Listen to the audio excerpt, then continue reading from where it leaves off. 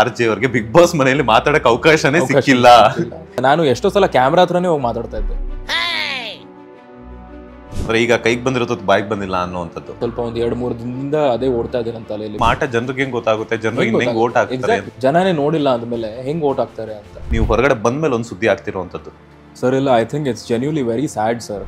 ಎಷ್ಟೋ ಸಾವಿರಾರು ಕುಟುಂಬಗಳಿಗೆ ಈ ಒಂದು ಶೋ ಒಂದು ಅನ್ನವನ್ನ ನೀಡ್ತಾ ಇರುತ್ತೆ. ತುಂಬಾ ಬೇಜಾರು, ಇಮಿಡಿಯೇಟ್ ಆಗಿ ತುಂಬಾ ಬೇಜಾರಾಯ್ತು. ನನ್ನ ಆಚೆ ಬಿಡಬಾರ್ದಿತ್ತು, ನನ್ನ ಆಚೆ ಬಿಟ್ಟಿದ್ದಕ್ಕೆ ಇದೆಲ್ಲ ಆಗಿದ್ದು. ಏನೆಲ್ಲಿ ಶಾಪಿಂಗ್ ಮಾಡಿದ್ರಿ, ಬಿಗ್ ಬಾಸ್ ಹೋಗೋದಕ್ಕೆ ಎಷ್ಟು ಖರ್ಚು ಮಾಡಿದ್ರಿ? ಸರ್ ತುಂಬಾ ತಗೊಂಡಿದ್ದೀನಿ ಸರ್, ಕೌಂಟ್ ಲೆಕ್ಕನೇ ಇಲ್ಲ. ಇಷ್ಟು ಕನಸುಗಳನ್ನ ಇಟ್ಕೊಂಡು ಹೋಗಿರ್ತೀರಾ? ಒಂದು ವಾರದಲ್ಲಿ ಆಚೆ ಬಂದಿದ್ದು ಬೇಜಾರು ಸರ್. ತುಂಬಾ ಕನಸೆಲ್ಲ ಕಟ್ಕೊಂಡು ಹೋಗಿತ್ತು ಸರ್, ಏನೋ ಒಂದು ಮಾಡ್ತೀನಿ ಅಂತ. ನಮ್ಮ ಇಂಡಸ್ಟ್ರಿನಲ್ಲಿ ಹೆಂಗೆ ಅಂದ್ರೆ ಒಂದ್ ಕಡೆ ಒಂದ್ ಕಂಪನಿಯಿಂದ ಇನ್ನೊಂದು ಕಂಪನಿಗೆ ಮೂವ್ ಆಗೋಷ್ಟಲ್ಲಿ ತುಂಬಾ ತಲೆನೋವು ಆಗ್ಬಿಡುತ್ತೆ. RJ ಅಮಿತ್ ಅವ್ರಿಗೆ ಲೈಫ್ ಅಲ್ಲಿ ಲವ್ ಆಗಿದ್ಯಾ ಅಂತ? ತುಂಬಾ ಆಗಿದೆ ಸರ್. ಎಷ್ಟಾಗಿದೆ? 3 ಸಲ ಆಗಿದೆ ಸರ್. ಈ ಮಾಸ್ಟರ್ ಪೀಸ್ನ ಎಲ್ಲೋ ನೋಡ್ದಂಗದಲ್ಲ. ಹಾಯ್ ಹಲೋ ನಮಸ್ಕಾರ, welcome to boss TV Kannada. ನಾನು ಮಂಜುನಾಥ್ ಶ್ರೀನಿವಾಸ್. ಇವತ್ತಿನ ಬಾಸ್ ಟಿವಿ ಸ್ಪೆಷಲ್ನಲ್ಲಿ ನಮ್ಮ ಜೊತೆ ಜಾಯ್ನ್ ಆಗ್ತಾ ಇದ್ದಾರೆ. ಪ್ರತಿದಿನ ನಮ್ಮ ಮಾತುಗಳ ಮೂಲಕ ಕೇಳುಗರ ಮನಸ್ಸನ್ನ ಮೂಡಿ ಮಾಡ್ತಾ ಇತ್ತೀಚೆಗಷ್ಟೇ ಬಿಗ್ ಬಾಸ್ನಲ್ಲಿ ಕನ್ನಡ ಕಿರುತೆರೆ ವೀಕ್ಷಕರನ್ನ ಎಂಟರ್ಟೈನ್ ಮಾಡಿದಂತಹ ನಮ್ಮ ನಿಮ್ಮೆಲ್ಲರ ಪ್ರೀತಿಯ RJ ಅಮಿತ್ ಅವರು. ಮೊದಲೇದಾಗಿ ನಮಸ್ತೆ. ನಮಸ್ಕಾರ ಸರ್, ಹೇಗಿದ್ದೀರಾ? ನಾನ್ ಚೆನ್ನಾಗಿದ್ದೀನಿ. ನಾನ್ ಕೇಳೋಂತ ಕ್ವಶನ್ ನೀವೇನೇ ಕೇಳಿಬಿಟ್ರಿ. ಅಭ್ಯಾಸ ನಂಗೆ ಇಂಟರ್ವ್ಯೂ. ಹೌದು, ಫಸ್ಟ್ ಟೈಮ್ ಏನ್ ಗೊತ್ತಾ, ಇವತ್ತು ನನಗೆ ಭಯ ಆಗ್ತಿರೋಂಥದ್ದು. ಅದಕ್ಕೆ ಆರಾಮಾಗಿ ಹೆಂಗ್ ಕ್ಯಾಶುವಲ್ ಆಗಿ ಕುತ್ಕೊಂಡಿದ್ದೀನಿ. ಆರಾಮಾಗಿ ಮಾತಾಡಿಸಿ ಸರ್. ಸರ್ ನಂಗೆ ಭಯ ಆಗ್ತಾ ಇದೆ ಸರ್, ಆನ್ಸರ್ ಏನ್ ಕೊಡ್ಬೇಕು ಅಂತ ಭಯ ಆಗ್ತಿದೆ ಸರ್ ನಂಗೆ. ಅಲ್ಲ ನಿಮ್ಗೆ, ಬಟ್ ಏನಂತಂದ್ರೆ ಏನ್ ಗೊತ್ತಾ, ಇಷ್ಟು ದಿನ ನಾವು ಸ್ವಲ್ಪ ಮಾತಾಡ್ಬೋದಿತ್ತು ಇದೆಲ್ಲನೂ. ಬಟ್ ಆಂಕರ್ಸ್ ಮಾತಾಡ್ತಾ ಹೋಗ್ತಾ ಇದ್ರೆ ಇವಾಗ RJಗೂ ಅಣ್ಣ ತಮ್ಮಂದ್ರ ಇದ್ದಂಗೆ, ಲೈಕ್ RJ, VJ, ಆಂಕರ್ಸು, ರಿಪೋರ್ಟರ್ಸ್ ಇವೆಲ್ಲ ಕೂಡ. ಸೊ ಏನ್ ಮಾತಾಡ್ಬೇಕು, ಹೆಂಗ್ ಬರುತ್ತೆ, ಎಲ್ಲಿಂದ ಎಲ್ಲಿಗೆ ಹೋಗುತ್ತೆ ಟಾಪಿಕ್ ಅಂತ ಗೊತ್ತಾಗಲ್ಲ. ಸೊ ಅಂಡ್ ಹೇಗಿತ್ತು ಬಿಗ್ ಬಾಸ್ ಜರ್ನಿ, ಹೆಂಗಿದೆ ವೈಬ್ಸ್ ಎಲ್ಲ ಅಂತ? ಸರ್ ಐ ಥಿಂಕ್ ಅದ್ಭುತವಾದಂತಹ ಎಕ್ಸ್ಪೀರಿಯನ್ಸು ಲೈಫಲ್ಲಿ ತುಂಬಾ ಕಲಿಸ್ಬಿಡುತ್ತೆ ಸರ್. ಅದು ಹೆಂಗೆ ಅಂದರೆ ಊಟ ಇರಲ್ಲ, ನಿದ್ದೆ ಇರಲ್ಲ, ತುಂಬ ಒದ್ದಾಡ್ಬಿಡ್ತೀವಿ ನಾವು. 2 ಹೊತ್ತು ಊಟ ಸಿಗ್ತಾ ಇತ್ತು, ಅದರಲ್ಲಿ ಒಂದು ಹೊತ್ತು ಬೇಕಿದ್ರೆ ಮೇ ಬಿ 1 ಚಪಾತಿ ಸಿಗ್ತಾ ಇತ್ತು ಒಂದು ಹೊತ್ತು, ಇನ್ನೊಂದು ಹೊತ್ತು ಒಂದು ಕಪ್ ಪಲ್ಯ ಸಿಗ್ತಾ ಇತ್ತು ಅಷ್ಟೇ, ದಾಲ್ ಸಿಗ್ತಾ ಇತ್ತು.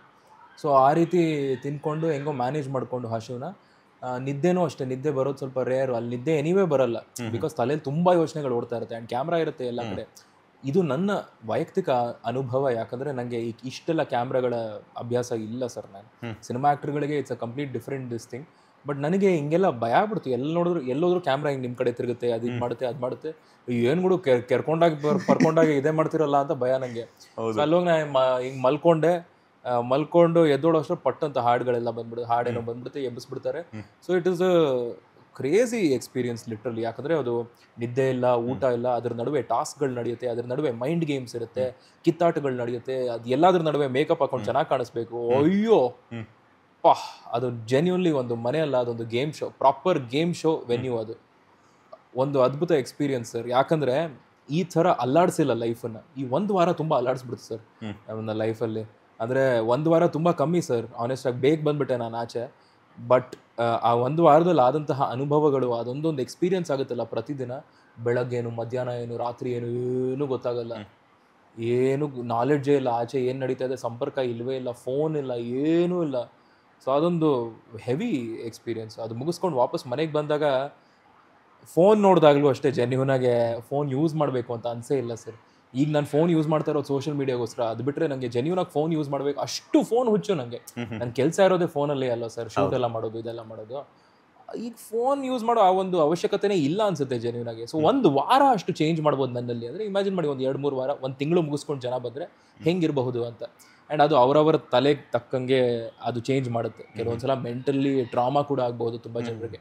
ಆಗಲ್ಲ ನನಗೆ ಆ ಮನೇಲಿ ಇದು ಬಂದು ಅಷ್ಟು ವ್ಯಕ್ತಿಗಳಿದೆ. ಟ್ರಾಮಾ ಅಂದರೆ ಏನು ಗೊತ್ತಾ, ಮನೆಗಿಂತ ಜಾಸ್ತಿ ಫಿಸಿಕಲಿ ಮೆಂಟಲಿ ಟ್ರಿಗರ್ ಆಗುತ್ತೆ. ಬಟ್ ವ್ಯಕ್ತಿಗಳು ಒಬ್ಬೊಬ್ಬರು ಒಂದೊಂಥರ ರಿಯಾಕ್ಟ್ ಮಾಡ್ತಾರೆ, ಟ್ರಿಗರ್ ಮಾಡ್ತಾರೆ. ಅದೆಲ್ಲದನ್ನು ತೊಗೊಂಡಿರ್ಬೇಕಲ್ಲ ಅದೇ ಮನೆಯಲ್ಲಿ. So it is a crazy experience sir. I feel genuinely ಯಾರ್ಯಾರು ಬಿಗ್ ಬಾಸ್ಗೆ ಹೋಗಬೇಕು, ನಾನು ಹೆಸರು ಮಾಡಬೇಕಂತ ಆಸೆ ಇದೆಯೋ, ಒಂದ್ಸಲ ಸ್ವಲ್ಪ ರಿಸರ್ಚ್ ಮಾಡಿ, ಹೆಂಗೆಲ್ಲ ಇರುತ್ತೆ, ಹೆಂಗೆಲ್ಲ ಮೆಂಟಲಿ ಫಿಸಿಕಲಿ ಟ್ರಿಗರ್ ಆಗುತ್ತೆ ಅಂತ ಸ್ವಲ್ಪ ರಿಸರ್ಚ್ ಮಾಡಿಬಿಟ್ಟು ಆಮೇಲೆ ಹೋಗಿ ಅಂತ ಹೇಳ್ತಾ ಇರೋದು. ಬಟ್ ಅಲ್ಲಿ ಹೋದ್ಮೇಲೂ ಕೂಡ ಅನ್ಕೊಂಡಿದ್ದೆಲ್ಲ ರಿವರ್ಸ್ ಆಗ್ಬಿಡುತ್ತಲ್ಲ. ಏನು ಬೇಕಿರೋ ಆಗ್ಬೋದು ಸರ್ ಅಲ್ಲಿ ಅನ್ಕೊಂಡಿದ್ದೆ ನಾನು. ಬಿಕಾಸ್ ನಾನು ಇರುವಂಥದ್ದು ವ್ಯಕ್ತಿ ವೆರಿ ಸಿಂಪಲ್, ಸಿಕ್ಕಾಪಟ್ಟೆ ರಿಯಲ್ ಆಗಿ ಮಾತಾಡ್ತೀನಿ, ತುಂಬ ಜೆನ್ಯೂನ್ ಆಗಿ ಮಾತಾಡ್ತೀನಿ. ಅಲ್ಲಿ ಒಂದು ಅವಶ್ಯಕತೆ ಇದ್ದರೆ ಅದಕ್ಕೆ ನಾನು ಧ್ವನಿ ಎತ್ತುತ್ತೀನಿ, ಅವಶ್ಯಕತೆ ಇಲ್ಲ ಅಂದರೆ ಧ್ವನಿ ಎತ್ತಲ್ಲ. ಬಟ್ ಅಲ್ಲಿ ಅವಶ್ಯಕತೆ ಇಲ್ಲದೆ ಇರೋದಕ್ಕೆ ಧ್ವನಿ ಎತ್ತಬೇಕು, ಹಾಗೆ ಅಲ್ವ ವರ್ಕ್ ಆಗೋದು. ಒಂದು ಬಟ್ಲು ಕ್ಲೀನ್ ಮಾಡಿಲ್ಲ ಅನ್ನೋದಕ್ಕೆ ದೊಡ್ಡ ಗಲಾಟೆ. ಆಚೆಯಿಂದ ನೋಡಿದ್ರೆ ಅಯ್ಯೋ ಏನೋ ಆಸ್ತಿ ಬರ್ಕೊಟ್ಟಿಲ್ಲ ಅನ್ನೋ ರೇಂಜ್ ಗಲಾಟೆ ಮಾಡ್ತೀರಾ. ಏನ್ರು ಅಂತ ಒಳಗೋಗಿ ನೋಡಿದ್ರೆ ಇಷ್ಟು ಚಿಕ್ಕ ಬಟ್ಲು ತೊಳೆದಿಟ್ಟಿಲ್ವಂತೆ ಅವನು. ಅದು ಯಾರು ತೊಳೆದಿಟ್ಟಿಲ್ಲ ಅದು ಗೊತ್ತಿಲ್ಲ. ಇವರಿಬ್ರು ಕಿತ್ತಾಡ್ತಾ ಇದ್ದಾರೆ ಅದಕ್ಕೋಸ್ಕರ. ತುಳಿಯೋದಿಕ್ಕ ಅಥವಾ ತೊಳ್ಸೋದಿಕ್ಕ? ತೊಳ್ಸೋದು. ಯಾರಿದ್ರು ಆಚೆ ಬನ್ನಿ, ಹ್ಮ್ ಯಾರು ತೊಳ್ಸಂಗಿದ್ರು ಆಚೆ ಬನ್ನಿ ನಿಮ್ಗಿದೆ ಅಂತ ಹೇಳ್ಬಿಟ್ಟು ಒಬ್ಬ. ಇನ್ನೊಬ್ರು ಸುಮ್ನೆ ಕೂಗ್ಬೇಡ, ನೀನು ಕೂಗೋದು ನಿಲ್ಸು ಅಂತ. ನಾನು ಲವ್ ಇದೆಲ್ಲ ಫೈಟ್ ಏನ್ರೋ, ಟಿವಿನಲ್ಲಿ ಹೆಂಗ್ ತೋರಿಸ್ತಾರೆ ಸರ್, ಡೈರೆಕ್ಟಾಗಿ ಫೈಟೇ ತೋರಿಸ್ತಾರೆ. ಹಿಂಗೆ ಜನರಿಗೆ ಗೊತ್ತೇ ಆಗಲ್ಲ ಏನ್ ಕಾರಣ ಇರುತ್ತೆ ಏನಿರುತ್ತೆ ಅಂತಾನೆ ಗೊತ್ತಾಗಲ್ಲ. ಸೊ ಎಲ್ಲೋ ಒಂದ್ ಕಡೆ ಇದೆಲ್ಲ ನೋಡ್ಬಿಟ್ಟು ಏನ್ರೋ ಹಿಂಗೆಲ್ಲ ಮಾಡ್ಬೇಕಾ, ಹಿಂಗ್ ಫೇಕ್ ಮಾಡ್ಬೇಕಾ ಅಂತ ಅನ್ಸ್ಬಿಡ್ತು. ಅವಾಗ ಒಂಥರ ಲೈಟಾಗೆ ಒಂದು ಅದು ಅಂದ್ರೆ ಇನ್ನೊಂದ್ ಕಡೆ ಜನ ಸ್ವಲ್ಪ ಕುಗ್ಸೋದು ಜಾಸ್ತಿ. ಫಸ್ಟ್ ವೀಕ್ ಅಲ್ವಾ, ಕಾಂಪಿಟೇಷನ್ ಇರುತ್ತೆ ಎಲ್ಲ ಕಡೆ. ನಾನು ನಂದೆಲ್ಲಿ ಇಡ್ಲಿ, ನಾನೆಲ್ಲಿ ಮಾತಾಡ್ಲಿ ಅಂತ ಎಲ್ಲರೂ ಯೋಚನೆ ಮಾಡ್ತಾ ಇರ್ತಾರೆ. 18 ಜನ ಕಲಾವಿದರು ಬೇರೆ ಬೇರೆ ಇಂಡಸ್ಟ್ರಿಯಿಂದ ಬಂದಿರ್ತಾರೆ. ಎಲ್ರಿಗೂ ಮಧ್ಯದಲ್ಲಿ ಮಾತಾಡಬೇಕು ಅಂತ ಆಸೆ ಇರುತ್ತೆ.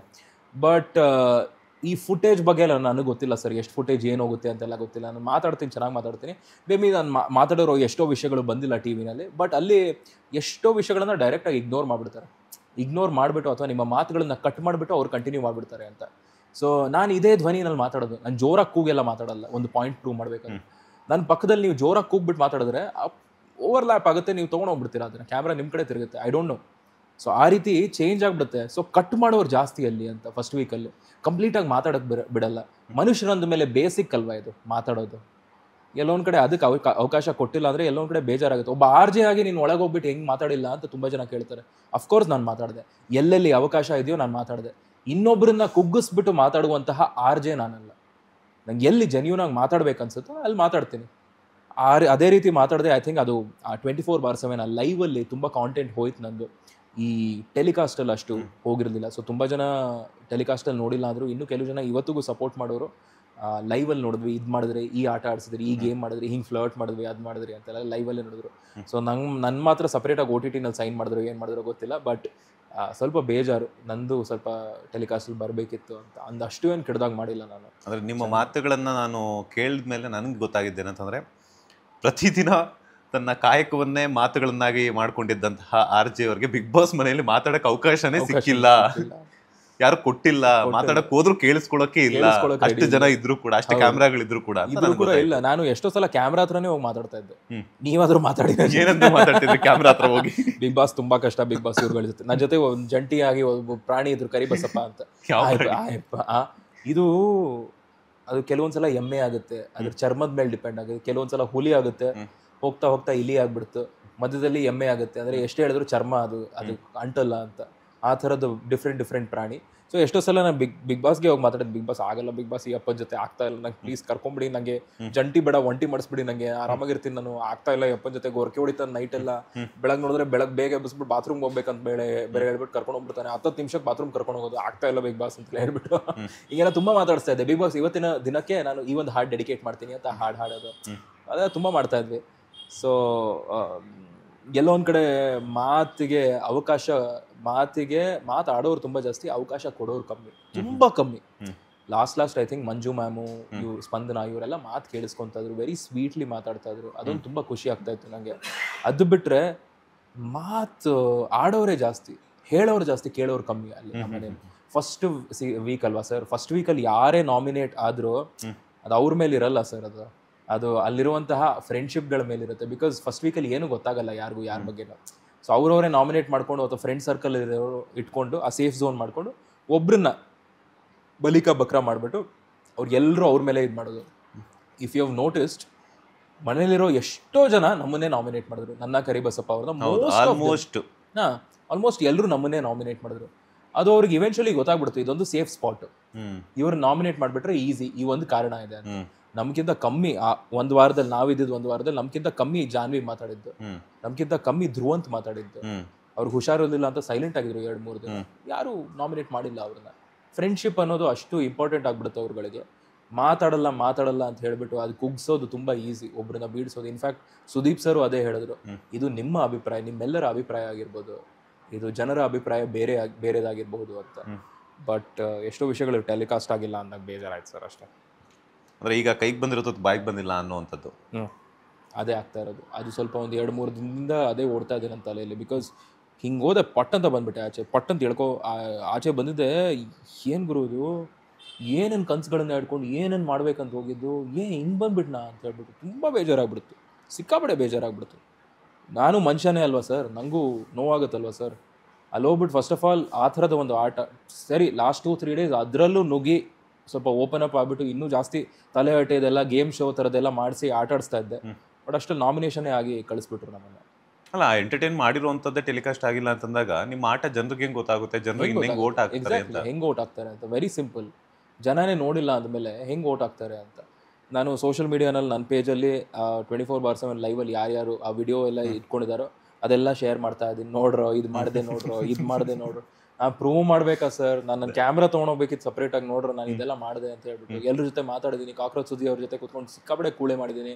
ಆ್ಯಂಡ್ ತಲೆಹಟೆ ಮಾಡಿದ್ದೀವಿ, ಕಾಲು ಎಳೆದಿದ್ದೀವಿ. ಸತೀಶ್ ಅವ್ರದ್ದು, ಈ ಕರಿಬಸಪ್ಪ ಅವ್ರ ಕಾಲು ಎಳೆಯೋದು ಸಿಕ್ಕಾಪಡೆ ಮಜಾ ಮಾಡಿದ್ದೀವಿ ಸರ್. ಯಾವುದು ಬಂದಿಲ್ಲ ಅಂತ ಬೇಜಾರಾಯ್ತು ಸರ್ ಅಷ್ಟೇ.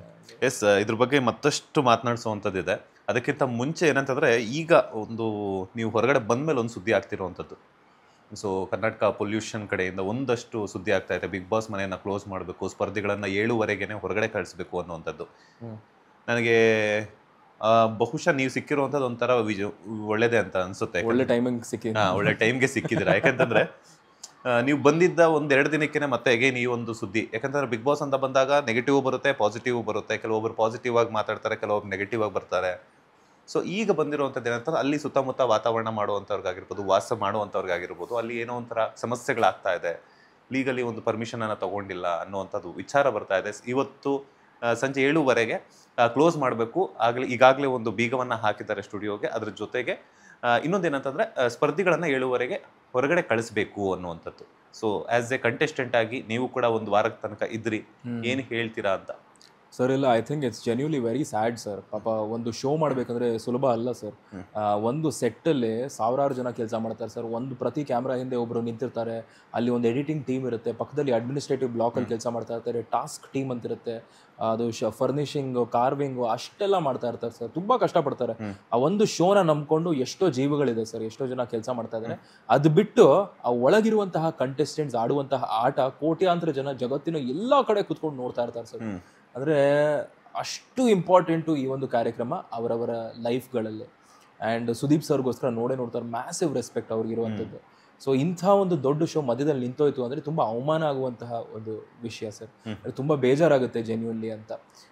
ನಾನು ಸಡನ್ನಾಗಿ ಇದು ನ್ಯೂಸ್ ಇದೆಲ್ಲ ಬಂದು ಕೇಳ್ಪಟ್ಟಾಗ ಯಾಕೆ ಹಿಂಗೆ ಆಗ್ತದೆ, ಏನಿದು ಸಡನ್ನಾಗಿ ಹಿಂಗೆ ಮಾಡ್ತಿದಾರಲ್ಲ ಅಂತ ಹೇಳ್ಬಿಟ್ಟು ಎಲ್ಲ ಕಡೆ ನ್ಯೂಸ್ ಆಗ್ತಾಯಿದೆ, ಬಿಗ್ ಬಾಸ್ ಸ್ಟಾಪ್ ಆಗಿಬಿಡ್ತು ಅಂತ.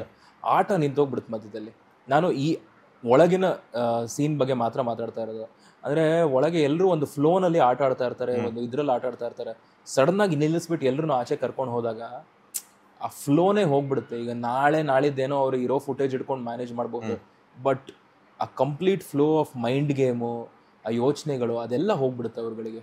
ಸೊ ತುಂಬ ದೊಡ್ಡ ಹೊಡೆತ ಸರ್ ಅದು. ಆ್ಯಂಡ್ ಅವ್ರು ಮಾಡಿದ್ರೆ ಪಾಪ ಅದೇ ಜಾಗದಲ್ಲೇ ಮಾಡಬೇಕು, ಬೇರೆ ಯಾವ ಜಾಗದಲ್ಲೂ ಮಾಡೋಕ್ಕಾಗಲ್ಲ. ಹಳೆ ಸೆಟ್ಟು ಎಲ್ಲೂ ಹೋಗೋಕ್ಕಾಗಲ್ಲ ಅವರು, ಬಿಕಾಸ್ ಇರೋದು ಅದೊಂದೇ. ಆ್ಯಂಡ್ ಅದರಲ್ಲಿ ಎಷ್ಟೋ ಜನ ಇನ್ವೆಸ್ಟರ್ಸ್ ಇರ್ತಾರೆ, ಎಷ್ಟೋ ಜನ ದುಡ್ಡು ಇನ್ವೆಸ್ಟ್ ಮಾಡಿರ್ತಾರೆ. ಸೊ ಅದ್ರ ಪ್ರಕಾರ ಆ ಶೋನ ಅವ್ರು ಅಲ್ಲೇ ಮಾಡಬೇಕು, ಅದೇ ಜಾಗದಲ್ಲಿ. ಸೊ ಅವರು ಇವ್ರನ್ನ ಆಚೆ ಕರ್ಕೊಂಡು ಹೋಗ್ತಾರೋ ಇಲ್ವೋ ಗೊತ್ತಿಲ್ಲ, ಬಟ್ ಕರ್ಕೊಂಡು ಹೋದ್ಮೇಲೆ ಅದನ್ನು ಸಾರ್ಟ್ ಮಾಡಿಸ್ಬಿಟ್ಟು ಜನರನ್ನ ಕಂಟೆಸ್ಟೆಂಟ್ಸ್ನ ದಯವಿಟ್ಟು ಆಚೆ ಅಲ್ಲೇ ಒಳಗೆ ಕರ್ಕೊಂಬಂದರೆ ಎಲ್ಲೋ ಒಂದು ಕಡೆ ಬೆಟರ್ ಅನಿಸುತ್ತೆ. ಬಿಕಾಸ್ ಆಡಿಯನ್ಸ್ಗೆ ಇನ್ನು 2-3 ಡೇಸಲ್ಲಿ ಬಿಗ್ ಬಾಸ್ ಇರಲ್ಲ ಅಂದರೆ ತುಂಬ ಬೇಜಾರಾಗ್ಬಿಡುತ್ತೆ ಎಲ್ರಿಗೂ. ಇದೊಂದು. ಇನ್ನೊಂದು ಕಡೆ Karnataka state pollution control board ಮಾಡಿರುವಂಥದ್ದು, ಅವರು ಕ್ರಮ ಕೈಗೊಂಡಿದ್ದು. ಬಟ್ ಇದು ಜೆನ್ಯೂನ್ ಕಾರಣ ಆಗಿದ್ರೆ, ನಾನು ಈಗ ನ್ಯೂಸ್ ಕೇಳ್ತಾ ಇರೋದು, ಬಟ್ ಇದು ಜೆನ್ಯೂನ್ ಕಾರಣ ಆಗಿದ್ರೆ ಅವರು ಏನು ತಪ್ಪು ಮಾಡ್ತಾ ಇಲ್ಲ. ಅವ್ರ ಕೆಲಸ ಮಾಡ್ತಾ ಇದ್ದಾರೆ. Very simple. ಅವ್ರು ಏನು ಬೇಕಂತ ಒಂದು ಕಾರ್ಯಕ್ರಮವನ್ನು ಇಳಿಸ್ಬೇಕು ಅಂತ ಏನಿಲ್ಲ. ಅವ್ರ ಫ್ಯಾಮಿಲಿಗಳು ಕುತ್ಕೊಂಡು ಬಿಗ್ ಬಾಸೇ ನೋಡ್ತಾ ಇರೋದು. ಬಟ್ ಅವ್ರು ಜೆನ್ಯೂನ್ ಆಗಿ ಹೋಗಿ ನಿಲ್ಲಿಸ್ಬೇಕು ಅಂದರೆ ನಿಲ್ಲಿಸ್ಬೇಕು, ಬೇರೆ ದಾರಿ ಇಲ್ಲ. ಬಟ್ ಬೇಜಾರು ಏನು ಅಂದರೆ ಸ್ವಲ್ಪ ಮುಂಚೆನೇ ಪ್ಲಾನ್ ಮಾಡ್ಕೊಂಡಿದ್ರೆ ಇಷ್ಟ ಆಗ್ತಾ ಇರೋದಿಲ್ವಲ್ಲ ಅಂತ. And it is a bad name ಅಷ್ಟೇ. ಅಲ್ಲ, ಈಗ ಒಂದು ನೀವೇ ಹೇಳ್ದಂಗೆ ಸಾವಿರಾರು ಕನಸುಗಳನ್ನು ಇಟ್ಕೊಂಡು ಒಳಗಡೆ ಹೋಗಿರ್ತಾರೆ. ಅವ್ರಿಗೂ ಆ ಕನಸುಗಳೆಲ್ಲ ನನಸಾಗಲ್ಲ, ಬ್ಯಾಡ್ ಟೈಮ್ ಅನ್ನುವಂಥದ್ದು.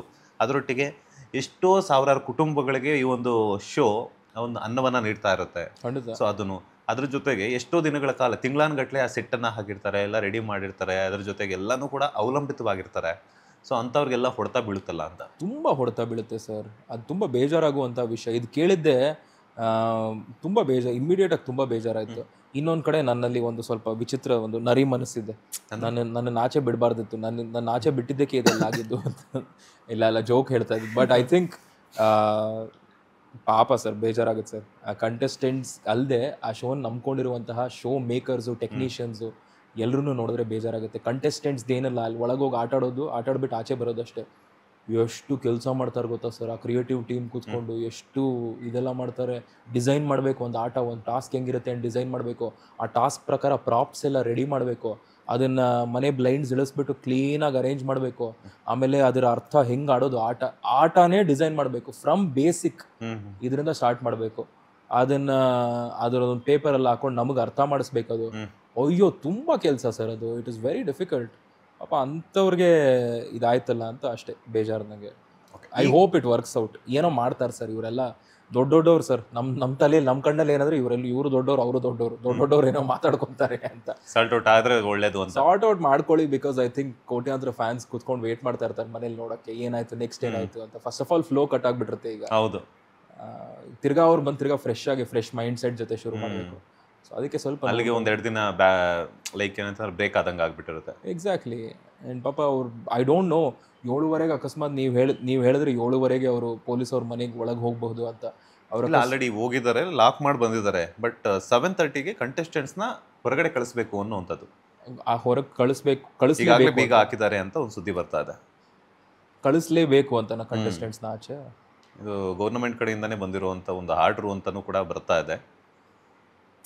ಪಾಪ ಸರ್, ಐ ಡೋಂಟ್ ನೋ ಹೆಂಗೆ ಮಾಡ್ತಾರೆ, ಹೆಂಗೆ ಮ್ಯಾನೇಜ್ ಮಾಡ್ತಾರೆ ಅಂತ ಗೊತ್ತಿಲ್ಲ. ಅವ್ರನ್ನೆಲ್ಲ ಕರ್ಕೊಂಡೋಗಿ ಯಾವ್ದಾದ್ರು ಒಂದು ಹೋಟೆಲ್ ರೂಮಲ್ಲಿ ಇರಿಸ್ಬಿಟ್ಟು ವಾಪಸ್ ಕರ್ಕೊಂಬರ್ಬೋದು.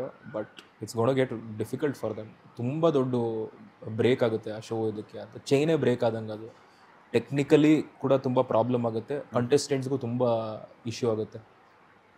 ವೆರಿ ಸ್ಯಾಡ್ ಈ ವಿಷಯನ ಕೇಳಿದಾಗ. But I hope they come back. ಏನೋ ಒಂದು ಸಾರ್ಟ್ ಮಾಡಿಸ್ಬಿಟ್ಟು ಶುರು ಮಾಡಿ ಸರ್. ಒಳ್ಳೆ ಶೋ, ನಂಬರ್ 1 ಶೋ, ಜನ ನೋಡ್ತಾರೆ, ನಿಲ್ಲಿಸ್ಬೇಡಿ ಅಂತ ಅಷ್ಟೇ. ಓಕೆ, ಈಗ ಒಂದಷ್ಟು ಅಡೆತಡೆಗಳ ಬಗ್ಗೆ ಮಾತಾಡಿದ್ವಿ ನಾವು. ಬಿಗ್ ಬಾಸ್ ಪ್ರೋಸೆಸ್ ಹೆಂಗಿತ್ತು ನಿಮ್ಮದು ಅಂತ? ಯಾಕಂತಂದರೆ ಲೈಕ್ ಏನಂತಂದರೆ, ಇವಾಗ ಪ್ರೋಸೆಸ್ ಅಂತಂದರೆ ನಿಮ್ಮ ಕನಸಿದ್ದೇ ಇರುತ್ತೆ ಹೋಗಬೇಕು ಅನ್ನೋವಂಥದ್ದು. ಅದರೊಟ್ಟಿಗೆ ನಿಮ್ಮ ಥರನೇ ಸಾವಿರಾರು ಜನ, ಲಕ್ಷಾಂತರ ಜನ ಕನಸನ್ನು ಇಟ್ಕೊಂಡಿರ್ತಾರೆ. ಸೊ ಅವ್ರಿಗೂ ಇದುವರೆಗೂ ಗೊತ್ತಿರಲ್ಲ ಹೆಂಗೆ ಹೋಗಬೇಕು, ಹೆಂಗೆ ಅಪ್ರೋಚ್ ಮಾಡಬೇಕು ಅನ್ನೋಂಥದ್ದು. ಅದರಿಂದ ನಿಮಗೆ ಎಂಡ್ ಮಾಸ್ ಕಡೆಯಿಂದ ಕಾಲ್ ಬರುತ್ತೆ, ನೀವು ಮಾತಾಡ್ಕೊಂಡಿರ್ತೀರ. ನೀವೇನೋ ಸೋಷಿಯಲ್ ಮೀಡಿಯಾದಲ್ಲಿ ಆಗಿರ್ಬೋದು, ನಿಮ್ಮ ವರ್ಕಲ್ಲಿ ನೀವೇನೋ ಒಂದು ಸಾಧನೆ ಮಾಡಿರೋದಕ್ಕೇ ನಿಮ್ಗೆ ಕಾಲ್ ಬಂದಿರುತ್ತೆ ಕೂಡ. Correct sir. ಯಾಕಂದ್ರೆ ನೀವು ಅಚೀವೇ ಮಾಡಿಲ್ಲ ಅಂತಂದರೆ, ನೀವು ಅಚೀವ್ ಮಾಡಿರೋದು 4 ಜನಕ್ಕೆ ಗೊತ್ತಾಗಿರೋದಕ್ಕೇ ಅಲ್ಲಿ ತನಕ ರೀಚ್ ಆಗಿರುವಂಥದ್ದು. ಅವರು ನಿಮಗೆ ಕಾಲ್ ಮಾಡಿ ಅಪ್ರೋಚ್ ಮಾಡಿರುವಂಥದ್ದು. Correct sir, correct. ಸೊ ಅದಾದ ನಂತರ ಪ್ರೋಸೆಸ್ ಹೆಂಗೆಲ್ಲ ಇತ್ತು, ಏನೆಲ್ಲ ಶಾಪಿಂಗ್ ಮಾಡಿದ್ರಿ, ಬಿಗ್ ಬಾಸ್ ಹೋಗೋದಕ್ಕೆ ಎಷ್ಟು ಖರ್ಚು ಮಾಡಿದ್ರಿ, ಅಲ್ಲಿ ಹೋದ್ಮೇಲೆ ಹೆಂಗೆ ಆಯಿತು ಅಂತ? Sir, first of all big ಬಾಸ್ಗೆ ಯಾರು ಅಪ್ರೋಚ್ ಮಾಡೋಕ್ಕಾಗಲ್ಲ. ಅಂದರೆ ನನ್ನನ್ನು ತಗೊಳ್ಳಿ ಅಂತ ಹೇಳೋಕ್ಕಾಗಲ್ಲ. ಅಕಸ್ಮಾತ್ ಹಂಗೆ ಹೇಳ್ಬಿಟ್ಟು ಅವ್ರು ತೊಗೊಂಡಿದ್ರೆ ಅದು ಅವ್ರು ಬಿಟ್ಟಿದ್ದು, I don't no. But mostly ಅವರೇ ರೀಚ್ ಔಟ್ ಆಗೋದು. ಸೇಯಿಂಗ್ ಬಿಕಾಸ್ ಅವ್ರು ಡಿಸೈನ್ ಮಾಡ್ತಾರೆ, ಅವ್ರು ಕ್ಯಾರೆಕ್ಟರ್ ಸ್ಕೆಚ್ ಡಿಸೈನ್ ಮಾಡ್ತಾರೆ. ಇಷ್ಟು ಜನರನ್ನು ತೊಗೊಂಡು ಇಷ್ಟು ಜನರನ್ನ ಇಟ್ಟರೆ ಯಾರ್ಯಾರು ಎಲ್ಲೆಲ್ಲಿ ಹೆಂಗೆಲ್ಲ ಆಟ ಆಡಬಹುದು ಅಂತ ಅದ್ರ ಬೇಸಿಸ್ ಮೇಲೆ ಸೆಲೆಕ್ಟ್ ಮಾಡ್ತಾರೆ. ಆ್ಯಂಡ್ ನನ್ನಂಥವ್ರನ್ನ ಸೆಲೆಕ್ಟ್ ಮಾಡೋದು ಇನ್ನೂ ಸ್ವಲ್ಪ ಕಷ್ಟ. ಯಾಕಂದರೆ ನನ್ನಂಥವ್ರು ಸಾವಿರಾರು ಜನ ಇರ್ತಾರೆ ಸರ್, ಲಕ್ಷಾಂತರ ಜನ ಇರ್ತಾರೆ. ಎಷ್ಟೋ ಜನ ಟ್ಯಾಲೆಂಟೆಡ್ ವ್ಯಕ್ತಿಗಳಿದ್ದಾರೆ ನನ್ನ ಇಂಡಸ್ಟ್ರಿನಲ್ಲೇ. ಸೊ ಅದು ಎಲ್ಲದರಲ್ಲೂ ನನ್ನ ಸೆಲೆಕ್ಟ್ ಮಾಡಬೇಕು ಅಂದರೆ ಅದು ಸ್ವಲ್ಪ ಟೈಮ್ ತೊಗೊಳುತ್ತೆ, ಪ್ರೋಸೆಸ್ ತೊಗೊಳ್ಳುವಂತಹ ಒಂದು ಕೆಲಸ ಅದು. ಸೊ ಆ ರೀತಿ ನನ್ನ ಸೆಲೆಕ್ಟ್ ಆದಮೇಲೆ ಫಸ್ಟ್ ಕಾಲ್ ಬಂದಾಗ ಈ ರೀತಿ ನಿಮ್ಮನ್ನು ಫಾಲೋ ಮಾಡ್ತಾ ಇದ್ವಿ, ಒಂದು 2-3 ವರ್ಷದಿಂದ ನಿಮ್ಮ ಕಾಂಟೆಂಟ್ ನೋಡ್ತಾ ಇದ್ವಿ, ವಿ ಆರ್ ವೆರಿ ಇಂಟ್ರೆಸ್ಟೆಡ್, ನಿಮ್ಮ ಪರ್ಸ್ನಾಲಿಟಿ ಚೆನ್ನಾಗಿರ್ಬೋದು ಶೋಗೆ, ನಿಮ್ಮ ಹೆಸರು ಪಿಚ್ ಮಾಡ್ಬೇಕಂತಿದ್ದೀವಿ, is it okay? Sure, go ahead ಮಾಡಿ ಅಂತ. ನಂಗೆ ಅವಾಗಲೂ ನಂಬಿಕೆ ಇರಲಿಲ್ಲ, ಸುಮ್ಮನೆ ಪಿಚ್ ಮಾಡೋಕ್ಕೆ ಅಂತ ಹೇಳಿರ್ಬೋದು. ಎಷ್ಟೋ ಜನರಿಗೆ ಫೋನ್ ಮಾಡಿ ಹೇಳ್ತಾರೆ ಈ ರೀತಿ ಬರ್ತೀವಿ ಅಂತ. So may be it might not happen ಅನ್ನೋ ಒಂದು ತಲೆ ಮೈಂಡ್ ಸೆಟಲ್ಲಿ ಇದ್ದಿದ್ದು ನಾನು. ಆಮೇಲೆ ಹೋಗ್ತಾ ಬೇರೆ ಕಡೆ ಚಾನಲಿಂದ ಕಾಲ್ ಬಂತು, ಚಾನಲ್ ಮೀಟ್ ಮಾಡಿದೆ, ಅವ್ರನ್ನ ಮೀಟ್ ಮಾಡಿದೆ, ಇವ್ರನ್ನ ಮೀಟ್ ಮಾಡಿದೆ. ಸುಮ್ಮನೆ ಹಾಯ್ ಹಲೋ ನಮಸ್ಕಾರ ಅಂತೆಲ್ಲ ಹೇಳ್ಬಿಟ್ಟು ಕ್ಯಾಶುವಲಾಗಿ ಮಾತಾಡ್ಕೊಂಡು ಬಂದಿದ್ದು ಅಷ್ಟೇ. ಅದಾದಮೇಲೆ ಅವ್ರು ರೆಡಿ ಆಗಿಬಿಡಿ, ಇದಕ್ಕೆ ಶೋಗೆ ರೆಡಿ ಆಗಿಬಿಡಿ, 1 ಮಂತಲ್ಲಿದೆ ಅಂತ. ಸೊ ಅಷ್ಟರಲ್ಲೇ ಪಟ್ಟಂದು ರೆಡಿ ಆದ. ಅದು ರೆಡಿ ಆಗೋಕ್ಕೆ ಸ್ವಲ್ಪ ಶಾಪಿಂಗು ಇದೆಲ್ಲ ಮಾಡಲೇಬೇಕು. ಬಿಕಾಸ್ ನಮ್ಮ ಹತ್ರ ಇರುವಂತಹ ಬಟ್ಟೆ ಸಾಕಾಗಲ್ಲ ಕೆಲವು ಸಲ. ಆ್ಯಂಡ್ ಮನೇಲಿ ನಾವೇನೋ ಹರಿದೋಗಿರೋ ಬಟ್ಟೆ ಆರಾಮಾಗಿ ಹಾಕೋತೀವಿ. ಅಷ್ಟು ಜನ ನೋಡ್ತಾರೆ ಚೆನ್ನಾಗಿರೋ ಬಟ್ಟೆ ಹಾಕೋಬೇಕು ಅಂತ. 80 ಕ್ಯಾಮ್ರಾಗಳು ಅಂತಂದ್ರೆ ಸುಮ್ಮನೆ ಎಲ್ಲ ಕಡೆ ಏನೇ ಮಾಡಿದ್ರು ಏನೇ ತಪ್ಸಕ್ಕಾಗಲ್ಲ. Nothing, you can't escape anything. Bathroom, dressing room ಬಿಟ್ರೆ ಎಲ್ಲ ಕಡೆ ಕ್ಯಾಮ್ರಾ ಇರುತ್ತೆ. ಸೊ ಹುಷಾರಾಗಿರ್ಬೇಕು. ಆ್ಯಂಡ್ ಸೊ ಒಳ್ಳೆ ಅಟ್ಲೀಸ್ಟ್ ಡೀಸೆಂಟ್, ನಾವೇ ಕ್ರೇಜಿ ತುಂಬ ಕಾಸ್ಟ್ಲಿ ಬಟ್ಟೆ ಎಲ್ಲ ಹೇಳ್ತಾ ಇಲ್ಲ, ಡೀಸೆಂಟ್ ಬಟ್ಟೆ, ಚೆನ್ನಾಗಿ ಡೀಸೆಂಟಾಗಿ ಕಾಣಿಸುವಂತಹ ಬಟ್ಟೆ. ಎಷ್ಟು ಜೊತೆ ತೊಗೊಂಡಿದ್ರಿ ನೀವು? ಸರ್ ತುಂಬ ತೊಗೊಂಡಿದ್ದೀನಿ ಸರ್, ಕೌಂಟ್ ಲೆಕ್ಕನೇ ಇಲ್ಲ. ಒಂದು 30-35 ಜೊತೆ ಮೇಲೆ ಆಲ್ಮೋಸ್ಟ್. ಒಂದು ಇದೆಲ್ಲ ಕ್ಯಾಶುವಲ್ ವೇರ್ ಅಂದರೆ ಲೈಕ್ ಕ್ಯಾಶುವಲ್ಲು ಮತ್ತು ಟ್ರೆಡಿಷ್ನಲ್ ಎಲ್ಲ ಥರದ್ದು ತೊಗೊಂಡೆ. ಆಲ್ಮೋಸ್ಟ್ ಒಂದು ಲಕ್ಷದ ಮೇಲೆ ಖರ್ಚಾಯಿತು. ಈ ಸ್ಪೆಕ್ಸು ಕಂಪ್ಲೀಟಾಗಿ ಚೇಂಜ್ ಮಾಡಿದೆ. ಅಂದರೆ ನಾನು ಹಾಕೊತಾ ಇದ್ದಿದ್ದು ಗ್ಲಾಸಸ್ ಬೇರೆ, ಸ್ವಲ್ಪ ಮೇಕ್ ಓವರ್ ಮಾಡೋಣ ಅಂತ, ಬೇರೆ ಥರದ್ದು ಇದು ಮಾಡೋಣ, ಬೇರೆ ಥರದ್ದೇ ಇದು ಮಾಡೋಣ ಅಂತ. ಬಿಕಾಸ್ ಈ ಸ್ಪೆಕ್ಸ್ ಹಾಕೊಂಡಾಗ ಕಣ್ಣು ಇನ್ನೂ ಚೆನ್ನಾಗಿ ಬೆಟರ್ ಆಗಿ ಕ್ಯಾಮ್ರಾ ಕಾಣಿಸುತ್ತೆ. ಸೊ ನನ್ನ ಎಕ್ಸ್ಪ್ರೆಷನ್ಸ್ ಯಾವುದು ಇದಾಗಲ್ಲ ಅಂತ ಹೇಳ್ಬಿಟ್ಟು, ಯಾಕಂದ್ರೆ ಸ್ಪೆಕ್ಸ್ ಹಾಕೊಳ್ಳೋರ್ಗೆ ಅದೊಂದು ವಿಷಯ ಗ್ಲೇರ್ ಆಗ್ಬಿಡುತ್ತೆ, ಕ್ಯಾಮ್ರಾ ಇದಾಗ್ಬಿಡುತ್ತೆ ಅಂತ. ಸೊ ಆ ಥರದ್ದೆಲ್ಲ ಯೋಚನೆ ಮಾಡಿ ತುಂಬ ಇತ್ತು ಸರ್, ತುಂಬ ವಿಷಯಗಳನ್ನ ಚೇಂಜ್ ಮಾಡಿ, ಆಕ್ಸೆಸರೀಸು, ಚೈನು ಅದೆಲ್ಲ ತಗೋಬೇಕಿತ್ತು, ಶೂಸು ಅದೆಲ್ಲ ತಗೊಳ್ಳೋದು, ಕಂಪ್ಲೀಟ್ ಮೇಕ್ ಓವರು ಅಂತೆಲ್ಲ ಹೇಳ್ಬಿಟ್ಟು, ಪ್ರಾಡಕ್ಟ್ಸ್, ಸ್ಕಿನ್ ಪ್ರಾಡಕ್ಟ್ಸ್ ಏನೇನು ಬೇಕಾಗುತ್ತೆ ಅದಕ್ಕೆ ಅದೆಲ್ಲ ಶಾಪ್ ಮಾಡಿಬಿಟ್ಟು ಆಲ್ಮೋಸ್ಟ್ ಒಂದು ಲಕ್ಷದ ಮೇಲೆ ಇದಾಯಿತು. And I wanted to go all out, because ಈ ಆಪ್ಷನ್ ಬೇರೆ ಎಲ್ಲೂ ಸಿಗಲ್ಲ ಲೈಫಲ್ಲಿ, ಈ ಚಾನ್ಸ್ ಬೇರೆ ಎಲ್ಲೂ ಸಿಗಲ್ಲ. ಖರ್ಚು ಮಾಡಿದ್ರೆ ಈಗ ಮಾಡೋಣ, ಪರವಾಗಿಲ್ಲ ಮಾಡೋಣ ಅಂತ ಹೇಳ್ಬಿಟ್ಟು ನಾನು I spend so much. But ಈಗಿದೆ, ಮನೇಲೇ ಇದೆ. ವಾಪಸ್ ತಗೊಂಡ್ಬಂದಿದ್ದೀನಿ ಮನೆಗೆಲ್ಲ. 1 ವರ್ಷ ಬರುತ್ತೆ ಸರ್ ಚೆನ್ನಾಗಿ, ಆರಾಮಾಗಿ, ಏನು ತೊಂದರೆ ಇಲ್ಲ. ಪ್ರಾಡಕ್ಟ್ಸ್ ಆಗಿರ್ಬೋದು, ಬಟ್ಟೆ ಆಗಿರ್ಬೋದು, ಏನು 1 ವರ್ಷ ತನಕನೂ ಏನು ಬಟ್ಟೆ ಬೇಕಿಲ್ಲ. ನೀವು ಅರ್ಧ ಇಂಟರ್ವ್ಯೂನಲ್ಲಿ ಕಾಸ್ಟ್ಯೂಮ್ ಚೇಂಜ್ ಮಾಡ್ಕೊಂಡ್ ಬನ್ನಿ ಅಂದ್ರೆ ಇನ್ನೊಂದು ಸೂಪರ್ ಕಾಸ್ಟ್ಯೂಮ್ ಹಾಕೊಂಡ್ಬರ್ತೀನಿ. ಏನಿಲ್ಲ ಸರ್, ಫುಲ್ ಇದೆ, ನಾನು ರೆಡಿ ಇದೆ. 1 ವಾರದಲ್ಲಿ ಆಚೆ ಬಂದಿದ್ದು ಬೇಜಾರು ಸರ್, ತುಂಬ ಕನಸೆಲ್ಲ ಕಟ್ಕೊಂಡು ಹೋಗಿದೆ ಸರ್, ಏನೋ ಒಂದು ಮಾಡ್ತೀನಿ ಅಂತ. ಅಲ್ಲಿ ಮಾತಾಡದೆ ಕೂಡ, ಬಟ್ ಎಷ್ಟೋ ವಿಷಯಗಳು ಕೆಲವು ಜನ ಕುಗ್ಬಿಡ್ತಾರೆ. ಆ್ಯಂಡ್ ಆಗ ಜಂಟಿ ಕಾನ್ಸೆಪ್ಟ್ ಒಂದು ವೆರಿ ಅನ್ಫಾರ್ಚುನೇಟ್ಲಿ ನಮ್ಮಿಬ್ರಿಗೆ ವರ್ಕೌಟೇ ಆಗಿಲ್ಲ. ಎಲ್ರಿಗೂ ವರ್ಕೌಟ್ ಆಯಿತು, ನಮ್ಮಿಬ್ರನ್ನ ಅರ್ಥ ಮಾಡ್ಕೊಳ್ಳೋದ್ರೆ ಎಲ್ಲರೂ ಕಡೆ ದೂರ ಇದ್ವಿ ಆ ಒಂದು ಕಾರಣಕ್ಕೆ ಅಂತ. ಇಷ್ಟು ಕನಸುಗಳನ್ನ ಇಟ್ಕೊಂಡು ಹೋಗಿರ್ತೀರಾ, ಅದ್ರ ಜೊತೆಗೆ ಜಾಬ್ ಬೇರೆ ರಿಸೈನ್ ಮಾಡಿ ಹೋಗಿರ್ತೀರಾ. ಬಿಗ್ ಬಾಸ್ ಹೋಗುವಂಥ ನೆಸೆಸಿಟಿ ಏನಿತ್ತು ಆರ್ ಜೆ ಅಮಿತ್ ಅವ್ರಿಗೆ ಅಂತ? ಸರ್ ಏನಂದರೆ, ಈಗ ನಮ್ಮಂಥ ಕಲಾವಿದರಿಗೆ, I am just saying in general, ನಾಳೆ ನಿಮಗೆ ಕಾಲ್ ಬಂದರೂ ಕೂಡ ಈ ಥರದ ಒಂದು ಮ್ಯಾಸಿವ್ ಪ್ಲ್ಯಾಟ್ಫಾರ್ಮ್ ನಮ್ಮಂಥವ್ರಿಗೆ ಸಿಗೋದು ರೇರ್ ಸರ್. ಈಗ ಸಿನಿಮಾ ಆ್ಯಕ್ಟರ್ಗಳು ಈಸಿ ಅವ್ರನ್ನ ಹುಡ್ಕೋದು, ಬಿಕಾಸ್ ಅವ್ರು ಆಗಲೇ ಫೇಮಸ್ಸು, ಅವ್ರನ್ನ ತೊಗೊಂಬಂದು ಇಲ್ಲ ಹಾಕಿದ್ರೆ ಅವ್ರಿಗೆ ಇನ್ನೂ ಫೇಮ್ ಸಿಗುತ್ತೆ, ಈಕ್ವಲ್ ಮ್ಯೂಚುವಲ್ ಫೇಮ್ ಆಗುತ್ತೆ ಅಂತ. ಬಟ್ ನಮ್ಮಂಥವ್ರಿಗೆ ಆ ಒಂದು ವೇದಿಕೆ ಸಿಕ್ಕಾಗ, ಆ ವೇದಿಕೆಯಲ್ಲಿ ಕಾಣಿಸ್ಕೊಂಡು ಹೆಸರು ಮಾಡಿದಾಗ ನಮಗೆ ಸಿಗುವಂತಹ ಆಪರ್ಚುನಿಟೀಸ್ ಹಲವಾರು ಸರ್. ಸಿಕ್ಕಾಬಡೆ ಕೆಲಸ ಸಿಗುತ್ತೆ. ನಮ್ಮ ಇಂಡಸ್ಟ್ರಿನಲ್ಲಿ ಹೆಂಗೆ ಅಂದರೆ, ಒಂದು ಕಂಪನಿಯಿಂದ ಇನ್ನೊಂದು ಕಂಪನಿಗೆ ಮೂವ್ ಆಗೋಷ್ಟಲ್ಲಿ ತುಂಬ ತಲೆನೋವು ಆಗ್ಬಿಡುತ್ತೆ. ಆ್ಯಂಡ್ ಎಲ್ಲ ಕಡೆ ಅದೇ ಮ್ಯಾನೇಜರು, ಅದೇ ಬಾಸ್ಗಳ ತಲೆನೋವು, ಅದೇ ಪಾಲಿಸಿ ಅಂದ್ಬಿಟ್ಟು ಟಾರ್ಚರ್ ಕೊಟ್ಟು ನಮಗೂ ಸಾಕಾಗ್ಬಿಡುತ್ತೆ. ಇಲ್ಲೊಂದು ಕಡೆ ಎಲ್ಲರೂ ತಲೆಯಲ್ಲೂ ಇರುತ್ತೆ, ಬಿಟ್ಟು ಬೇರೆ ಏನಿದೆ ನೆಕ್ಸ್ಟ್ ಲೈಫಲ್ಲಿ ಅಂತ. ಅದೇ ಅಂಥ ಸಂದರ್ಭದಲ್ಲಿ ನನ್ನ ಲೈಫಲ್ಲಿ ಇದು ಬಂದಿದ್ದು ಸರ್. ಸರಿ, ಓಕೆ, ಇದು ಮಾಡೋಣ ಅಂತ ಹೇಳೋದು. ನನ್ನ ಕಂಪನಿ ಇಲ್ಲ, ನೀನು ಕಾಂಟ್ರಾಕ್ಟ್ ಆಗಲ್ಲ ನಮಗೆ, ನೀನು ಸದ್ಯಕ್ಕೆ ಕಂಪನಿ ಬಿಡಲೇಬೇಕು ಅಂತ ಹೇಳೋದು. ಸರಿ, ಓಕೆ, ಕಂಪನಿ ಬಿಡ್ತೀನಿ ಅಂತ. ಸ್ವಲ್ಪ ನೋವಾಯಿತು, ಬಿಕಾಸ್ ಎಲ್ಲ ಎಷ್ಟು ಬೆಳೆದಿದ್ದೀನಿ ಆ ಕಂಪನಿಯಲ್ಲಿ, ಎಷ್ಟು ಟೈಮ್ ಸ್ಪೆಂಡ್ ಮಾಡಿದ್ದೀನಿ. ಅಪ್ರೋಚ್ ಮಾಡಿಲ್ವ? ಅಟ್ಲೀಸ್ಟ್ ಅವ್ರು ರಿಕ್ವೆಸ್ಟ್ ಮಾಡ್ಕೊಂಡಿದ್ರ, ಮತ್ತೆ ಬಂದ ತಕ್ಷಣ ಇದು ಮಾಡ್ಕೊಳ್ತೀನಿ ಹಂಗೆ ಹಿಂಗೆ ಅಂತ? ನಾನು ಯಾರ್ದು ಫೋನ್ ಕಾಲ್ಸೇ ಎತ್ತಿಲ್ಲ ಸರ್. ಬಂದು ತುಂಬ ಫ್ರೆಶ್ ಸರ್, ಮೊನ್ನೆ ಬಂದಿದ್ದು. ಸೊ ತುಂಬ ಅಂದರೆ ಹೋಗೋದಕ್ಕಿಂತ ಮುಂಚೆ ರಿಸೈನ್ ಮಾಡುವಂಥ ಅವಶ್ಯಕತೆ ಏನಿರಲಿಲ್ಲಲ್ಲ ಸರ್. ರಿಕ್ವೆಸ್ಟ್ ಅನ್ನೋದು ಅಫ್ಕೋರ್ಸ್ ಮಾಡಿಕೊಂಡೆ, ಸೇಯಿಂಗ್ ದಟ್ ಇಲ್ಲ, ಬಿಕಾಸ್ ಏನೊಂದು ಬಂದ್ಬಿಡ್ತೀನಿ ಹೋದ್ರು ನನ್ನ ಮನಸ್ಸಲ್ಲಿ ಒಂದು 2 ತಿಂಗಳಾದರೂ 1 ತಿಂಗಳಾದರೂ ಇರ್ತೀನಿ ಅಂತ. 1 ತಿಂಗಳು ಬರ್ತೀನಿ, ನಾನು ವಾಪಸ್ ಬಂದಮೇಲೆ ಐ ವಿಲ್ ಬಿ ಅರೌಂಡ್ ಅಂತೆಲ್ಲ ಹೇಳ್ಬಿಟ್ಟು ಅದೇ ಹೇಳಿದೆ. ಇಲ್ಲ, ಅದು ಕಾಂಟ್ರಾಕ್ಟ್ ವರ್ಕ್ ಆಗಲ್ಲ ಅಂತ. ಸೊ ಏನು ಮಾಡೋದು, ಅದು ಲೀಗಲ್ ಟೀಮು ಅದೆಲ್ಲ ತುಂಬ ಜನ ಇನ್ವಾಲ್ವ್ ಆಗಿರ್ತಾರೆ ಅಂಥ ವಿಚಾರಗಳಲ್ಲಿ. ಸೊ ಅದ್ರ ವಿರುದ್ಧ ನಾವು ಏನು ಮಾಡೋಕ್ಕಾಗಲ್ಲ. ಆ್ಯಂಡ್ ನನ್ನ ಹತ್ರ ಟೈಮ್ ಇರೋದಿಲ್ಲ ಅವಾಗ. ನಾನು ಇದ್ರ ಬಗ್ಗೆ ತಲೆ ಕೆಡಿಸ್ಕೊಂತ ಕೂತಿದ್ರೆ ಅಷ್ಟರಲ್ಲಿ ಶಾಪಿಂಗ್ ಅದು ಇದು ರೆಡಿ ಆಗೋದು ತುಂಬ ಇತ್ತು. ಆ್ಯಂಡ್ ಶೂಟು ಏನೇನೋ ಇತ್ತು, ವಿಡಿಯೋ ಶೂಟು ಏನೇನೋ ಮಾಡಬೇಕಿತ್ತು, ಹೆಲ್ತ್ ಚೆಕಪ್ ಏನೇನೋ ಇತ್ತು. ಇದ್ರ ಬಗ್ಗೆ ತಲೆ ಕೆಡಿಸ್ಕೊಂಡಿದ್ರೆ ಆಗಲ್ಲ ನಂಗೆ ಅಲ್ಲಿ ಹೋಗೋಕ್ಕೆ. So I to prioritize one. So ಅದಕ್ಕೆ ಇದು ಬಿಟ್ಟೆ ಅಲ್ಲಿ ಸ್ಟ್ರೈಟ್ ಒಳಗೆ ಹೋದೆ. ಹೆಲ್ತ್ ಚೆಕಪ್ ಅಂದ್ರೆ ಹೆಲ್ತ್ ಚೆಕಪ್ ಮ್ಯಾಂಡೇಟರಿ ಇತ್ತ ಬಿಗ್ ಬಾಸ್? 100%. ಏನೆಲ್ಲ ಯಾವುದೇ ಥರದ ಹೆಲ್ತ್ ಇಶ್ಯೂಸ್ ಇರಬಾರ್ದು ಅಂತ ಸರ್. ಫ್ರಮ್ BP ಶುಗರ್ ಇಂದ ಹಿಡಿದು HIV ತನಕ ಎಲ್ಲ ಥರದ ಹೆಲ್ತ್ ಚೆಕಪ್ ಇರುತ್ತೆ. ಐ ಥಿಂಕ್ ನಮಗೆ ಒಂದು 15ಕ್ಕೂ ಹೆಚ್ಚು ಹೆಲ್ತ್ ಚೆಕಪ್ಗಳ ಇದೆಲ್ಲ ಕೊಟ್ಟಿದ್ರು. ಎಕ್ಸ್ರೇ ಮತ್ತು ಯಾವುದು ಎಂಡೋಸ್ಕೋಪಿನದು ಯಾವುದೋ ಒಂದು 4-5 ಇತ್ತು ಸರ್. ಒಂದು ದೊಡ್ಡ ಲಿಸ್ಟೇ ಇತ್ತು.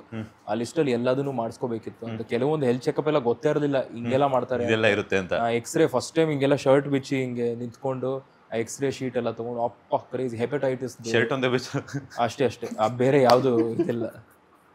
ಬಾಕಿ ಇದೆಲ್ಲ ಬ್ಲಡ್ಡು ಅದು ಇದರಲ್ಲೇ ಗೊತ್ತಾಗ್ಬಿಡುತ್ತೆ. ಸೊ ಆ ಥರದ್ದೊಂದು ಇದು. ಸೊ ಅಲ್ಲಿ ಹೋಗ್ಬಿಟ್ಟು ಹೆಲ್ತ್ ಚೆಕಪ್ ಎಲ್ಲ ಮಾಡಿಸಿ, ತುಂಬ ಸೀರಿಯಸ್ ಶೋ ಸರ್ ಇದು. ಆ ಶೋ ಒಳಗೆ ಹೋಗ್ಬೇಕಂದ್ರೆ ನೀವು ಸೆಲೆಕ್ಟ್ ಆದರೂ ಕೂಡ ತುಂಬ ನಾರ್ಮ್ಸ್ ಇರುತ್ತೆ, ಅದನ್ನು ಫಾಲೋ ಮಾಡಬೇಕು ಅಂತ. ಅಂದರೆ ನಿಮ್ಮ ಹೆಲ್ತ್ ರಿಪೋರ್ಟಿಂದ ಹಿಡಿದು ಬೇರೆ ಬೇರೆ ಫೈನಾನ್ಷಿಯಲಿ ನಿಮ್ಮ ಡೀಟೇಲ್ಸ್ನೆಲ್ಲ ಓಕೆ ಮಾಡಿಬಿಟ್ಟು ರಿಜಿಸ್ಟ್ರೇಷನ್ ಮಾಡೋದು ತುಂಬ ಇದೆ ಸರ್. ಅದು ಈಸಿ ಅಲ್ವೇ ಅಲ್ಲ. ಪಕ್ಕ ಒಂದು ಲೀಗಲ್ಗೆ ಏನೇನು ಬೇಕೋ ಎಲ್ಲ completely A to Z including ಕಾಂಟ್ರಾಕ್ಟಿಂದ ಶುರು ಆಗುತ್ತೆ. ಆಮೇಲೆ ಬೇರೆ ಬೇರೆ ವಿಚಾರಗಳೆಲ್ಲ ಬರುತ್ತೆ. ನನ್ನಂಥವ್ರೆ, ಐ ಮೀನ್ ನನಗೆ ಈ ಕಾರ್ಪೊರೇಟ್ ರೂಲ್ಸು, ಈ ಲೀಗಲ್ ಇದೆಲ್ಲ ಗೊತ್ತು ನನಗೆ. ಪಾಪ ಇಮ್ಯಾಜಿನ್ ಮಾಡಿ, ಯಾರೋ ಹಳ್ಳಿಯಿಂದ ಬಂದಿರ್ತಾರೆ, ಅವ್ರಿಗೆ ಎಷ್ಟು ಕಷ್ಟ ಆಗಿರ್ಬೋದು. ಈಗ ಮಲ್ಲಮ್ಮ ಅವ್ರಿಗೆ ಯಾರೋ ಒಬ್ರು ಕುತ್ಕೊಂಡು ಕಂಪ್ಲೀಟಾಗಿ ಹೆಲ್ಪ್ ಮಾಡಲೇಬೇಕು. ಇಷ್ಟು ಲೀಗಲ್ ಪ್ರೊಸೀಜರ್ಸ್ ಇರುತ್ತೆ, ಫೈನಾನ್ಷಿಯಲ್ ಪ್ರೊಸೀಜರ್ಸ್ ಇರುತ್ತೆ ಆ್ಯಂಡ್ ಹೆಲ್ತ್ ಚೆಕಪ್ ಇದೆಲ್ಲ ಇರುತ್ತೆ. Someone has to help. So ಇಂಥ ಶೋಗೆ ಒಳಗೆ ಹೋಗಬೇಕು ಅಂದರೆ ತುಂಬ ಸ್ಟ್ರಾಂಗ್ ಸಪೋರ್ಟ್ ಇರಬೇಕು. ಒಂದು ನಿಮ್ಮ ಫ್ಯಾಮಿಲಿನಲ್ಲಿ ಫ್ರೆಂಡ್ಸಲ್ಲಿ ಇದ್ರೂ ಅವ್ರು ಬಂದಿರಬೇಕು 24/7. ನಿಮ್ಮ ಫೋನ್ ಯೂಸ್ ಮಾಡಬೇಕು, ನಿಮ್ಮ ಫೋನಲ್ಲಿ ಅಪ್ಡೇಟ್ ಮಾಡ್ತಾ ಇರಬೇಕು ಸೋಷಿಯಲ್ ಮೀಡಿಯಾನಲ್ಲಿ, ಇದು ಮಾಡ್ತಿದ್ದಾರೆ ಅದು ಮಾಡ್ತಿದ್ದಾರೆ, ವಿಡಿಯೋಸ್ ಹಾಕಬೇಕು, ಫೋಟೋಸ್ ಹಾಕಬೇಕು. ಸರ್ ಈಸಿ ಅಲ್ವೇ ಅಲ್ಲ, ಒಬ್ಬರ ಕೈಯಿಂದ ಸಾಧ್ಯ ಇಲ್ಲ. ಡೆಫಿನೆಟ್ಲಿ ನೀವು ನೀವು ಹೋಗ್ತೀರಾ, ಹೋಗಿ ಆಟ ಆಡ್ಬಿಟ್ಟು ಬರ್ತೀರಾ, ಜನ ನೋಡ್ತಾರೆ ಟಿವಿನಲ್ಲಿ. ಬಟ್ ಸೋಷಿಯಲ್ ಮೀಡಿಯಾನಲ್ಲೂ ಈ ಕಾಲದಲ್ಲಿ ಪ್ರಮೋಷನ್ PR ಇದೆಲ್ಲ ಮಾಡಬೇಕಲ್ವಾ ಸರ್. ಸೊ ಅದಕ್ಕೆ ಯಾರಾದರೂ ಇರಬೇಕು ನಿಮ್ಮ ಜೊತೆ, ಅದಿದ್ರೆ ಬೆಟರ್, ನಿಮ್ಗೆ ಕೆಲಸ ಆಗುತ್ತೆ. ಇಲ್ಲಾಂದ್ರೆ ಕಷ್ಟ ಆಗ್ಬಿಡುತ್ತೆ. ಬಟ್ ನಿಮ್ಗೆ ಬಿಗ್ ಬಾಸ್ ಹೋಗೋದಕ್ಕೆ ಒಂದು ಪ್ಲಸ್ ಪಾಯಿಂಟ್ ಆಯ್ತು ಅನ್ಸುತ್ತಲ್ಲ, ರೀಚ್ ಅಂತನಾ? ರೀಚ್ ಅಂತನಲ್ಲ, ರೀಚ್ ಅಂತಂದ್ರೆ ಇನ್ನೊಂದು ಸ್ವಲ್ಪ ಬೇಕಿತ್ತು ಅಂತಾನೆ ಅನ್ಸುತ್ತೆ. ಬಿಕಾಸ್ ಯಾಕಂತಂದ್ರೆ ನೀವು ಒಳಗಡೆ ಹೋಗಿದ್ದೀರಾ, ಹೋದ್ಮೇಲೆ ಅಲ್ಲಿ ಅರ್ಥ ಮಾಡ್ಕೊಳಕ್ಕೆ ನಿಮ್ಗೆ ಟೈಮ್ ಸಿಕ್ಕಿಲ್ಲ ಅಂತಂದ್ಮೇಲೆ ನೀವು ಒಬ್ಬರಿಗೆ ಅರ್ಥ ಮಾಡಿಸ್ಬೇಕು ನಿಮ್ಮ ವ್ಯಕ್ತಿತ್ವನ, ಹಾಗೇನೆ ಬೇರೊಬ್ಬರ ವ್ಯಕ್ತಿತ್ವ ನೀವು ಅರ್ಥ ಮಾಡ್ಕೋಬೇಕು ಅಂದಾಗ ಇನ್ನೊಂದಷ್ಟು ಸಮಯ ಬೇಕಾಗುತ್ತೆ. ಒಂದು ವಾರದಲ್ಲಿ 17 ಜನ ಇದ್ದಾರೆ ಅಂತಂದಾಗ ಒಬ್ಬೊಬ್ಬರ ವ್ಯಕ್ತಿತ್ವ ಅಂತ ತಿಳ್ಕೊಬೇಕು ಅಂತಂದ್ರೆ ಅವ್ರು ಯಾವ ಟೈಮಲ್ಲಿ ಹೆಂಗಿರ್ತಾರೆ, ಅದಲ್ಲದೆ ಫೋನ್ ಇರಲ್ಲ, ಮೆಸೇಜಸ್ ಇರಲ್ಲ, ಒಂದು ಎಂಟರ್ಟೈನ್ಮೆಂಟ್ ಇರಲ್ಲ, ಏನೂ ಇಲ್ಲ, ಒಂದು ಸಣ್ಣ ವಿಚಾರಕ್ಕೂ ಜಗಳ ಆಡ್ತಿದ್ದಾರೆ ಅಂತಂದಾಗ ನಿಮ್ಗೆ ಅಲ್ಲಿಗೆ ಅರ್ಥ ಆಗೋದಕ್ಕೆ ಚಾನ್ಸೇ ಸಿಕ್ಕಿಲ್ಲ, ಖಂಡಿತ ಟೈಮೇ ಸಿಕ್ಕಿಲ್ಲ.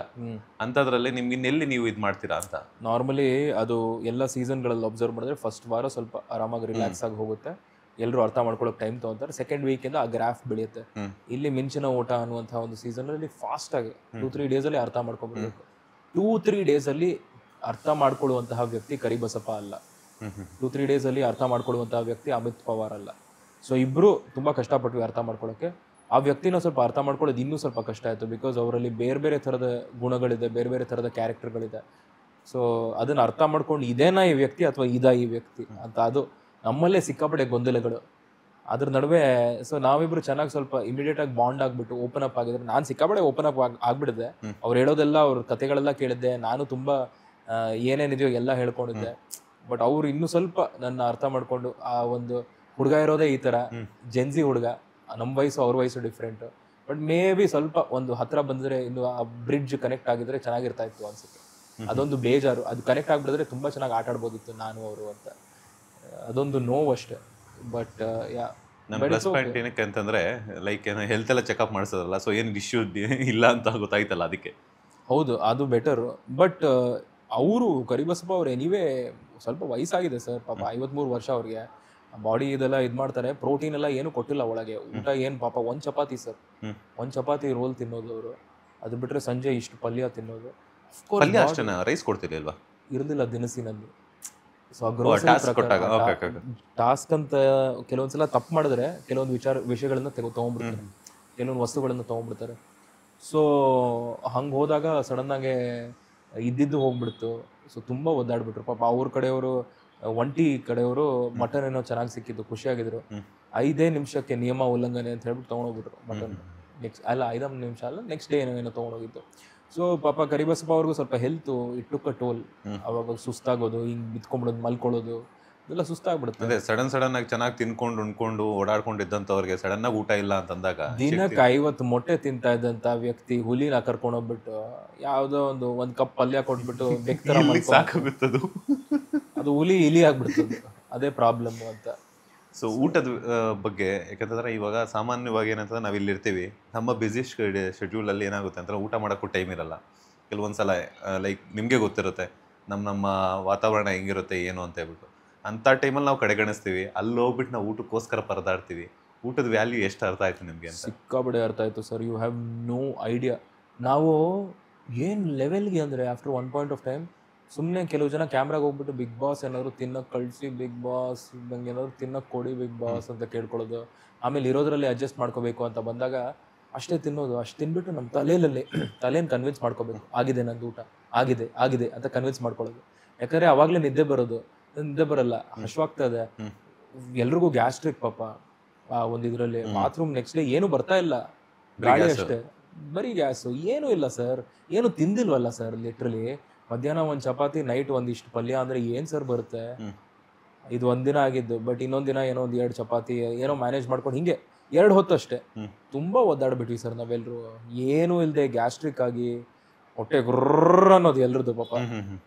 ಎಲ್ಲ ನಿದ್ದೆ ಇಲ್ಲ, ಬೇರೆ ಕಣ್ಣು ರೆಡ್ ಎಲ್ಲ, ಮೋಸ್ಟ್ ಆಫ್ ದೈರ್ ಎಲ್ಲರೂ ಕಣ್ಣು ರೆಡ್. ನಾನು ಅದೇ ಕೇಳ್ತಾ ಇದ್ದೆ, ಕ್ಯಾಮ್ರಾನಲ್ಲಿ ಎಡಿಟ್ ಮಾಡಿಬಿಟ್ಟು ತೋರಿಸ್ತಾರ ನಮ್ದು ಎಲ್ರದ್ದು ಕಣ್ಣು ಹಿಂಗೆ ರೆಡ್ ಆಗ್ಬಿಡಿದೆಯಲ್ಲ ಅಂತ.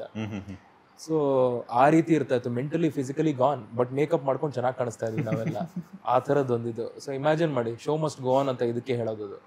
ಸೊ ಆ ಥರದ್ದೊಂದು ಸರ್ಕಸ್ ಅದು. ಬಟ್ ಕ್ರೇಜಿ ಇತ್ತು ಸರ್. ಅಮಿತ್ ಅವ್ರು ಎಲ್ಲಿ ಇಡೋದ್ರು ಈ ಬಿಗ್ ಬಾಸ್ ಸೀಸನ್ 12ರಲ್ಲಿ ಅಂತ?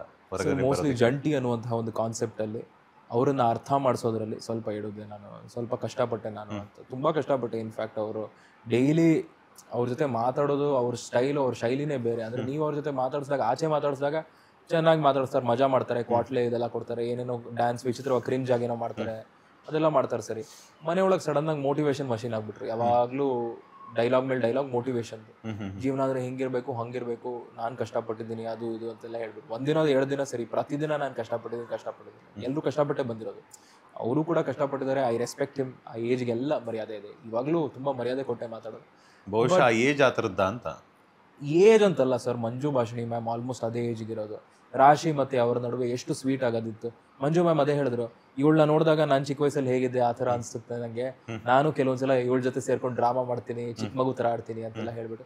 ಒಂದಿನ ಕರಿಬಸಪ್ಪ ಅವ್ರದ್ದು ನಂಗೆ ಹೇಳಿದ್ರೆ ಎಷ್ಟು ಚೆನ್ನಾಗಿರ್ತಾ ಇತ್ತು ಅಷ್ಟೇ. ಅದೊಂದು ಮಿಸ್ ಮಾಡ್ಕೊತೀನಿ. ಈಗ ಆಚೆ ಬಂದ್ಮೇಲೆ ಸ್ವಲ್ಪ ರಿಗ್ರೆಟ್ ಮಾಡ್ಕೊತಾರೆ, ಇಲ್ಲ ನಾನು ಹಂಗೆ ಮಾಡ್ಬೇಕಿತ್ತು, ಹಿಂಗೆ ಮಾಡ್ಬೇಕಿತ್ತು, ಯಾಕಣ ಅಲ್ಲಿ ಹಂಗೆ ಮಾಡಿದ್ರಿ ಅಂತ. ಸುದೀಪ್ ಸರ್ ಅದೇ ಹೇಳಿದ್ರು. ಆಚೆ ಬಂದಿದ್ದೆ ಸುದೀಪ್ ಸರ್ ಜೊತೆ ಮಾತಾಡ್ತಾ ಇರ್ಬೇಕಾದ್ರೆ, ನಾವು ಸ್ಟೇಜಲ್ಲಿ ಇರ್ಬೇಕಾದ್ರೆ ಇಲ್ಲ ಹಿಂಗೆ ಇರಬೇಕು, ಸುದೀಪ್ ಸರ್ ಅಂದ್ರೆ ಹಂಗೆ ಹಿಂಗೆ ಅಂತೆಲ್ಲ ಹೇಳ್ಬಿಟ್ಟು ಹೆವಿ ಡೌ ಹೊಡೆದ್ರು. ಆದ್ಮೇಲೆ ಸುದೀಪ್ ಸರ್ ಇಲ್ಲಿ ಸೂಪರ್ ಆಗಿ ಮಾತಾಡ್ತೀರಾ, ಮನೆ ಒಳಗೆ ಹಂಗೆ ಮಾತಾಡಕ್ ಏನಾಯ್ತು ನಿಮ್ಗೆ, ಯಾಕೆ ಹಂಗೆ ಕೂತಿದ್ರಿ ಮನೆ ಒಳಗೆ ಅಂತ ಅವರೇ ಕೇಳಿದ್ರು.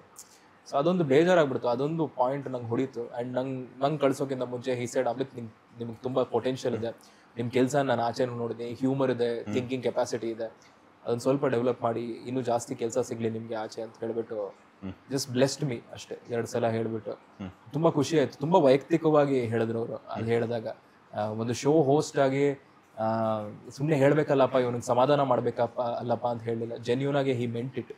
ಸೊ ಅದೊಂದು ನಂಗೆ ಇದಾಯ್ತು, ಖುಷಿ ಆಯ್ತು, ಸ್ವಲ್ಪ ಧೈರ್ಯ ತುಂಬಿತು. ಸುದೀಪ್ ಸರ್ ಹೇಳ್ತಿದ್ದಾರೆ ಅಂದ್ರೆ ಓಕೆ, ನನ್ನಲ್ಲಿ ಏನೋ ಇದೆಯಪ್ಪ, ಏನೋ ನೋಡ್ಬಿಟ್ಟೆ ಕರೆದಿದ್ದಾರೆ ಅನ್ನೋ ಒಂದು ಇದು. ಫಸ್ಟ್ ವೀಕ್ ನಾಮಿನೇಟ್ ಆಗೋರು ತುಂಬಾ unfair sir, most of the ಎಲ್ಲ ಸೀಸನ್ಗಳು ಅಷ್ಟೇ. ಫಸ್ಟ್ ವೀಕ್ ಅರ್ಥನೇ ಮಾಡ್ಕೊಳ್ದೆ, ಅಂಡರ್ಸ್ಟ್ಯಾಂಡ್ ಮಾಡ್ಕೊಳ್ದೆ, ಬ್ಯಾಡ್ ಲಕ್ ಇಂದ ಮೋಸ್ಟ್ಲಿ ಎಷ್ಟೋ ಜನ ಆಚೆ ಬಂದಿರ್ತಾರೆ. ಸೊ ಅದೊಂದು ಬೇಜಾರಿನ ವಿಷಯ ಸರ್. ಆ ಬ್ಯಾಡ್ ಲಕ್ ಅಲ್ಲಿ ನಾನು ಸಿಕ್ಕಾಕೊಂಡೆ ಸರ್. ಸೊ ಏನ್ ಮಾಡ್ತೀರಾ? ನಿಮ್ಮ ಪ್ರಕಾರ ಯಾರು ಸ್ಟ್ರಾಂಗೆಸ್ಟ್ ಕಂಟೆಸ್ಟೆಂಟ್, ಹಾಗೇನೆ ಯಾರು ತುಂಬಾ ಸ್ಟ್ರಾಟಜಿ ಮಾಡ್ತಿದ್ದಾರೆ ಅಂತ? ಸ್ಟ್ರಾಂಗೆಸ್ಟ್ ಕಂಟೆಸ್ಟೆಂಟ್ ಅಂದ್ರೆ ಇಬ್ಬರಿದ್ದಾರೆ, ಗಿಲ್ಲಿ ಮತ್ತೆ ಅಶ್ವಿನಿ ಗೌಡ. ಸ್ಟ್ರಾಟಜಿ ಅಂದ್ರೆ ಕಾಕ್ರೋಚ್ ಸುದ್ದಿ, ಸಖತ್ ಸ್ಟ್ರಾಟಜಿ, ತುಂಬಾ ಸ್ಟ್ರಾಟಜಿ. ಯಾರು ತುಂಬಾ ಇದು ಅಂದ್ರೆ ಗುಂಪುಗಾರಿಕೆ ಇದೆ ಅಂತ ಅನಿಸುತ್ತಾ ನಿಮ್ಗೆ ಬಿಗ್ ಬಾಸ್ ಅಲ್ಲಿ? ತುಂಬಾ ಇದೆ. ಬಿಗ್ ಬಾಸ್ ಮನೇಲಿ ಗುಂಪುಗಾರಿಕೆ ಜಾಸ್ತಿ, ಅದಕ್ಕೆ ಎಷ್ಟೋ ಜನ ಉಳ್ಕೊಂಡ್ಬಿಡ್ತಾರೆ ಆಚೆ, ಗುಂಪು ಬಿಟ್ಟು ಆಚೆ ಉಳ್ಕೊಂಡ್ಬಿಡ್ತಾರೆ. ಬಟ್ ಇವರೆಲ್ಲ ಕಚ್ಚಾಡ್ಕೊಂಡು ಇವರೇ ಹೊಡೆದಾಡ್ತಾರೆ ಈಗ ಇನ್ನೊಂದು 2-3 ವಾರದಲ್ಲಿ. ಬಟ್ ಆ ಗುಂಪುಗಾರಿಕೆ ಹೋಗಿದ್ದೇ ಆಗ್ಬಿಡುತ್ತೆ ಸರ್. ಏನಂದ್ರೆ ಎಷ್ಟೋ ಜನ ಟಿವಿ ಆಕ್ಟರ್ಗಳು ಜಾಸ್ತಿ ಸರ್ ಇದ್ರು. The thing is, what I am trying to say is, Hanumanthu ಅವ್ರು ಹೋದ ಸೀಸನ್ ಗೆದ್ದಾಗ ಖುಷಿ ಆಯ್ತು, ಒಬ್ಬ ಔಟ್ಸೈಡರ್ ಗೆದ್ದಿದ್ದು ಅಂತ. ಸೊ ಅದೇ ರೀತಿ ಈಗ ನಾನು ಒಬ್ಬ ಔಟ್ಸೈಡರ್ ಅದರಲ್ಲಿ RJ ಆಗಿ ಕಂಪ್ಲೀಟ್ಲಿ ಡಿಫ್ರೆಂಟ್ ಪ್ಲಾಟ್ಫಾರ್ಮ್, ಮಲ್ಲಮ್ಮ ಅವರು ಡಿಫ್ರೆಂಟ್ ಪ್ಲಾಟ್ಫಾರ್ಮು. ಅದೇ ರೀತಿ ಬೇರೆ ಬೇರೆ ಪ್ಲಾಟ್ಫಾರ್ಮ್ಸ್ ನ ಎಲ್ಲರೂ ಕರೆಸಿ ಅಂತ. ಅಲ್ಲಿ ಮ್ಯಾಕ್ಸಿಮಮ್ ಇರೋದು ಆಕ್ಟರ್ಗಳೇ, ಮ್ಯಾಕ್ಸಿಮಮ್ ಇರೋದು ಟಿವಿ ಆಕ್ಟರ್ಗಳೇ. ಅಂಡ್ ಟಿವಿ ಇಂಡಸ್ಟ್ರಿ ಅಷ್ಟೇನು ದೊಡ್ಡದಲ್ಲ ಸರ್, ಸಣ್ಣ ಇಂಡಸ್ಟ್ರಿ ಸರ್. ಒಂದು ಕೆಲವು ಚಾನೆಲ್ಗಳಿದೆ, ಇವರೆಲ್ಲ ಇಲ್ಲಿ ಬಿಟ್ರೆ ಈ ಚಾನೆಲ್ ಬಿಟ್ರೆ ಅಲ್ಲಿ ಹೋಗ್ತಾರೆ, ಈ ಸೀರಿಯಲ್ ಬಿಟ್ರೆ ಅಲ್ಲಿ ಸೀರಿಯಲ್ ಅಷ್ಟೇ. ಸೊ ಎಲ್ರಿಗೂ ಗೊತ್ತು. ಸೊ ಆಚೆ ಎಲ್ಲರೂ ಜೊತೆ ಕೆಲಸ ಮಾಡುತ್ತಾರೆ. ಸೊ ಬಂದಿದ್ದೆ ಅಫ್ಕೋರ್ಸ್ ಒಂದು ಪಟ್ಟಂತ ಒಂದು ಫ್ರೆಂಡ್ಸ್ ಗ್ರೂಪ್ ಆಗ್ಬಿಡುತ್ತೆ. ಇಮ್ಯಾಜಿನ್ ನಾವೆಲ್ಲ ಫ್ರೆಂಡ್ಸ್, ಅಲ್ಲಿ ನಾನು ಅಲ್ಲಿ ಹೋಗಿದ್ದೀನಿ, ಅಲ್ಲಿ ನೋಡಿ ನೀವೆಲ್ಲ ಸಿಕ್ಬಿಟ್ರೆ ಏ ಮಗ ಏನೋ ಬಾರ ಮಚಾ ಅಂತ ಹೇಳ್ಬಿಟ್ಟು ನಾವೆಲ್ಲ ಮಜಾ ಮಾಡ್ಬಿಡ್ತೀವಿ ಕಾಲಲ್ಲೇ ಹೇಳ್ಕೊಂಡು. ಸೊ ಆ ಥರದ ಒಂದು ಸ್ಟ್ರಾಂಗ್ ವೈಬ್ ಅವರಲ್ಲಿ ಕ್ರಿಯೇಟ್ ಆಯ್ತು. ವೆರಿ ಅನ್ಫಾರ್ಚುನೇಟ್ಲಿ ಅದು ಅದರೊಳಗೆ ನಮ್ಮನ್ನ ಸೇರಿಸ್ಕೊಂಡಿಲ್ಲ ಎಷ್ಟೋ ಸಲ. ಅಂಡ್ ಕುಗ್ಬಿಡ್ತಾರೆ ಸರ್, ಈಸಿ ಅಲ್ಲ ಸರ್ ಅದು. ಹ್ಯಾಕ್ ಮಾಡೋರ್ ಮಧ್ಯೆ ಮಾತಾಡುವಂತವ್ರಿಗೆ ಅವಕಾಶ ಸಿಗ್ಲಿಲ್ಲ. ಇಲ್ಲ, ವಿಜುವಲ್ ಮುಂದೆ ಆಡಿಯೋಗೆ ಎಲ್ಲಿ ಜಾಗ? ನಿಮ್ ಪ್ರಕಾರ ಬಿಗ್ ಬಾಸ್ ಅಲ್ಲಿ ಯಾರೆಲ್ಲ ಓವರ್ ಆಕ್ಟಿಂಗ್ ಮಾಡ್ತಿದ್ದಾರೆ, ಯಾರೆಲ್ಲ ಡ್ರಾಮಾ ಮಾಡ್ತಿದ್ದಾರೆ ಅಂತ?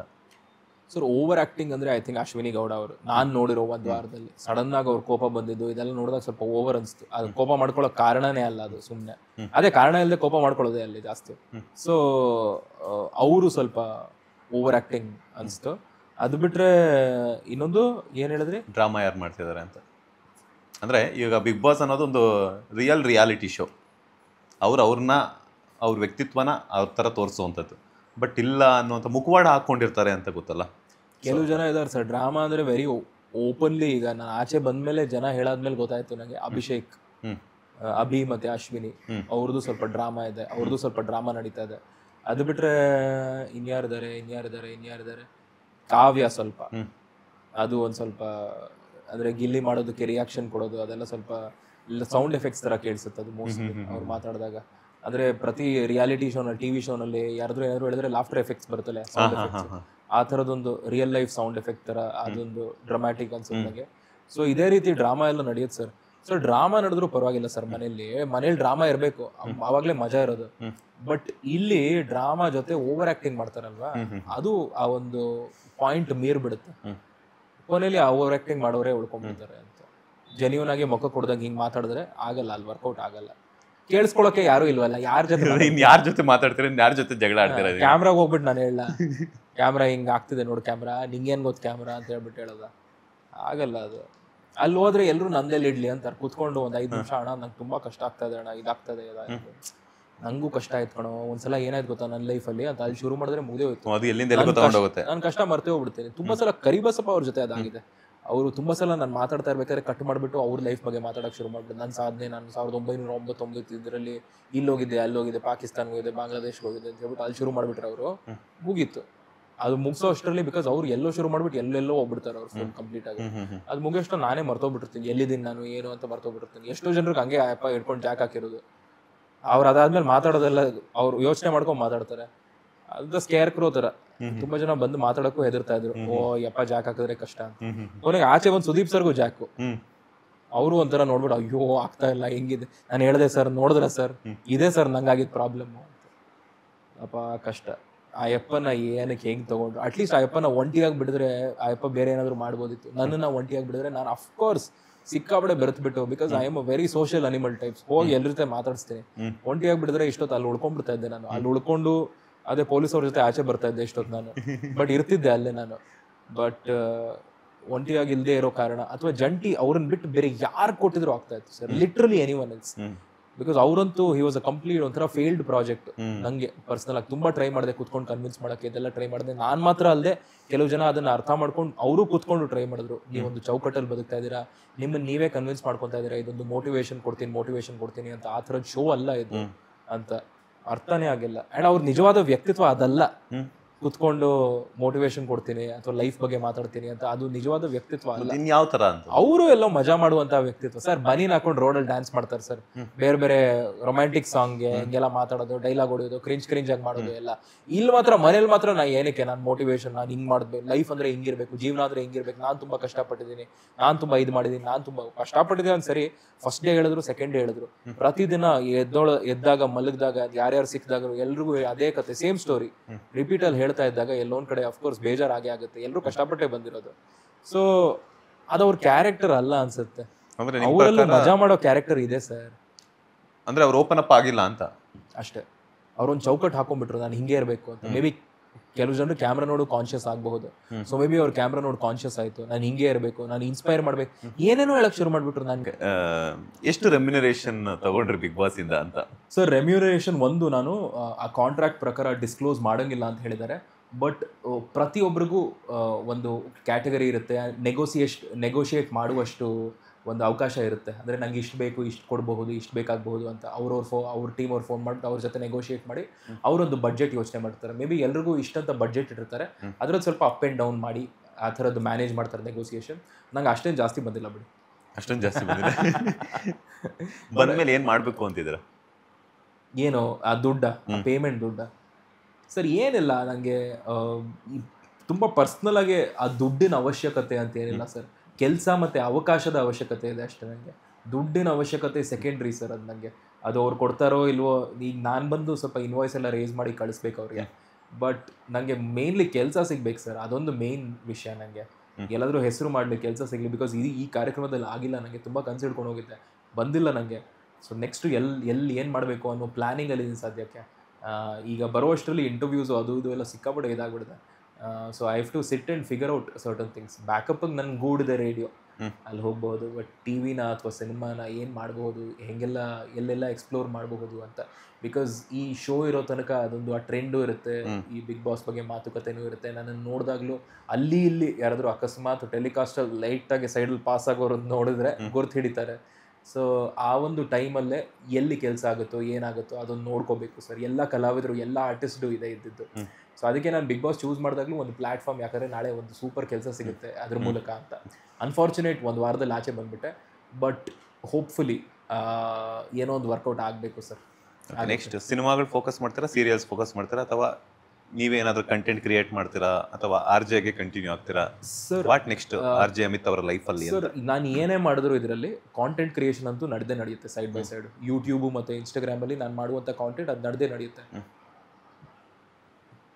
ಸಿನಿಮಾ ಅಥವಾ TV ಅಂತ ಬಂದಾಗ ಎಲ್ಲಿ ಅವಕಾಶ ಸಿಗುತ್ತೋ ಅಲ್ಲಿ ಹೋಗ್ತೀನಿ ಸರ್. ಎರಡು ಕಡೆನೂ ಒಂದೇ ಕೆಲಸ ಸರ್, ಎರಡು ಕಡೆನೂ ಒಂದೇ ಕೆಲಸ. ಆ್ಯಕ್ಟಿಂಗು ಸರ್, TV ನಲ್ಲಿ ಹೌದು ಆ್ಯಂಕರಿಂಗ್ ಅನ್ನುವಂಥದ್ದು ಬೇರೆ ಆಪ್ಷನ್ಸು ಇದೆಲ್ಲ ಬರುತ್ತೆ. ಆ ಒಂದು ಅವಕಾಶ ಸಿಕ್ಕಿದ್ರೆ ಖಂಡಿತ ಮಾಡ್ತೀನಿ, ಚಿಂದಿ ಉಡಾಯಿಸ್ತೀನಿ, ಯಾಕಂದರೆ ಇದು ಬೇಕು ನನಗೆ ಸದ್ಯಕ್ಕೆ.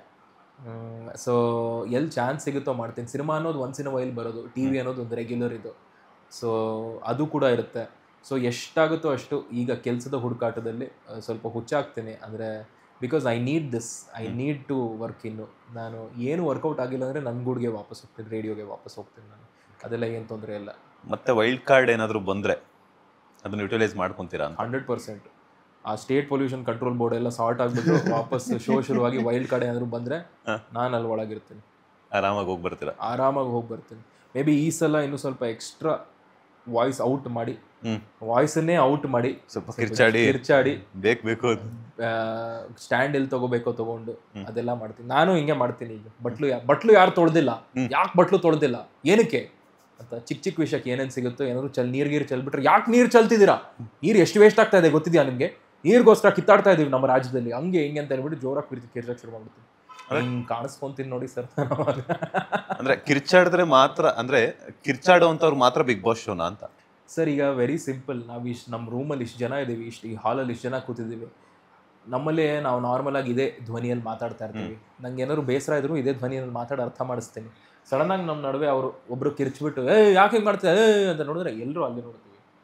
ಕ್ಯಾಮ್ರಾನು ಅಲ್ಲೇ ನೋಡುತ್ತೆ, ಕಣ್ಣುಗಳು ಎಲ್ಲಿ ಹೋಗುತ್ತೋ ಕ್ಯಾಮ್ರಾನು ಅಲ್ಲೇ ಹೋಗುತ್ತೆ. Very simple, as simple as that. ಕ್ಯಾಮ್ರಾಗೆ ಅರ್ಥ ಆಗಲ್ಲ ಇವನು ಲಾಜಿಕ್ ಜೊತೆ ಕಿರ್ಚ್ತಾ ಇದ್ದಾನೋ ಅಥವಾ ಕಾರಣ ಇದೆಯೋ ಏನೋ ಗೊತ್ತಿಲ್ಲ, ಇವನು ಕಿರ್ಚ್ತಾ ಇದ್ದಾನೆ ಅಂತ ಕಾಣುತ್ತೆ, ಅಲ್ಲಿ ಹೋಗುತ್ತೆ. ಒನ್ಸ್ ಅಪಾನ್ ಎ ಟೈಮ್ ಇದು ಬಿಗ್ ಬಾಸ್ ಒಂದು ಕ್ರಿಂಜ್ ಶೋ, ಲೋ IQ ಇರುವಂಥದ್ದು, ಆ ಶೋಗೆ ಹೋಗ್ತೀನಿ ಅಂತ ಅನ್ಕೊಂಡಿದ್ರಾ? ಇಲ್ಲ ಸರ್, ಖಂಡಿತ ಇಲ್ಲ. ಐ ಥಿಂಕ್ ವೇ ಬ್ಯಾಕ್ ಇದ್ರ ಬಗ್ಗೆ ಮಾತಾಡ್ತಾ ಇರಬೇಕಾದ್ರೂ ಕೂಡ ಐ ಹ್ಯಾಡ್ ನೋ ಐಡಿಯಾ. ಅಂದರೆ ನಾನು RJ ಅಂತ ಅವ್ರಿಗೆ ಗೊತ್ತಾಗಿದ್ದೇ ಬೇರೆ. ಫಸ್ಟು ಸೋಷಿಯಲ್ ಮೀಡಿಯಾ ಕಾಂಟೆಂಟು ಇದೆಲ್ಲ ಮಾತಾಡೋ ಸ್ಟೈಲೆಲ್ಲ ನೋಡಿಬಿಟ್ಟು ಅವರು ನನ್ನ ಕರೆದಿದ್ದು. ಅದಾದಮೇಲೆ ಅವ್ರಿಗೆ ಇವ್ನು RJ ಕೂಡ, ಇವ್ನು ಬೆರ್ಚಿನಲ್ಲಿ ಇದೆಲ್ಲ ಮಾಡ್ತಾನೆ. ಸೊ ಸುದೀಪ್ ಸರ್ಗೆ ಫ್ರೆಶ್ ಆಗಿ ಅಲ್ಲೇ ಸ್ಟೇಜ್ ಮೇಲೆ ಗೊತ್ತಾಗಿದ್ದು ಇದು. ನಾನು ನಿಜ ಹೇಳಬೇಕು ಅಂತ, ನಾನು ಸುಳ್ಳೇನಕ್ಕೆ ಹೇಳಬೇಕು, ಚಾನ್ಸ್ ಸಿಕ್ಕಿದೆ ನಿಜ ಹೇಳ್ತೀನಿ. ನಾನು ಏನು ಮಾಡಿದ್ದೀನಿ ಅಂತ. ಟ್ರೋಲ್ ಎಲ್ಲ ಮಾಡಿಲ್ಲ ಸರ್, ರೇಡಿಯೋನಲ್ಲಿ ಈ ರೀತಿ ಮಾತಾಡಿದ್ದೀನಿ ಅಂತ. ಕ್ರಿಂಜ್ ಅಂತ ಕರೆಯೋದು ಟ್ರೋಲ್ ಅಲ್ಲ, ಅದು ಡೈರೆಕ್ಟಾಗಿ ಹೇಳೋದು, ಒಂದು ಒಪಿನಿಯನ್ ಆಚೆ ಹಾಕೋದು ಅಂತ. ಸೊ ಅದು ಹೇಳಿದಾಗ ಅವರು ನೀನು ಹೇಳೋ ಕ್ರಿಂಜ್ ಶೋನೇ ಕರ್ನಾಟಕದ ನಂಬರ್ 1 ಶೋ, ಈಗ ನೀನೇ ಬರ್ತಿದ್ಯಾ ಕ್ರಿಂಜ್ ಶೋಗೆ ಏನು ಅಂತ. So the only thing is cringe ಅನ್ನೋದು ನೆಗೆಟಿವ್ ಅಲ್ಲ, ಕ್ರಿಂಜ್ ಅನ್ನೋದು ಕ್ರಿಂಜ್ ಕ್ಯಾಟಗರಿ ಅಲ್ಲೇ ಸೇರುತ್ತದೆ. ಕ್ರಿಂಜ್ ತಾನೇ ಓಡ್ತಾ ಇರೋದು. ಹಾಡಿ ಹೂವಿನ ಬಾಣದಂತೆ ಅಂತ ನೋಡಿ ಎಷ್ಟು ವ್ಯೂಸ್ ಬರುತ್ತೆ ಅಂತ, ಬೇರೆ ಸ್ಟೈಲಲ್ಲಿ ಹಾಡಿ ಬಾಣದಂತೆ ಅಂತ ಹಾಡಿದ್ರೆ ಎಷ್ಟು ವ್ಯೂಸ್ ಬರುತ್ತೆ. ಸೊ ಓಡ್ತಾ ಇರೋದೇ ಅದು ಕ್ರಿಂಜ್ ಇರಲಿಲ್ಲ ಅಂದರೆ ಈಗ ನಮ್ಮ ಸತೀಶ್ ಕ್ಯಾಡಬಮ್ಸು ಅಥವಾ ಕರಿಬಸಪ್ಪ ಹೆಂಗೆ ಬರ್ತಾಯಿದ್ರು ಬಿಗ್ ಬಾಸ್ ಶೋಗೆ, ಎಲ್ರಿಗೂ ಒಂದು ಅವಕಾಶ ಸಿಗ್ತಾ ಇದೆ ಸರ್ ಅದ್ರ ಮೂಲಕ. ಸೊ ಟ್ರೆಂಡಿಂಗ್ ಆಗಿರುವಂಥದ್ದು ಅದೇ ಸರ್. ಸೊ ನಾನು ಅದೇ ಹೇಳಿದ್ದು, ಅಲ್ಲೇ ಸ್ಟೇಜ್ ಮೇಲೆ ಹೇಳ್ತಾ ಇರ್ಬೇಕಾದ್ರೆ ಈ ಕ್ರಿಂಜ್ ಫೆಸ್ಟಲ್ಲಿ ನಾನು ಭಾಗಿಯಾಗ್ತೀನಿ, ನಾನು ಸ್ವಲ್ಪ ನನ್ನಲ್ಲಿರುವಂಥ ಕ್ರಿಂಜನ್ನ ಆಚೆ ತರ್ತೀನಿ ಅಂತ. ಬಟ್ ತರೋಕ್ಕಾಗಿಲ್ಲ ಸರ್, ಇಲ್ಲ ಅನ್ಸುತ್ತೆ ಸರ್, ಕ್ರಿಂಜ್ ಬಂದಿಲ್ಲ ಸರ್, ಆಚೆ ಬಂದಿಲ್ಲ. ಈಗ ಜಂಟಿಗಳಾಗಿರುವಂಥವ್ರು ಒಂದಷ್ಟು ಜನ ಇದ್ದಾರೆ, ಅದರಲ್ಲಿ ಯಾರೆಲ್ಲ ಲವ್ ಬರ್ಡ್ಸ್ ಆಗ್ಬೋದು ಬಿಗ್ ಬಾಸ್ ಮನೆಯಲ್ಲಿ ಅಂತ? ಲವ್ ಬರ್ಡ್ಸ್ ಈಗ ಅಭಿಷೇಕ್ ಮತ್ತೆ ಅಶ್ವಿನಿ ಅವರಾಗಿರ್ಬೋದು. Abhishek and Ashwini love birds ಅಲ್ಲ ಸರ್, ಆಗಬಹುದು ಅಂತ ಇಲ್ಲ ಸರ್. ಗಿಲ್ಲಿ ನಟ ಮತ್ತೆ ಕಾವ್ಯ ಅವ್ರಾಗ್ಬೋದು, ಆತರ ಏನಾದ್ರು ಆಗುವಂತ ಚಾನ್ಸಸ್ ಇದೆಯಾ? ಆಗ್ತಾರ? ಗಿಲ್ಲಿ ನಟ ಮತ್ತೆ ಕಾವ್ಯ ಆ ಫ್ಲರ್ಟಿಂಗು ಇದೆಲ್ಲ ನಡೀತಾ ಇರುತ್ತೆ, ಬಟ್ ಅದೊಂದು ಸುಮ್ಮನೆ ಕಾಮಿಡಿ ಇದಕ್ಕೆ ಅಂತ ಮಾಡ್ಕೊಳ್ಳೋದು. ಜೆನ್ಯೂನ್ ಆಗಿ ಗಿಲ್ಲಿಗಾದ್ರೂ ಕಾವ್ಯಾಗಲ್ಲ ಬಿಡಿ. ಸೊ ಅಭಿಷೇಕು ಅಶ್ವಿನಿ ಅಂತ ಬಂದಾಗ ಅದು ಅವರು ಜಂಟಿಯಾಗಿರೋದ್ರಿಂದ ಒಟ್ಟಿಗೆ ಅದು ಆಟ ಆಡ್ತಾ ಇದ್ದಾರೆ. ಅವ್ರಿಗೂ ಸ್ವಲ್ಪ ಬಿಡಿಸ್ಕೊಂಡು ಒಂಟಿಯಾಗಿ ಆಡಬೇಕು, ಎಲ್ಲ ಜಂಟಿಗಳಿಗೂ ಒಂಟಿಯಾಗಿ ಆಡ್ಬೇಕಂತ ಆಸೆ ಇರುತ್ತೆ. ಸೊ ಅವರಿಬ್ರಿಗೂ ಅದೇ ಇರೋದು, ಒಂಟಿಯಾಗಿ ಆಡಬೇಕು ಅಂತ.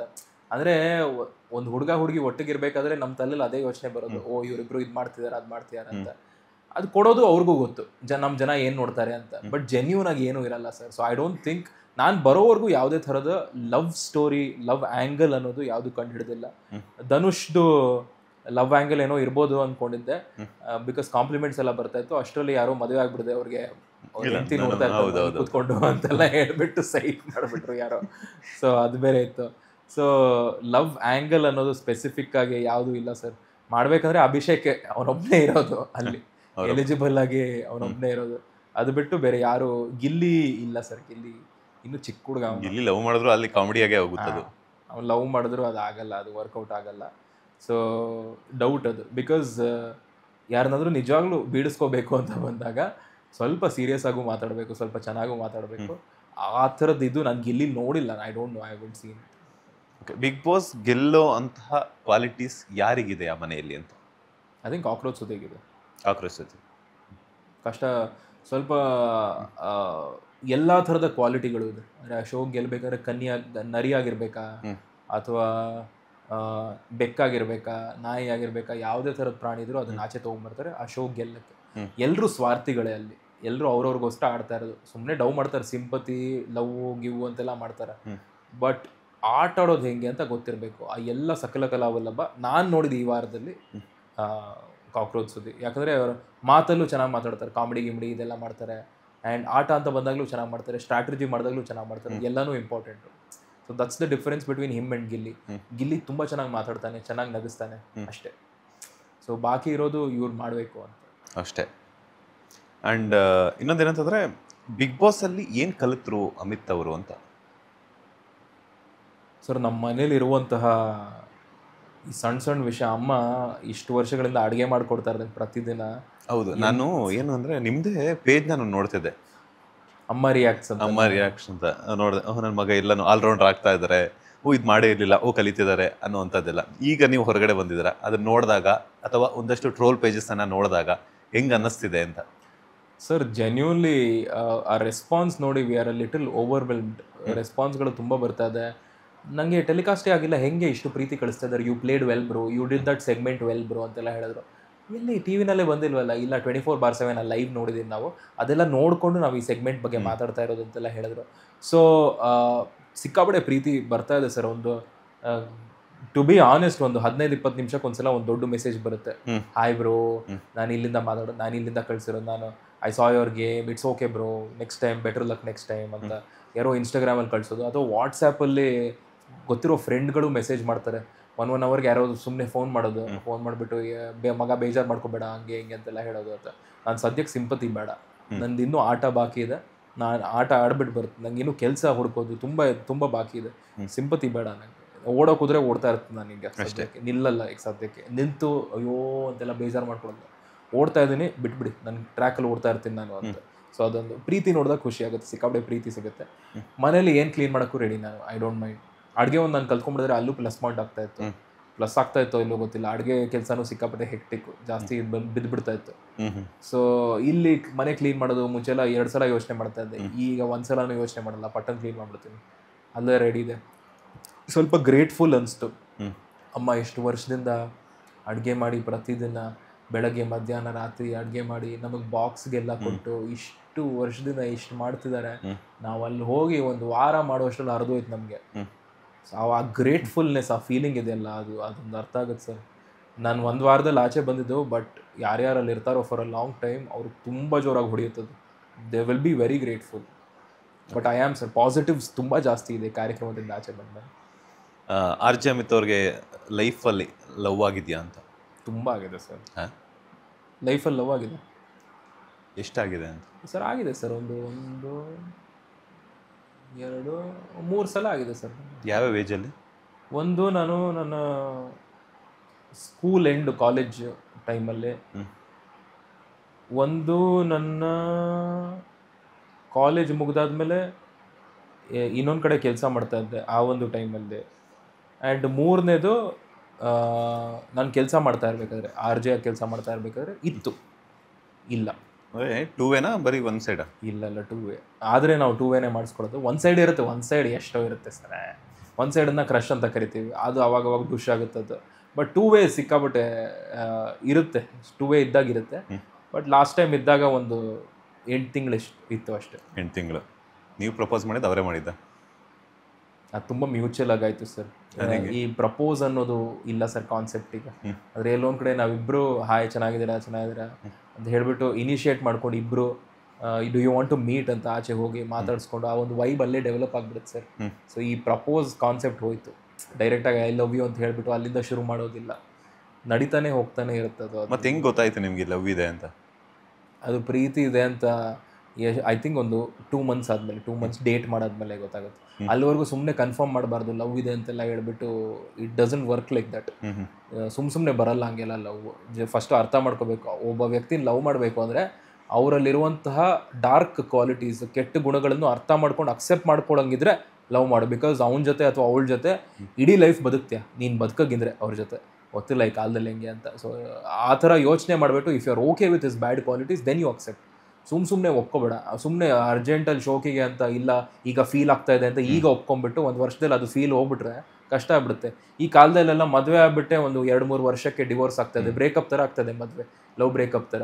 ಸೊ ಲವ್ ಮಾಡಂಗಿದ್ರೆ ಸ್ವಲ್ಪ ಯೋಚನೆ ಮಾಡಿ ಲವ್ ಮಾಡಿ ಅಂತ. ಪರವಾಗಿಲ್ಲ ಡೇಟ್ ಮಾಡಿ, ಸುಮ್ಮನೆ ಆಚೆ ಹೋಗಿ ಓಡಾಡಿ ಎಲ್ಲಾದ್ರೂ ಒಟ್ಟಿಗೆ ಹೋಗ್ಬೇಕು ಅಂದರೆ ಆ ಥರದ್ದು ಫಸ್ಟ್ ಫ್ರೆಂಡ್ಶಿಪ್ ಬೆಳೆಸಿ ಅರ್ಥ ಮಾಡ್ಕೊಳ್ಳಿ ಒಬ್ರನ್ನೊಬ್ರು. ಆಮೇಲೆ ಲವ್ ಅನ್ನೋ ಒಂದು ಕಾನ್ಸೆಪ್ಟ್ ಸ್ಟಾರ್ಟಿಂಗಲ್ಲೇ ನೋಡಿದ್ದೆ ನೀನು ಚೆನ್ನಾಗಿದೆಯಾ ನೋಡೋಕ್ಕೆ ಲವ್ ಮಾಡಿಬಿಡ್ತೀನಿ ಅಂದರೆ ಲವ್ ಬರಲ್ಲ. ಲವ್ ಅಲ್ಲ, ಅದು ಇನ್ಫ್ಯಾಕ್ಚುಯೇಷನ್. ನಮ್ಮಲ್ಲಿ ಅರ್ಥ ಆಗಲ್ಲ. ನಮ್ಗಳ ಸಿನಿಮಾಗೆ ನೋಡ್ಬಿಟ್ಟು ಲವ್ ಲವ್ ಅನ್ನೋದು ಜೆನ್ಯೂನ್ ಆಗಿ ಒಳಗಿಂದ ಹುಟ್ಟುವಂತಹ ಒಂದು ವಿಷಯ. ಅಪ್ಪ ಅಮ್ಮನ ಮೇಲೆ ಅಷ್ಟು ಪ್ರೀತಿ ಅಂದರೆ ಅದು ಬೇರೆ ಥರದ ಪ್ರೀತಿ. ಬಟ್ ಅಪ್ಪ ಅಮ್ಮನ ಮೇಲೆ ಅಷ್ಟು ಪ್ರೀತಿ ಇದೆ ಅಂದರೆ ಜೆನ್ಯೂನ್ ಆಗಿ ಹುಟ್ಟಿದ್ದು, ಅದು ವರ್ಷಾನುಗಟ್ಲೆ ತೊಗೊಂಡು ಹುಟ್ಟಿದ್ದು. ನಂಗೋಸ್ಕರ ಇದ್ದಾರೆ ಇವ್ರು ಇಷ್ಟು ವರ್ಷ ಅಂತ. ಸೊ ಅದೇ ರೀತಿ ರೊಮ್ಯಾಂಟಿಕ್ ಲವ್ ಅಂತ ಬಂದಾಗ ಅದು ಜೆನ್ಯೂನ್ ಆಗಿ ಬರುತ್ತೆ. ನಿಂಗೋಸ್ಕರ ನಾನು ಏನು ಬೇಕಿರೂ ಮಾಡ್ತೀನಿ, ಎಷ್ಟೇ ದಿನ ಆಗಲಿ ಏನು ಬೇಕಿರೂ ಮಾಡ್ತೀನಿ. ಒಂದು 5 ತಿಂಗಳಿಗೆ ಮಾತ್ರ ಅಲ್ಲ, ಇಡೀ ಲೈಫ್ ಟೈಮಿಗೆ ನಾನು ಮಾಡ್ತೀನಿ ಅಂತ ನಿಮ್ಮ ತಲೆ ಯಾವಾಗ ಅದು ಕನ್ಫರ್ಮೇಷನ್ ಕೊಡುತ್ತೋ ಆವಾಗ ಹೋಗಿ ಐ ಲವ್ ಯು ಅಂತ ಹೇಳಿ. ಸುಮ್ಮನೆ ಡವ್ ಮಾಡೋಕೆ ಐ ಲವ್ ಯು ಹೇಳ್ಬೇಡಿ. ಯಾಕಂದರೆ ನೀವು ಐ ಲವ್ ಯು ಹೇಳ್ಬಿಟ್ಟು ಅವ್ರನ್ನ ಕನ್ವಿನ್ಸ್ ಮಾಡ್ಬಿಟ್ಟು ಅವ್ರು ಓಕೆ ಅಂದ್ಬಿಡ್ತಾರೆ. ಆಮೇಲೆ ಪಾಪ ಅವ್ರಿಗೂ ಏಟ್ ಬಿಡುತ್ತೆ. ನಿಜವಾಗ್ಲೂ ನೀವು ಲವ್ ಮಾಡ್ತೀರಾ ಅನ್ಕೊಂಡು ನಿಮ್ಗೆ ಯಾವಾಗ ಅರ್ಥ ಆಗುತ್ತೋ ನೀವು ಕೈ ಕೊಟ್ಬಿಡ್ತೀರಾ. ಇದೇ ಆಗ್ತಾ ಇರೋದು, ಎಷ್ಟು ನೋಡ್ತಾ ಇದ್ದೀವಿ. ಇದೆಲ್ಲ ನೋಡ್ಬಿಟ್ಟು ಸದ್ಯಕ್ಕೆ ಆ ಬಚ್ಚಲ್ ಮನೆಯಿಂದ ದೂರ ಇರೋಣ ಅಂತ ಯೋಚನೆ ಮಾಡ್ತಾ ಇದ್ದೀನಿ. ಅಂದ್ರೆ ಬ್ರೇಕಪ್ ಆಗಿದೆ ಇವಾಗ, ಯಾವುದು ಇಲ್ಲ ಸದ್ಯಕ್ಕೆ. ಬ್ರೇಕಪ್ ಆಗಿ ಆರಾಮಾಗಿ ಪೀಸ್ಫುಲ್ ಆಗಿ ಸಿಂಗಲ್ ಆಗಿದ್ದೀನಿ. ಸ್ಟ್ರಿಕ್ಟ್ಲಿ ಏನೋ ಪ್ಯೂರ್ಲಿ ಅನ್ಫಾರ್ಚುನೇಟ್ಲಿ ಕೆಲವೊಂದು ಜಾಗಗಳಲ್ಲಿ ಸಿಂಗಲ್ ಆಯ್ತು. ಅಲ್ಲ ಇದೇನದು ಕಾಲೇಜ್ ಸ್ಕೂಲ್ ಮುಗಿದು ಕಾಲೇಜ್ ಶುರುವಾಗಬೇಕಾದ್ರೆ ಸ್ಕೂಲ್ ಎಂಡಿಂಗ್ ಅಲ್ಲಿ ಒಂದು ಲವ್ ಆಯ್ತು, ಕಾಲೇಜ್ ಮುಗಿದು ಮತ್ತೆ ಕೆಲಸ ಶುರು ಮಾಡ್ಬೇಕಾದ್ರೆ ಕಾಲೇಜ್ ಎಂಡಿಂಗ್ ಅಲ್ಲಿ ಒಂದು ಲವ್ ಆಯ್ತು. ಏನಿದು ಎಲ್ಲ ಎಂಡ್ ಆಗ್ಬೇಕಾದ್ರೆ ನಿಮ್ದು ಲವ್ ಶುರು ಆಗ್ತದೆ ಗೊತ್ತಿಲ್ಲ. ನನ್ನ ಲೈಫ್ ಪ್ಯಾಟರ್ನ್ ಆ ಥರ ಇದೆ ಅನ್ಸುತ್ತೆ. ಆ ಒಂದು ಟೈಮಲ್ಲೇ ನಾನು ಯಾರನ್ನಾದ್ರೂ ಮೀಟ್ ಮಾಡ್ತೀನಿ. ಏನಂದ್ರೆ ನಾವು ತುಂಬಾ ಜನರನ್ನ ಮೀಟ್ ಮಾಡ್ತೀವಿ. ಬಟ್ ಎಲ್ಲಿ ಓಕೆ ಆಗುತ್ತೋ ಎಲ್ಲಿ ವರ್ಕೌಟ್ ಆಗುತ್ತೋ ಗೊತ್ತಾಗಲ್ವೇ ನಮಗೆ. ಅದು 2 ಸೈಡ್ ಆಗಬೇಕು. ಅದು ಯಾವಾಗ ಆ ವ್ಯಕ್ತಿ ಸಿಗಬೇಕು ತುಂಬ ಇರುತ್ತೆ. ಟೈಮಿಂಗ್ ತುಂಬ ವರ್ಕೌಟ್ ಮಾಡಿಸ್ಬೇಕು ದೇವರು. ವರ್ಕೌಟ್ ಮಾಡಿಸಿದಾಗ ಮಾತ್ರ ಅದಾಗೋದು. ಆ ಟೈಮಿಗೆ ಅವ್ರು ಸಿಗಬೇಕು ಅಂತ ತಲೆಯಲ್ಲಿ ಬರೆದಿರಬೇಕು. ಇಲ್ಲ ಅಂದರೆ ಸಿಂಗಲ್ ಆಗಿರ್ತೀವಿ. ಅದೇ ಆಯಿತು. ಅದಾದಮೇಲೆ ತುಂಬ ತಿಂಗಳು ಸಿಂಗಲ್ ಆಗಿದ್ದೀನಿ. ಅದಕ್ಕೆ ದೇವರು ನೀನು ಸ್ವಲ್ಪ ಆರಾಮಾಗಿ ಹೀಗೆ ಇರು, ನೋಡೋಣ ಇನ್ನೊಬ್ರು ಯಾರಾದ್ರೂ ಬರ್ತಾರೆ ಅಂತ. ಈಗ ನೋಡಿ ಮಿರ್ಚಿ ಬಿಡ್ತಾ ಇದ್ದೀನಿ. ಈ ಬಿಡೋ ಟೈಮಲ್ಲಿ ಯಾರೂ ಸಿಕ್ಕಿಲ್ವಲ್ಲ. ಆ ಪ್ಯಾಟರ್ನ್ ಹೊಡೆದಾಕ್ಬಿಟ್ಟ ದೇವರು. ಸೊ ಐ ಡೋಂಟ್ ನೋ ಯಾವ ಥರ ಹೆಂಗಿರುತ್ತೆ ಅಂತ ಗೊತ್ತಿಲ್ಲ ಸರ್. ಅದೊಂದು ಇಲ್ಲ ಸರ್, ಅದೊಂದು ಅದ್ರ ಬಗ್ಗೆ ಒಂದು ಪುಸ್ತಕನೇ ಬರಿಬೋದು. ಪ್ರತಿಯೊಬ್ಬರಿಗೂ ಲವ್ ಮೇಲೆ ಒಂದು ಫಿಲಾಸಫಿ ಇರುತ್ತೆ. ಲವ್ ಅಂದರೆ ಹಿಂಗೆ, ಲವ್ ಅಂದರೆ ಹಾಗೆ ಅಂತ. ನನ್ನ ಫಿಲಾಸಫಿ ಬರೆಯೋ ಅಷ್ಟು ಲವ್ ಸಿಕ್ಕಿಲ್ಲ ನನಗೆಲ್ಲ.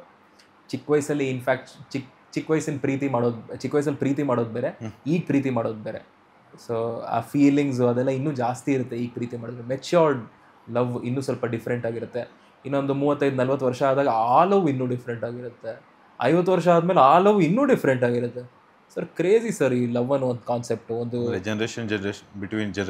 ಜನರೇಷನ್ ತುಂಬ ಇದೆ ಸರ್. ಅಯ್ಯೋ ಇದ್ರ ಬಗ್ಗೆ ಒಂದು ಪುಸ್ತಕನೇ ಬರಿಬೋದು. ಇನ್ನೊಂದಿನ ನಾವು ಆರಾಮಾಗಿ ಕ್ಯಾಂಪ್ ಫೈರ್ ಹಾಕೊಂಡು ಎಣ್ಣೆ ಹಾಕೊಂಡು ಮಾತಾಡ್ಬೋದು ಇದ್ರ ಬಗ್ಗೆ, ಲವ್ ಬಗ್ಗೆ.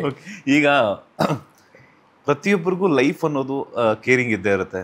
ನನ್ನ ಲೈಫ್ನ ಇದು ನಡೆಸಬೇಕು, ಈಗ ನಡೆಸಬೇಕು ಅಂತ. ಆರ್.ಜೆ. ಅಮಿತ್ ಅವರ ಪ್ರಕಾರ ವಾಟ್ಸ್ ಲೈಫ್ ಅಂತ? ಲೈಫ್ ಅಂದರೆ ಏನು ಅಂತ ಸರ್? ಲೈಫ್ ಅಂದಿದ್ದೆ ಎಲ್ಲರೂ ಬೆಳವಣಿಗೆ ಅಂತ ಹೇಳ್ತಾರೆ. ಗ್ರೋತ್ ಅನ್ನೋದು ಹೇಳ್ತಾರೆ. ಗ್ರೋತ್ ಅಂದಿದ್ದೆ ಎಲ್ಲರೂ ತಲೆಗೆಲ್ಲೂ ಬೆಳವಣಿಗೆ ಅಂದರೆ ಏನು? ಸಕ್ಸಸ್. ಲೈಫಲ್ಲಿ ಸಕ್ಸಸ್ ಬೇಕು ಅಂತ ಹೇಳ್ತಾರೆ. ಸರಿ, ನಿಮ್ಮ ಕರಿಯರಲ್ಲಿ ನೀವು ಮಾಡುವಂಥ ಕೆಲಸದಲ್ಲಿ ಸಕ್ಸಸ್ ಸಿಕ್ಬಿಡುತ್ತಾ? ಸ್ಯಾಟಿಸ್ಫ್ಯಾಕ್ಷನ್ ಅನ್ನೋದು ಮುಗಿಯೋದೇ ಇಲ್ಲ. ಎಸ್ಪೆಷಲಿ ನಮ್ಮ ಇಂಡಸ್ಟ್ರಿನಲ್ಲೇ ನಾನು ಸರಿ ಓಕೆ ಬಿಗ್ ಬಾಸ್ 3 ವಾರ ಎದ್ದು ಬಂದರೂ ನಾನು ಮೋಸ್ಟ್ಲಿ ಸ್ಯಾಟಿಸ್ಫ್ಯಾಕ್ಷನ್ ಇರ್ತಾ ಇರಲಿಲ್ಲ. ಇನ್ನೂ ಜಾಸ್ತಿ ಬಂದರೂ ಸ್ಯಾಟಿಸ್ಫ್ಯಾಕ್ಷನ್ ಇರ್ತಾ ಇರಲಿಲ್ಲ. ಇನ್ನೂ ಜಾಸ್ತಿ ಆಡ್ಬೋದಿತ್ತು ಅಂತ ಮನಸ್ಸು ಅದು ಪುಷ್ ಮಾಡ್ತಾನೆ ಇರುತ್ತೆ. ಸರಿ ಗೆದ್ದು ಬಂದ್ರೂ ಇಲ್ಲ ನೆಕ್ಸ್ಟ್ ಏನೇನು ಮಾಡಬೇಕು ಅಂತ ಯೋಚನೆ ಮಾಡ್ತೀವಿ. ಸೊ ಲೈಫಲ್ಲಿ ಕರಿಯರಲ್ಲಿ ಸಕ್ಸಸ್ ಪಾಯಿಂಟ್ ಅಂತ ಇಲ್ಲ. ಅಲ್ಲಿ ಹೋಗಿದ್ದೆ ಗೊತ್ತಾಗುತ್ತೆ, ಚೆಕ್ ಪಾಯಿಂಟ್ ಇದು, ನೆಕ್ಸ್ಟ್ ತಿರ್ಗಾ ಓಡಬೇಕು ಅಂತ. ಸೊ ಎಂಡೇ ಇಲ್ಲ, ಅದು ಓಡ್ತಾನೆ ಇರುತ್ತೆ ಆ ಗ್ರಾಫ್. ಬಟ್ ಪರ್ಸ್ನಲ್ ನಮ್ಮ ಲೈಫಲ್ಲಿ ಮನಃಶಾಂತಿ ಅನ್ನೋದು ಇದೆಯಾ ಲೈಫಲ್ಲಿ? ವಾಪಸ್ಸು ಎಲ್ಲ ಮುಗಿಸ್ಕೊಂಡು ಮನೆಗೆ ಬಂದ ಮೇಲೆ ಕೆಲಸದ ಬಗ್ಗೆ ಮರ್ತೋಗ್ಬಿಟ್ಟು ಆರಾಮಾಗಿ ಚಿಲ್ ಮಾಡ್ತೀನಪ್ಪ, ಫೋನೇ ಬೇಡ, ಆರಾಮಾಗಿ ಮನೇಲಿರೋರ ಜೊತೆ ಮಾತಾಡ್ಕೊಂಡು ರಿಲ್ಯಾಕ್ಸ್ ಮಾಡ್ಕೊಂಡು ಖುಷಿಯಾಗಿರ್ತೀನಿ, ನಾಳೆ ಬೆಳಗ್ಗೆ ಎದ್ದು ಕೆಲಸದ ಬಗ್ಗೆ ನೋಡ್ಕೊಳ್ಳೋಣ ಅಂತ ಎಷ್ಟು ಜನ ಯೋಚನೆ ಮಾಡ್ತಾರೆ ಸರ್. ಆ ಪೀಸ್ ಆಫ್ ಮೈಂಡ್ ಹುಡುಕಿದಾಗ ಅಲ್ಲಿ ಲೈಫ್ ಅಲ್ಲಿ ಲೈಫ್ ಕಾಣಿಸುತ್ತೆ ನಿಮಗೆ ಅಂತ ಹೇಳ್ತಾ ಇರೋದು. So life is where peace of mind is there ಅಷ್ಟೇ. ಎಲ್ಲೋ ಒಂದು ಕಡೆ ತುಂಬ ಸಕ್ಸಸ್ ಎಲ್ಲ ಮಾಡ್ಕೊಂಡು ಈಗಲೂ ಏನಕ್ಕೆ ದುಡ್ಡಿರೋರು ಎಷ್ಟೋ ಜನ ಬಿಸ್ನೆಸ್ ಮ್ಯಾನ್ ಹಿಮಾಲಯಾಗ ಹೋಗ್ಬಿಟ್ಟು ಮೆಡಿಟೇಷನ್ ಅಂತೆ, ಅಲ್ಲಿ ಇಲ್ಲಿ ಎನ್ಲೈಟನ್ಮೆಂಟು ಏನದು ವಿಪಾಸನ ಅದೆಲ್ಲ ಏನಕ್ಕೆ ಮಾಡ್ತಾ ಇದ್ದಾರೆ? ಪೀಸ್ ಆಫ್ ಮೈಂಡ್ ಇಲ್ಲ ಸರ್ ಲೈಫಲ್ಲಿ. ನಾವು ದುಡ್ಡು ಹಿಂದೆ ಕೀರ್ತಿ ಹಿಂದೆ ಓಡಿ ಓಡಿ ಓಡಿ ನಮ್ಮ ಇದನ್ನೇ ಪೀಸ್ ಆಫ್ ಮೈಂಡ್ನ ಕಳ್ಕೊಂಡ್ಬಿಡ್ತೀವಿ. ಆಮೇಲೆ ಇದೆಲ್ಲ ಸಿಕ್ಕಾದ್ಮೇಲೆ ಅದಕ್ಕೋಸ್ಕರ ಕಷ್ಟಪಡ್ತೀವಿ, ನೆಮ್ಮದಿಗೋಸ್ಕರ ಕಷ್ಟಪಡ್ತೀವಿ. ಸೈಡ್ ಬೈ ಸೈಡ್ ನೆಮ್ಮದಿ ಅನ್ನೋದು ಹುಡ್ಕೋಬೇಕು ಸರ್. ಅಥವಾ ಇದೇ ಕೀರ್ತಿ ಸಿಗೋದೇ ನೆಮ್ಮದಿ ಅಂತ ಇರೋದ್ರಿಂದ ಅದರಲ್ಲೇ ಓಡ್ತಾ ಇರಿ. ಬಟ್ ಅದು ನಿಲ್ಲಲ್ಲ. ಅದು ಕೀರ್ತಿ ಸಿಗೋದು ಅದೊಂದು ಲಾಂಗ್ ಗೇಮ್ ಸರ್. ಫೇಮಸ್ ಆಗೋದು ಅಂತ ಹೇಳೋದು ಹೋಗ್ತಾನೇ ಇರುತ್ತದು. ನಾಳೆ ಈಗ ನಂಗೆ ಈಗ ಬಿಗ್ ಬಾಸ್ ವರ್ಕೌಟ್ ಆಗಿಲ್ಲ, ನಾಳೆ ಇನ್ನೊಂದು ಶೋ ಬರುತ್ತೆ, ಅದಾದ್ಮೇಲೆ ಇನ್ನೊಂದು ಶೋ ಬರುತ್ತೆ, ಅದು ಹೋಗ್ತಾನೆ ಇರುತ್ತೆ. ಅದು ಎಷ್ಟಂತ ನೀವು ಕಂಟ್ರೋಲ್ ಮಾಡೋಕ್ಕಾಗತ್ತೆ? ಪೀಸ್ ಆಫ್ ಮೈಂಡ್ಗೆ ಚೆಕ್ ಪಾಯಿಂಟ್ ಇಲ್ಲ. ಒಂದ್ಸಲ ರೀಚ್ ಆಗಿದೆ, ರೀಚ್ ಯುವರ್ ಡೆಸ್ಟಿನೇಷನ್. ನಿಮ್ಮ ಪ್ರಕಾರ ಹಣ ಅಂತ ಅನ್ನೋದು ಎಷ್ಟು ಇಂಪಾರ್ಟೆಂಟ್ ಒಬ್ಬ ಮನುಷ್ಯನ ಲೈಫಲ್ಲಿ ಅಂತ? ತುಂಬ ಇಂಪಾರ್ಟೆಂಟ್, ಅಫ್ಕೋರ್ಸ್ ಇಂಪಾರ್ಟೆಂಟ್. ಹಣ ಇಂಪಾರ್ಟೆಂಟ್ ಅಲ್ಲ ಅಂತ ಹೇಳ್ತಾ ಇಲ್ಲ. ಇವತ್ತಿನ ಕಾಲದಲ್ಲಿ ಹಣ ಕೊಡದೆ ಏನು ನಡೆಯಲ್ಲ. ಯಾವತ್ತಾದರೂ ಹಣಕ್ಕೋಸ್ಕರ ಅಂದರೆ ಮನಿಗೋಸ್ಕರ ಸ್ಟ್ರಗಲ್ ಮಾಡಿರೋವಂಥ ಎಕ್ಸ್ಪೀರಿಯನ್ಸ್ನ ಶೇರ್ ಮಾಡೋದಾದರೆ ನೀವು ಕೇಳಿದ್ದಾಗೆ? ತುಂಬ ಆಗಿದೆ ಸರ್. ನಾನು ಅವಾಗೆಲ್ಲ ಇವೆಂಟ್ಸ್ ಇದೆಲ್ಲ ಮಾಡ್ತಾ ಇದ್ದೆ ಸರ್. ನಾನು ಯಾವುದೋ ಒಂದು ಸ್ಕ್ಯಾಮ್, ಯಾವುದೋ ಇ ಬಿಸ್ ಅಂತ ಸ್ಕ್ಯಾಮ್, ಅದು ಪಿರಮಿಡ್ ಸ್ಕೀಮ್ ಮಾರ್ಕೆಟಿಂಗ್ ಯಾವುದೋ ಇದು ಸೇರ್ಕೊಂಡು ದುಡ್ಡು ಹಾಕ್ಬಿಟ್ಟು ಕಳ್ಕೊಂಡ್ಬಿಟ್ಟಿದ್ದು ದುಡ್ಡು. ಆಮೇಲೆ ಆ ದುಡ್ಡು ಯಾರಿಂದ ಇಸ್ಕೊಂಡು ಅವನಿಗೆ ವಾಪಸ್ ಕೊಡಬೇಕಿತ್ತು. ಇದು ಕಾಲೇಜ್ ಡೇಸಲ್ಲಿ 10,625 ರೂಪಾಯಿ ಅವನಿಗೆ ಕೊಡಬೇಕಿತ್ತು. ಇಲ್ಲ 6,675 ರೂಪಾಯಿ ಅವನಿಗೆ ಕೊಡಬೇಕಿತ್ತು. ಮನೇಲಿ ಹೇಳಿದ್ರೆ ಸರಿ ಬಿಡ್ತಾರೆ, ಗೊತ್ತಿಲ್ಲ ಅವ್ರ ಮನೇಲಿ ಇದೆಲ್ಲ ಮಾಡಿದ್ದೀನಿ ಅಂತ. ಸೊ ಇವೆಂಟ್ಗಳಲ್ಲಿ ಕೆಲಸ ಮಾಡಬೇಕು. ತುಂಬ ಇವೆಂಟ್ಗಳಲ್ಲಿ ವಿಚಿತ್ರವಾದ ಕೆಲಸ ಎಲ್ಲ ಮಾಡಿದ್ದೀನಿ. ಅಂದರೆ ಒಂದು ಮ್ಯಾಜಿಕ್ ಶೋ ಇವೆಂಟ್ಗೆ ಹೋಗಿದ್ದೆ ಆ್ಯಸ್ ಎ ಹೆಲ್ಪರ್. ಅವರು ಮೆಜಿಷಿಯನ್ನು ಒಂದು ಕಾರ್ ಲಾಂಚ್ ಅಂತ ಮಾಡಬೇಕು, ಅದಕ್ಕೆ ನಾನು ಬಟ್ಟೆ ಹಿಡ್ಕೊಳ್ಳೋ ಕೆಲಸ. ಮೆಜಿಷಿಯನ್ ಓಕೆ ಡ್ರಾಪ್ ಇಟ್ ಅಂದಿದ್ದೆ, ಆ ಬಟ್ಟೆನ ಹಿಂಗೆ ಡ್ರಾಪ್ ಮಾಡೋದು. ಓಕೆ ಪಿಕ್ ಇಟ್ ಅಪ್ ಅಂದಿದ್ದೆ, ಬಟ್ಟೆ ಹಿಂಗೆ ಇಟ್ಕೊಳ್ಳೋದು. ಸೊ ಹಂಗೆಲ್ಲ ಮಾಡೋದು. ಮ್ಯಾಜಿಕ್ ಇದೆಲ್ಲ ಮಾಡಿದ್ದೀನಿ. ಯಾವುದೋ ಒಂದು MRP ಔಟ್ಲೆಟಲ್ಲಿ ಕೆಲಸ ಮಾಡಿದ್ದೀನಿ. MRP ಔಟ್ಲೆಟಲ್ಲಿ ಬ್ರ್ಯಾಂಡ್ಗಳೆಲ್ಲ ಇರುತ್ತೆ, ಅದ್ರ ಪಕ್ಕದಲ್ಲಿ ಫ್ರಿಜ್ ಪಕ್ಕ ನಿಂತಿರೋದು. ಸರ್ ನೀವು ಈ ಬ್ರ್ಯಾಂಡ್ ತೊಗೊಳಂಗಿದ್ರೆ ಈ ಗ್ಲಾಸ್ ಫ್ರೀ ಸರ್ ನಿಮಗೋಸ್ಕರ ಅಂತ, ಆ ಥರದ್ದೆಲ್ಲ ಮಾಡಿದ್ದೀನಿ. 300 ರೂಪೀಸ್ 400 ರೂಪೀಸ್ ಪರ್ ಡೇ ಸಿಗ್ತಾ ಇತ್ತು. ಸಿನಿಮಾಗಳಲ್ಲಿ ಜೂನಿಯರ್ ಆರ್ಟಿಸ್ಟಾಗಿ ಕೆಲಸ ಮಾಡಿದ್ದೀನಿ ಎಷ್ಟೋ ಸಿನಿಮಾಗಳಲ್ಲಿ. ಚೌಕ ಅನ್ನುವಂಥ ಒಂದು ಸಿನಿಮಾ ಇತ್ತು, ಹ್ಯಾಪಿ ನ್ಯೂ ಇಯರ್ ಅಂತ ಒಂದು ಸಿನಿಮಾ ಬಂತು. ಇದೇ ರೀತಿ ತುಂಬ ಸಿನಿಮಾಗಳಿದೆ. ಅವಾಗೆಲ್ಲ ಕಾಲೇಜ್ ಡೇಸಲ್ಲಿ ಹುಚ್ಚು, ಸಿನಿಮಾ ನೋಡಬೇಕು ಅಂತ ಹುಚ್ಚು, ಹೆಂಗೆ ಮಾಡ್ತಾರೆ ಏನು ಅಂತ. ಸೊ ಅಲ್ಲಿ ಜೂನಿಯರ್ ಆರ್ಟಿಸ್ಟಾಗಿ ಹೋದರೆ ಹತ್ತಿರ ಆಗ್ತೀವಿ ಅಂತ ಹೇಳ್ಬಿಟ್ಟು ಆ ರೀತಿ ಸಿನಿಮಾಗೆಲ್ಲ ಹೋಗ್ಬಿಟ್ಟು ಜೂನಿಯರ್ ಆರ್ಟಿಸ್ಟ್ ಎಲ್ಲ ಮಾಡಿ. ಆಮೇಲೆ ಕೆಲವು ಜನ ಗೊತ್ತಿರೋರು ಫ್ರೆಂಡ್ಸ್, ಈಗ ಇಂಡಸ್ಟ್ರಿನಲ್ಲಿ ಇರೋರೆ ಅವಾಗಿದ್ದವರು ಬೈದರು, ಹಾಗೆಲ್ಲ ಮಾಡಿದ್ರೆ ನೀನು ಸಿನಿಮಾಗೆ ಎಂಟ್ರಿ ಆಗೋಕ್ಕಾಗಲ್ಲ, ಇದು ನಿಲ್ಲಿಸು ಸ್ವಲ್ಪ ಜೂನಿಯರ್ ಆರ್ಟಿಸ್ಟ್ ಆಗೋದು ಅಂತೆಲ್ಲ ಹೇಳ್ಬಿಟ್ಟು. ಸೊ ಕೆಲವೊಂದು ಜಾಗಗಳಲ್ಲಿ ದುಡ್ಡುಗೋಸ್ಕರ ಇದೆಲ್ಲ ಮಾಡಿದ್ದೀನಿ ಸರ್. ಬಟ್ ಆವಾಗಲೂ ಅದಕ್ಕೆ ಅವಶ್ಯಕತೆ ಇದ್ದಿದ್ದು ಪಾಕೆಟ್ ಮನಿ ನನಗೆ ಆಗುತ್ತೆ ಅಂತ ಈ 300-400 ರೂಪಾಯಿಗೋಸ್ಕರ ಅಷ್ಟೆಲ್ಲ ಮಾಡಿದ್ದೀನಿ ಸರ್. ಯಾವತ್ತಾದ್ರೂ ಯಾರ ಹತ್ರ ಆದರೂ ಹಣ ಕೇಳಿ ಇಲ್ಲ ಅಂತ ಅನ್ಸ್ಕೊಂಡಿದ್ದಿತ್ತಾ? ಮನೇಲಿ ಬಿಟ್ಟು ಹೊರಗಡೆ, ಯಾಕಂದರೆ ಏನೋ ಒಂದು ಪ್ರಾಬ್ಲಮ್ ಆಗಿರುತ್ತೆ, ಕೊಡ್ತಾರೆ ಅನ್ನೋಂಥ ನಂಬಿಕೆ ಇರುತ್ತೆ. ಯೂಶುವಲಿ ಏನಂತಂದರೆ ಇವಾಗ ನೀವು ನನ್ನ ಫ್ರೆಂಡ್ಸ್ ಅಂತ ಅನ್ಕೋಣ, ಏನೋ ಒಂದು ಎಮರ್ಜೆನ್ಸಿ ಇರುತ್ತೆ, ನೀವು ಕೊಡ್ತೀರಾ ಅಂತ ಹೇಳ್ಬಿಟ್ಟು ಆಮೇಲೆ ಅವರ ಪರಿಸ್ಥಿತಿ ಹೆಂಗಿರುತ್ತೋ ಗೊತ್ತಿಲ್ಲ, but end of the day ನೀವು ತುಂಬ ಹೊದ್ದಾಡ್ತಿರ್ತೀರ ಹಣಕ್ಕೋಸ್ಕರ. ಸರ್ ಐ ಥಿಂಕ್ ಇದು ಅದೇ ನಾನು ಅದ್ಯಾವುದೋ ಪಿರಮಿಡ್ ಸ್ಕ್ಯಾಮ್ ಬಿಸ್ನೆಸ್ಸಲ್ಲಿ ಸಿಕ್ಕಾಕೊಂಡಾಗ ಅದು ದುಡ್ಡು ಹೋಗ್ಬಿಟ್ಟಾಗ ಯಾರು ದುಡ್ಡು ಕೊಟ್ಟನೋ ಅವ್ರು ವಾಪಸ್ ಕೇಳ್ತೀಯಾನೆ, ನಂಗೆ ದುಡ್ಡು ನಾನು 10,000 ರೂಪಾಯಿ ದುಡ್ಡು ವಾಪಸ್ ಬೇಕು ಅಂತ. ಅದನ್ನು ಅರೇಂಜ್ ಮಾಡೋಕ್ಕೆ ಕೆಲವೊಂದು ಜಾಗಗಳಲ್ಲಿ ಕೇಳಿದ್ದೆ, ಕೆಲವೊಂದು ಫ್ರೆಂಡ್ಸ್ಗಳನ್ನ ಕೇಳಿದ್ದೆ. ಇಲ್ಲ ಇಲ್ಲ ಇಲ್ಲ ಅಂತ ಹೇಳ್ಬಿಟ್ಟು 4,000 ಇಲ್ಲಿ ಕೇಳಿದೆ, ಇಲ್ಲಿ 3,000 ಕೇಳಿದೆ, ಇಲ್ಲಿ 2,000 ಕೇಳಿದೆ, ಹಂಗೆಲ್ಲ ಕೇಳಿದ್ದೆ. ಬಟ್ ಎಲ್ಲರೂ ಇಲ್ಲ ಅಂದ್ಬಿಟ್ರು. ಸೊ ಅದಕ್ಕೋಸ್ಕರ ನಾನು ಕೆಲಸ ಮಾಡಲೇಬೇಕಿತ್ತು. I had to work. ಮನೇಲಿ ಗೊತ್ತಾಗಬಾರ್ದು ಅಂತ. ಮನೇಲಿ ಗೊತ್ತಾದರೆ ಅದೊಂದು ಇನ್ನೊಂದು ಸೀನ್ ಆಗಿಬಿಡುತ್ತೆ. ಅದು ಆಮೇಲೆ ಆಚೆ ಹೋಗೋಕ್ಕೆ ಆಗಲ್ಲ.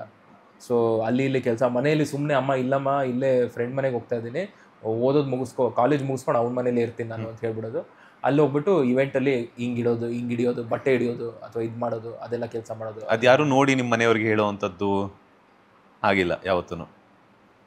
ಒಂದ್ಸಲ ಆಗಿತ್ತು. ಅದು MRP ಔಟ್ಲೆಟ್ ಅಂತ ಹೇಳಿದ್ನಲ್ಲ, ಇಲ್ಲೇ ಉತ್ತರಹಳ್ಳಿಲಿ ಒಂದು MRP ಔಟ್ಲೆಟ್ ಇದೆ. ಅದ್ರ ಪಕ್ಕದಲ್ಲಿ ಆ ಬ್ರ್ಯಾಂಡಿನ ಟೀ ಶರ್ಟ್ ಹಾಕೊಂಡು ಆ ಫ್ರಿಜ್ ಪಕ್ಕ ನಿಂತಿರ್ಬೇಕು ನಾನು.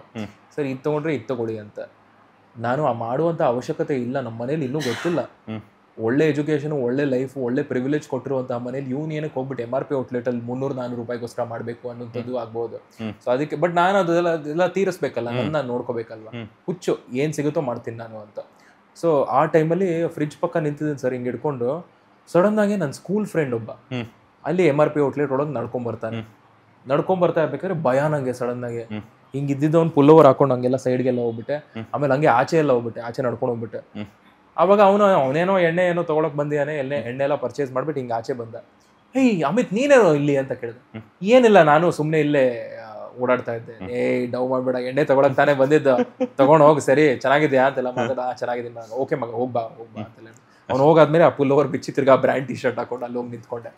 ಸೊ ಅದೆಲ್ಲ ಆಗುತ್ತೆ ಸರ್. ಅದು ಲೈಫ್ ಅಂದ್ಮೇಲೆ ಎಲ್ಲರೂ ಮಾಡಿರ್ತಾರೆ ಸರ್, ಎಲ್ಲರೂ ಅವ್ರವ್ರು ಕಷ್ಟಪಟ್ಟಿರ್ತಾರೆ ಅವ್ರವ್ರ ಸ್ಟೈಲಲ್ಲಿ. ನಾವು ನಮ್ಗೆ ಏನ್ ಬಂತೋ ಕಷ್ಟಪಟ್ವಿ. But I am very privilege sir. ನಾನು ಹೇಳ್ಕೊಳ್ಳುವಂಥದ್ದೆಲ್ಲ ಏನೂ ಇಲ್ಲ. ಅಪ್ಪ ಅಮ್ಮ ಎಲ್ಲ ಕೊಟ್ಟಿದ್ದಾರೆ ಸರ್ ನನಗೆ. ನಾನು ತುಂಬ ಸ್ಟ್ರಗಲ್ ಮಾಡಿಬಿಟ್ಟು ಅದು ಮಾಡಿದೆ ಇದು ಮಾಡಿದೆ ಅಂತೆಲ್ಲ ಏನೂ ಇಲ್ಲ. ಕೆಲಸ ಇಲ್ದೇನು 3 ಹೊತ್ತು ಊಟ ತಿನ್ನುವಷ್ಟು ಗತಿ ಇದೆ ಸರ್ ಮನೆಯಲ್ಲಿ. I am very grateful. ನಮ್ಮ ಫ್ಯಾಮಿಲಿ ಅದು ಮಾಡಿಕೊಟ್ಟಿದ್ದಾರೆ ನನಗೆ. ಈ ಜನ್ರೇಷನಲ್ಲಿ ಎಲ್ಲ ಮಕ್ಕಳಿಗೂ ಅದೊಂದು ಗ್ರೇಟ್ಫುಲ್ನೆಸ್ ಇರಬೇಕಷ್ಟೆ. ನಾವು ನೆಕ್ಸ್ಟ್ ಏನು ಮಾಡ್ಕೋಬಹುದು ಈ ಪ್ರಿವಿಲೇಜ್ನ ಯೂಟಿಲೈಸ್ ಮಾಡ್ಕೊಂಡು. ಬ್ಯಾಕಪ್ ಇದೆ ಮನೇಲಿ ಸರಿ, ನಾವು ಹೆಸರು ಹೆಂಗೆ ಮಾಡ್ಕೋಬಹುದು. ಎಷ್ಟೋ ಇಂಡಸ್ಟ್ರಿಗಳಲ್ಲಿ ದುಡ್ಡು ಕೊಡಲ್ಲ ಸರಿ, ದುಡ್ಡು ಕೊಡದೇ ಇದ್ರು ನೀವು ಫೇಮ್ ಕೊಡ್ತೀರಾ, ಎಕ್ಸ್ಪೋಜರ್ ಕೊಡ್ತೀರಾ, ನಾವು ಬರ್ತೀವಿ. ಇದನ್ನ ಯೂಟಿಲೈಸ್ ಮಾಡ್ಕೊಳ್ಳಿ, ಅಡ್ವಾಂಟೇಜ್ ತೊಗೊಂಡು ಅದು ಮಾಡ್ಕೊಳ್ಳಿ. ಅದೇ ಮಾಡ್ತಾ ಇರೋದು ಸರ್ ನಾನು ಅಷ್ಟೇ. Very simple.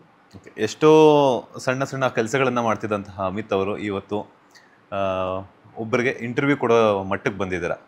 ಸೊ ಹೆಂಗೆ ಅನ್ನಿಸ್ತಿದೆ ಅಂದರೆ, ಲೈಕ್ RJ ಆಗಿ ನೀವು ಕೂಡ ಒಂದಷ್ಟು ರೇಡಿಯೋ ಜಾಕಿಯಾಗಿ ಒಬ್ಬರನ್ನ ಇಂಟರ್ವ್ಯೂ ಮಾಡಿರ್ತೀರಾ. ಅಂದರೆ ಆನ್ ಸ್ಕ್ರೀನ್ ಕಾಣಿಸದೇ ಇರ್ಬೋದು, ಬಟ್ ಮಾತಿನ ಮೂಲಕ ಮಾತಾಡ್ಸಿರ್ತೀರಾ, ಅವ್ರ ಒಪಿನಿಯನ್ಸನ್ನು ತಿಳಿಸ್ಕೊಂಡಿರ್ತೀರಾ. ಸೊ ಇವತ್ತು ನೀವು ಇಂಟರ್ವ್ಯೂ ಕೊಡ್ತಿರೋಂಥ ಮಟ್ಟಕ್ಕೆ ಬಂದಿದ್ದೀರಾ. ಸೊ ಎಷ್ಟು ಖುಷಿ ಆಗ್ತಿದೆ ಸರ್? ಸಿಕ್ಕಾಬಡೆ ಖುಷಿ ಆಗ್ತದೆ. ಇನ್ನೂ ನಂಬಕ್ಕಾಗ್ತಾ ಇಲ್ಲ ಸರ್. ಅಯ್ಯೋ ನಂಗೆ ಯಾಕೆ ಇಂಟರ್ವ್ಯೂ ಮಾಡ್ತಾರೆ, ಯಾಕೆ ನಂಗೋಸ್ಕರ ಯಾಕೆ ಇಷ್ಟೆಲ್ಲ ಕ್ಯಾಮ್ರಾ ತೊಗೊಂಬರ್ತೀರಾ? ಅಯ್ಯೋ ಮನೆ ಆಚೆ ಎಲ್ಲ ಆ ಟಿವಿ ಈ ಟಿವಿ ಅಂತೆಲ್ಲ ಬಂದಿದ್ರು ನೋಡ್ಬಿಟ್ಟು ಯಾಕೆ ನಂಗೋಸ್ಕರ ಇಷ್ಟು ಜನ ಬರ್ತಿದ್ದಾರೆ ಅಂತೆಲ್ಲ ನನಗೂ ಅನಿಸ್ತಾ ಇದೆ. ಬಿಕಾಸ್ ನಾನು RJ ಇದು ಸೋಷಿಯಲ್ ಮೀಡಿಯಾ ಇದೆಲ್ಲ ಕೆಲಸ ಮಾಡಿದ್ದೀನಿ. ಮೇ ಬಿ ಬಿಗ್ ಬಾಸ್ ಅನ್ನುವಂತಹ ಪ್ಲಾಟ್ಫಾರ್ಮ್ ಅಷ್ಟು ದೊಡ್ಡದು ಅನಿಸುತ್ತೆ. ಆ ಒಂದು ಪ್ಲಾಟ್ಫಾರ್ಮ್ ನನಗೆ ಆ ಮಟ್ಟಕ್ಕೆ ತೊಗೊಂಡೋಯ್ತು. So I am genuinely grateful to Colors team, Endemol ಎಲ್ರಿಗೂ ಅಷ್ಟೇ. ಸಿಕ್ಕಾಬಡೆ ಖುಷಿ ಆಗುತ್ತೆ ನನಗೆ ಸೆಲೆಕ್ಟ್ ಮಾಡಿ ಒಂದು ಅವಕಾಶ ಕೊಟ್ಟರು ಅಂತ ಬಂದಾಗ. ಬಟ್ ಇದು ಸ್ವಲ್ಪ ಹೊಸದು ಸರ್ ನನಗೆ. ನಾನು ಆ ಕಡೆ ಇರೋನು ಸರ್. ಇದೆಲ್ಲ ಹಿಂಗೆಲ್ಲ ಮಾತಾಡೋದು ಹೊಸದು. ಸೊ ಯಾರಾದರೂ ಬಂದು ಮಾತಾಡ್ಸಿದ್ರು ಅಷ್ಟೇ, ಒಂದು ಬ್ರೋ ಟು ಬ್ರೋ ಕಾನ್ವರ್ಸೇಷನ್ ಥರ ಮಾತಾಡೋದಷ್ಟೇ. ಇಂಟರ್ವ್ಯೂ ಇದೆಲ್ಲ ಮರ್ತೋಗ್ಬಿಡ್ತೀನಿ. ಇಂಟರ್ವ್ಯೂ ಎಲ್ಲ ಸೆಕೆಂಡ್ರಿ ಸರ್. ಬಟ್ ಎಲ್ಲೇ ಹೋದರೂ ಈ ಹಂಬಲ್ನೆಸ್ ಒಂದು ಕಳ್ಕೊಳ್ಳಲ್ಲ ಸರ್. ಯಾವುದೇ ಇದರಲ್ಲಿದ್ದರೂ ಈಗೋ ಬೆಳೆಯೋ ಸೀನೇ ಎಲ್ಲ, ಬೆಳೆಯೋಕ್ಕೂ ನಾನು ಬಿಡಲ್ಲ ಸರ್. ಅದೊಂದು ನನ್ನ ಕಡೆಯಿಂದ ಪ್ರಾಮಿಸ್ ಸರ್. ನಿಜವಾಗಿ ನಾನು ಎಷ್ಟೇ ಸಿನಿಮಾ ಮಾಡಿಬಿಟ್ಟು ಬೆಳೆದ್ರೂ ಹಿಂಗೆ ಇರುತ್ತೆ ಸರ್, ಬೇರೆ ಏನೂ ಬದಲಾಗಲ್ಲ. ಅದಂತೂ 100% ನಿಜ. ಬದಲಾದರೆ ಈ ಫುಟೇಜ್ ತೋರಿಸಿ ಕ್ಯಾಕರ್ಸ್ ಹೋಗಿದೆ, ಬದಲಾಗಲ್ಲ ಅಂದ್ಕೊಂಡಿದ್ದೀನಿ ನಾನು. ಓಕೆ, ಈಗ ಬಿಗ್ ಬಾಸ್ ಮನೆಯಲ್ಲಿ ನಿಮ್ಮ ಜೊತೆ ಇದ್ದಂತಹ 18 ಜನ ಕಂಟೆಸ್ಟೆಂಟ್ಸ್ ಇದ್ರು. ಸೊ ಅವರ ಒಂದು ಹೆಸರನ್ನ ಹೇಳ್ತಾ ಹೋಗ್ತೀನಿ, ಯಾರ್ಯಾರು ಹೆಂಗೆ ಅಂತ ಹೇಳ್ಬಿಟ್ಟು ಅವ್ರ ಬಗ್ಗೆ ನಿಮ್ಮ ಒಪಿನಿಯನ್. Yes sir. ಮೊದಲನೇದಾಗಿ ನಮ್ಮ ಕರಿಬಸಪ್ಪ ಅವರು. ಮುಂಚೆ ಹುಲಿ, ಈಗ ಇಲಿ. ಅಭಿಷೇಕ್. ಫ್ಲರ್ಟ್ ರಾಜ. ಅಶ್ವಿನಿ. ಅಭಿಷೇಕಿನ ಪ್ರತಿಬಿಂಬ, ಶ್ಯಾಡೋ. ಗಿಲ್ಲಿ ನಟ. ಮನೆ radio. Kavya. Gilli shadow. Ashwini Gowda. Over acting machine. Manju ಭಾಷಿಣಿ. ಅಮ್ಮ. ಮಲ್ಲಮ್ಮ. ಮುಗ್ಧೆ. ರಾಶಿಕಾ ಶೆಟ್ಟಿ. ಚಿಕ್ಕ ಮಗು. ಕಾಕ್ರೋಚ್ ಸುದ್ದಿ. ಆಟಗಾರ. Dhanush. Attitude king. Dhruvanth. Sympathy ಕೊಡೋ ಮಹಾದೇವ. ಮಾಡು ನಿಪ್ನಾಳ್. ಅದ್ಭುತವಾದಂತಹ ಕಲಾವಿದ. ಬಟ್ ಅವನ ತಲೆ ಯೋಚನೆಗಳಲ್ಲಿ ಎಷ್ಟೋ ಯೋಚನೆಗಳನ್ನು ಹೊಡೆದಾಕ್ಬಿಟ್ಟು ಅವ್ನು ಮುಂದೆ ಬರಬೇಕು. ಅವ್ನು ಮುಂದೆ ಬರಬೇಕಂದ್ರೆ ಎಷ್ಟೋ ಹಳೆ ಪದ್ಧತಿಗಳು, ಯೋಚನೆಗಳನ್ನು ಹೊಡೆದಾಕ್ಬಿಟ್ಟು ಮುಂದೆ ಬಂದ್ರೇ ಜೀವನ. ಸ್ಪಂದನ. ಕ್ಯೂಟಿ. ರಕ್ಷಿತಾ ಶೆಟ್ಟಿ. ಅದೊಂದು ಪಟಾಕಿ ಹೊಸದಾಗಿ ಬಂದಿದೆ. ಏನು ತಲೆ ಅಟ್ಟೆ ಏನು ಕೂಗ್ತಾಳೆ, ಎಷ್ಟು ಜೋರಾಗಿ ಕೂಗ್ತಾಳೆ, ಅದು ನೋಡಿದಾಗೆಲ್ಲ ನಗು ಬರುತ್ತೆ. ಇನ್ನೂ ಶೋಸ್ ಎಲ್ಲ ನೋಡೋಕೆ ಶುರು ಮಾಡಿಲ್ಲ. ಆ ಪ್ರೋಮೋ ಎಲ್ಲ ನೋಡ್ತಾ ಇರ್ತೀನಿ ಇದರಲ್ಲಿ. ಅದು ಯಾವುದೋ ಇನ್ಸ್ಟಾಗ್ರಾಮಲ್ಲಿ ಬಂದಾಗ ಏನೋ ಹುಡುಗಿ, ಅಪ್ಪ ಚಿಕ್ಕ ಮಗು ಏನು ಜೋರು ಮಾಡುತ್ತೆ. ಚೆನ್ನಾಗಿದೆ, ಒಳ್ಳೆ ಹುಡುಗಿ. ಬಟ್ ಆ ಹುಡುಗಿ ಸ್ವಲ್ಪ ಹುಷಾರಾಗಿರ್ಬೇಕು. ಯಾಕಂದರೆ ಇಲ್ಲಿ ಎಲ್ಲ ನರಿಗಳು. ಆ ಚಿಕ್ಕ ಮಗು ಅದು ನಾಳೆ ಹೋಗಿ ಅದ್ರ ಫ್ಯೂಚರು ಅದು ಶೇಪ್ ಮಾಡ್ಕೋಬೇಕು. ಅದು ನಾಳೆ ಕೆಲಸ ಎಲ್ಲ ಮಾಡ್ಬೇಕು ಎಲ್ರ ಜೊತೆ. ಸೊ ಅದೊಂದು ಮೈಂಡ್ ಸೆಟ್ ಹಾಗೆ ಇರಬಾರ್ದು ಅಂತ ಬಿಗ್ ಬಾಸ್ ಮನೆಯಿಂದ ಆಚೆ ಬಂದಿದ್ದೆ. ಮೈಂಡ್ ಸೆಟ್ ಚೇಂಜ್ ಮಾಡ್ಕೊಂಡು ವಾಪಸ್ come back to normal. Therapy ತಗೊಳ್ಳಿ, ಮೆಂಟಲ್ ಹೆಲ್ಪ್ ತಗೊಳ್ಳಿ, come back to normal. Because ಅಲ್ಲಿ ಆಡೋ ಆಟ ಡಿಫ್ರೆಂಟ್. ಅದೇ ಆಟ ಇಲ್ಲಿ ಆಚೆ ಆಡಿದ್ರೆ ಯಾರೂ ಇರಲ್ಲ ನಿಮಗೆ. ಸೊ ಅದೊಂದು ವಿಷಯನ ಅರ್ಥ ಮಾಡ್ಕೋಬೇಕು. ಸೊ ಐ ಹೋಪ್ ಆ ಹುಡುಗಿ ಮೈಂಡ್ ಸೆಟ್ ಆ ಥರ ಆಗದೆ ಇರಲಿ ಅಂತ ಕೇಳ್ಕೊತಾ ಇದ್ದೀನಿ. ಚೆನ್ನಾಗಿ ಆಟ ಆಡಲಿ, ಆ ಹುಡುಗಿ ಗೆದ್ರೆ ಖುಷಿ ನನಗೆ. ಬಟ್ ಯಾರು ಗೊತ್ತಾ, ಈ ಸಿನಿಮಾ ಆ್ಯಕ್ಟರ್ಗಳು, ಫೇಮಸ್ ವ್ಯಕ್ತಿಗಳನ್ನ ಬಿಟ್ಟು ಅಲ್ಲಿರೋರು ಬೇರೆಯವ್ರು ಗೆದ್ರೆ ನಮ್ಗೆ ಇನ್ನೂ ಖುಷಿ.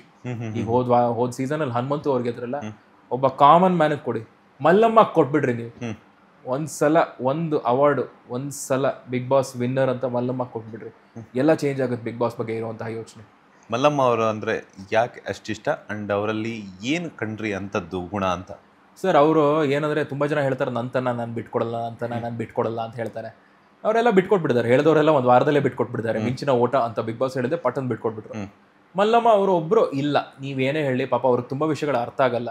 ಅದು ಬಿಟ್ರೆ ನೀವೇನೇ ಇರಲಿ ನನ್ನ ಜೀವನ ಇರೋದೇ ಹಿಂಗೆ, ನಾನು ಮಾತಾಡೋದು ಹೆಂಗೆ, ಆಡೋದೇ ಹಿಂಗೆ. ಅದ ಟಾಸ್ಕ್ ಅಂತ ಬಂದಾಗ ಸರ್ ಯಾರು ಮೀರ್ಸಕ್ಕಾಗಲ್ಲ ಅವ್ರನ್ನ, ಗಂಡಸರೇ ಮೀರ್ಸಕ್ಕಾಗಿಲ್ಲ ಅವ್ರನ್ನ. ಆ ಒಂದು ಬ್ಯಾಲೆನ್ಸಿಂಗ್ ಟಾಸ್ಕ್ ಅಲ್ಲಿ ಏನ್ ಸಕ್ಕದಾಗ ಆಡಿದ್ರು ಸರ್. ಅವ್ರಿಗೆ ಅಮ್ಮ ಇದೊಂದಿದೆ ಹಿಂಗ್ ಮಾಡ್ಬೇಕು ಅಂತ ಹೇಳಿದಾಗ ಸಕ್ಕದಾಗ ಅದೇ ಮಾಡ್ತಾರೆ. ಬಟ್ ಆಬ್ವಿಯಸ್ಲಿ ಅವ್ರಿಗೆ ಎಷ್ಟೋ ವಿಚಾರಗಳು ಅರ್ಥ ಆಗಲ್ಲ, ನಾಮಿನೇಷನ್ ಇದೆಲ್ಲ ಗೊತ್ತಿಲ್ಲ ಯಾರ ಹೆಸರು ಏನು ಅಂತ. ಸೊ ಈ ಒಂದು ವಾರದಲ್ಲಿ ಅಕಸ್ಮಾತ್ ಅವ್ರು ಅರ್ಥ ಮಾಡ್ಕೊಂಡು ಸ್ವಲ್ಪ ಮುಂದೆ ಬಂದ್ರೆ ಅವ್ರಿಗೂ ಮುಂದೆ ಈಸಿ ಆಗಬಹುದು ಅಂತ. ಮಲ್ಲಮ್ಮ ಅವ್ರ ಹೆಸರು ಏನಕ್ಕೆ ತಗೊಂಡು ಅವ್ರು ಗೆಲ್ಲಬೇಕು ಅಂತ ಹೇಳಿದೆ ಅಂದ್ರೆ, ಅವ್ರು ಗೆದ್ರೆ ಎಷ್ಟೋ ಜನ ನಮ್ಮ ಕರ್ನಾಟಕದಲ್ಲಿ ಗೆಲ್ತಾರೆ ಸರ್. ಇವತ್ತು ಅವ್ರು ಬಂದಿರುವಂತಹ ದಾರಿ ಈಗಲೇ ಇನ್ಸ್ಪೈರಿಂಗ್. ಅವ್ರು ಏನೇನೋ ಮನೆ ಕೆಲಸ ಎಲ್ಲ ಮಾಡ್ಕೊಂಡು ಇಷ್ಟು ದೂರ ಬಂದಿದ್ದಾರೆ. ಬಟ್ ಅಲ್ಲಿ ಹೋಗ್ಬಿಟ್ರೆ ಅವರು ತುಂಬಾ ದೊಡ್ಡ ಹೆಸರು, ರೆಕಾರ್ಡ್ ಬ್ರೇಕ್ ಆಗ್ಬಿಡುತ್ತೆ ನಮ್ಮ ಕರ್ನಾಟಕ ಹಿಸ್ಟ್ರಿನಲ್ಲಿ ಅಂತ ಹೇಳ್ತಾ ಇರೋದು. ಅಂಡ್ ಬಿಗ್ ಬಾಸ್ ಅಲ್ಲಿ ಗೆದ್ದಿರುವಂತಹ 2ನೇ ಮಹಿಳೆ ಅಂತ ಆಗ್ತಾರೆ ಅನ್ಸುತ್ತೆ. ಹೌದು, ಮಹಿಳೆಯರು ಕಮ್ಮಿ ಗೆದ್ದಿದ್ದು. ಶ್ರುತಿ ಮೇಡಮ್ ಬಿಟ್ರೆ ನೆಕ್ಸ್ಟ್ ಇವ್ರೆ ಅನ್ಸುತ್ತೆ. ಚೆನ್ನಾಗಿರುತ್ತೆ ಸರ್ ಆ ಥರದವ್ರು. ಅಂದರೆ ನಾನು ಹೇಳ್ತಾ ಇರೋದು ಮಲ್ಲಮ್ಮ ಅಂತ ಒಂದು ಎಕ್ಸಾಂಪಲ್ ಕೊಟ್ಟೆ, ಬಟ್ ಆ ಥರದವ್ರು ಗೆಲ್ಲಿ ಅಂತ ಹೇಳ್ತಾ ಇರೋದು. ಸಾಕಿ ಆ್ಯಕ್ಟರ್ಗಳೇ ಬಂದು, ಬಿಕಾಸ್ ಆ್ಯಕ್ಟರ್ಗಳಿಗೆ ಆ್ಯಕ್ಟಿಂಗ್ ಮಾಡಕ್ಕೆ ಬರುತ್ತೆ, ಓವರ್ ಆ್ಯಕ್ಟಿಂಗ್ ಮಾಡಕ್ಕೆ ಬರುತ್ತೆ, ಕ್ಯಾಶುವಲ್ ಆಗಿ ಮಾಡ್ತಾರೆ, ಗೆದ್ಬಿಟ್ಟು ಹೋಗ್ತಾನೆ ಇರ್ತಾರೆ. ಬೇರೆಯವ್ರ ಬಗ್ಗೆ ಏನು, ಜೆನ್ಯೂನ್ ಆಗಿರೋರ ಬಗ್ಗೆ ಏನು ಅಂತ. ಓಕೆ, ಹಂಗೆ ಕಂಟಿನ್ಯೂ ಮಾಡ್ತಾ ಹೋಗೋಣ. ಜಾನ್ವಿ ಅವರು. ಜಾನ್ವಿ ಮೇಕ ಪ್ರಾಣಿ. ಚಂದ್ರಪ್ರಭಾ. ಸತೀಶ್ ಅವ್ರ ನಾಯಿ. ಸತೀಶ್ ಅವರು. ಪುಂಗೇಶ್ವರ. ಏನಿದೆ ಅವ್ರು ಎಲ್ಲೂ ಮಾತಾಡೋದು ತೋರಿಸಿಲ್ಲ, ಅಷ್ಟೊಂದು ಚೆನ್ನಾಗಿ ಪುಂಗ್ತಾರ. ತುಂಬ ಪುಂಗ್ತಾರೆ ಅವರು. ಅವರು ಕ್ಯಾಶುವಲ್ ಆಗಿ ಹಿಂಗೆ ಕೂತ್ಕೊಂಡು ಮಾತಾಡ್ತಾ ಇರ್ಬೇಕಾದ್ರೆ ಸ್ಟ್ರೈಟ್ ತಲೆಗೆ ಶೂಟ್ ಡೈರೆಕ್ಟ್ ಆಗಿ. ಈ ನಮ್ಮ ನಾಯಿ ಬಗ್ಗೆ ಗೊತ್ತಿಲ್ಲ ನಿಮ್ಗೆ, 100 ಕೋಟಿ ನಾಯಿ. ನಾನು ಒಂದು ಸಿನಿಮಾ ಮಾಡ್ಬೇಕಾದ್ರೆ ಅಷ್ಟು ಜನ ಬರ್ತಾರೆ, ಇಷ್ಟು ಜನ ಫ್ಯಾನ್ಸ್ ಇದ್ದಾರೆ, ದಿನಕ್ಕೆ 65 ಲಕ್ಷ ಬರುತ್ತೆ ನನಗೆ, ಹಂಗೆ ಹಿಂಗೆ ಅಂತೆಲ್ಲ ಡೌ ಮಾಡೋದು. ಅದ್ರ ನಿಜ ಏನಿದೆ ಅಂತ ಗೊತ್ತು ನಮ್ಗೆ ಆಚೆ. ಅದು ತುಂಬ ಸಲ ಈ ಥರದ್ದು ಸೀನೆಲ್ಲ ಆಗ್ಬಿಟ್ಟು ನ್ಯೂಸಲ್ಲೆಲ್ಲ ಬಂದ್ಬಿಡಿದೆ. ಅದು ಎಲ್ಲ ಓವರ್ ಆಗೇ ಇದು ರಿವೀಲ್ ಮಾಡಿಬಿಡ್ತಾರೆ ನ್ಯೂಸಲ್ಲಿ. ಆ ಕಾನ್ಫಿಡೆನ್ಸ್ ನಮ್ಮ ಮೆಚ್ಚಬೇಕು. ಪುಂಗಿದ್ರು ಕಾನ್ಫಿಡೆಂಟ್, ಕಣ್ಣಲ್ಲಿ ಕಣ್ಣಿಟ್ಟು ಪುಂಗೋದಿದೆಯಲ್ಲ, ಆ ಕಾನ್ಫಿಡೆನ್ಸ್ ನಮ್ಮ ಮೆಚ್ಚಬೇಕು. ಯಾಕಂದ್ರೆ ನಾವು ಕಾಲೆಳಿಯೋಕ್ಕಾಗಲ್ಲ. ಅವರು ಅದೇ ಜೀವನ, ಹಂಗೆ ಇರೋದು ಲೈಫು ಅಂತ ಹಂಗೆ ನಂಬ್ತಾ ಇದ್ದಾರೆ, ನಂಬ್ಕೊಂಡು ಹಂಗೆ ಬದುಕ್ತಾ ಇದ್ದಾರೆ. ತುಂಬಾ ವರ್ಷಗಳ ನಂಬಿಕೆ ಇದು. ಈಗ ಚೇಂಜ್ ಮಾಡೋಕ್ಕಾಗಲ್ಲ. ಗಿಡವಾಗಿ ಬಗ್ಗದ್ದು ಮರವಾಗಿ ಬಗ್ಗಿದೆ ಅಂತ ಹೇಳ್ತಾರೆ. ಇದು ತುಂಬಾ ದೊಡ್ಡ ಮರ ಆಗ್ಬಿಡಿದೆ, ಆಲದ ಮರ ಆಗ್ಬಿಡಿದೆ ಅದು. ಈಗ ಅದು 100 ಕೋಟಿ ಆಲದ ಮರ, ಅದನ್ನ ಅಲ್ಲಾಡ್ಸಕ್ಕೆ ಆಗಲ್ಲ, ಅದು ಏನ್ ಚೇಂಜ್ ಮಾಡೋಕ್ಕಾಗಲ್ಲ ಅದು. ಆ ಥರದ್ದು. ಬಿಗ್ ಬಾಸ್ ಶೋಗೆ ಹೋಗ್ಬಿಟ್ಟು ಸೆಲ್ಫ್ ರೆಸ್ಪೆಕ್ಟ್ ಕಳ್ಕೊಂಡೆ ಅನ್ನುವಂಥ ಗಿಲ್ಟ್ ಅಥವಾ ಕುರುಗ್ ಅನ್ನೋದು ನಿಮ್ಮಲ್ಲಿ ಏನಾದ್ರು ಕಾಡ್ತಿದ್ಯಾ? ಏನೂ ಇಲ್ಲ, ಸೆಲ್ಫ್ ರೆಸ್ಪೆಕ್ಟ್ ಅಷ್ಟು ಕಳ್ಕೊಂಡಿಲ್ಲ. ನಾನು ಇದ್ದಿದ್ದೆ 1 ವಾರ. ನಾನು ಹೋಗೋಕ್ಕಿಂತ ಮುಂಚೆ ಎಲ್ಲರೂ 0-0-0 ಅಂತ ಬ್ಯಾಡ್ಜ್ ಹಾಕಿದ್ರು. ಸ್ಟಾರ್ಟಿಂಗಲ್ಲಿ ಸ್ವಲ್ಪ ನೋವಾಯಿತು. ಏನು ಗುರು ಅಂಥ 0 ವ್ಯಕ್ತಿ ಅಲ್ಲ ನಾನು, ಇವನ್ನೆಲ್ಲ 0 ನಂಗೆ ಆಗ್ತೀಯನಲ್ಲ ಅಂತ ಆ ಥರದ್ದು ಅನಿಸ್ತು. ಆಮೇಲೆ ದೆನ್ ಐ ವಾಸ್ ಲೈಕ್, 0 ಆಗ್ತಾ ಇರೋದು ಯಾರು? APJ ಅಬ್ದುಲ್ ಕಲಾಂ ಬಂದು 0 ಆಗ್ತಿದಾರಾ? ನೀಲಾನ್ ಸ್ಟ್ರಾಂಗ್ ಬಂದು 0 ಆಗ್ತಿದಾರಾ? ಇಲ್ಲಿರೋರು ತಾನೆ, ಇವ್ರು ಇರೋದೇ ಫೇಕ್ ಮುಖವಾಡ. ಇವ್ರು ನಂಗೆ 0 ಹಾಕಿದ್ರೆ ನಾನು ಹೀರೋನೇ ಅಂತ. ಸೊ ಇಟ್ಸ್ ಓಕೆ, ಖುಷಿಯಾಗಿ ಬಂದೆ. ಏನು ಸೆಲ್ಫ್ ರೆಸ್ಪೆಕ್ಟ್ ಏನು ಕಳ್ಕೊಂಡಿಲ್ಲ ಸರ್, ಖುಷಿಯಾಗಿದ್ದೀನಿ. 1 ವಾರದಲ್ಲಿ ಏನೂ ಚೇಂಜ್ ಆಗಲ್ಲ anyway. So it's okay. I am self respect ಇನ್ನೂ ಸ್ವಲ್ಪ ಜಾಸ್ತಿ ಆಗಿದೆ ಸರ್, ಮರ್ಯಾದೆ ಇನ್ನೂ ಸ್ವಲ್ಪ ಜಾಸ್ತಿ ಆಗಿದೆ ಸರ್. ಸುದೀಪ್ ಅವರ ಬಗ್ಗೆ ಏನು ಹೇಳ್ತೀರಾ ಅಂತ? ಸರ್ ಆ ಶಾಲೆಯ ಪ್ರಿನ್ಸಿಪಲ್ ಸರ್ ಅವ್ರು ಬಂದು ಮಾತಾಡಿದಾಗ ಅಪ್ಪ ಈಗಾದರೂ ಅರ್ಥ ಆಗುತ್ತೆ ಅಂತ. ಒಂದು ವಿಷಯ ನಾನು ಬಿಡಿಸ್ಬಿಟ್ಟು ಹೇಳಿದ್ರೆ ಮನೆ ಒಳಗೆ ಆ್ಯಸ್ ಅ ಕಂಟೆಸ್ಟೆಂಟ್ ಅರ್ಥ ಆಗಲ್ಲ, ಜಗಳ ಆಡೋಕ್ಕೆ ಶುರು ಮಾಡೋದು. ಅದೇ ವೀಕೆಂಡಲ್ಲಿ ಸುದೀಪ್ ಸರ್ ಬಂದುಬಿಟ್ಟು ಇದು ಹಿಂಗೆ ಮಾಡೋದು, A+B² ಅಂದರೆ ಇದೇ ಅಂತ ಹೇಳಿದ್ದೆ, ಇಮಿಡಿಯೇಟಾಗಿ ಪಟ್ ಅಂತ ಅರ್ಥ ಮಾಡ್ಕೊತಾರೆ.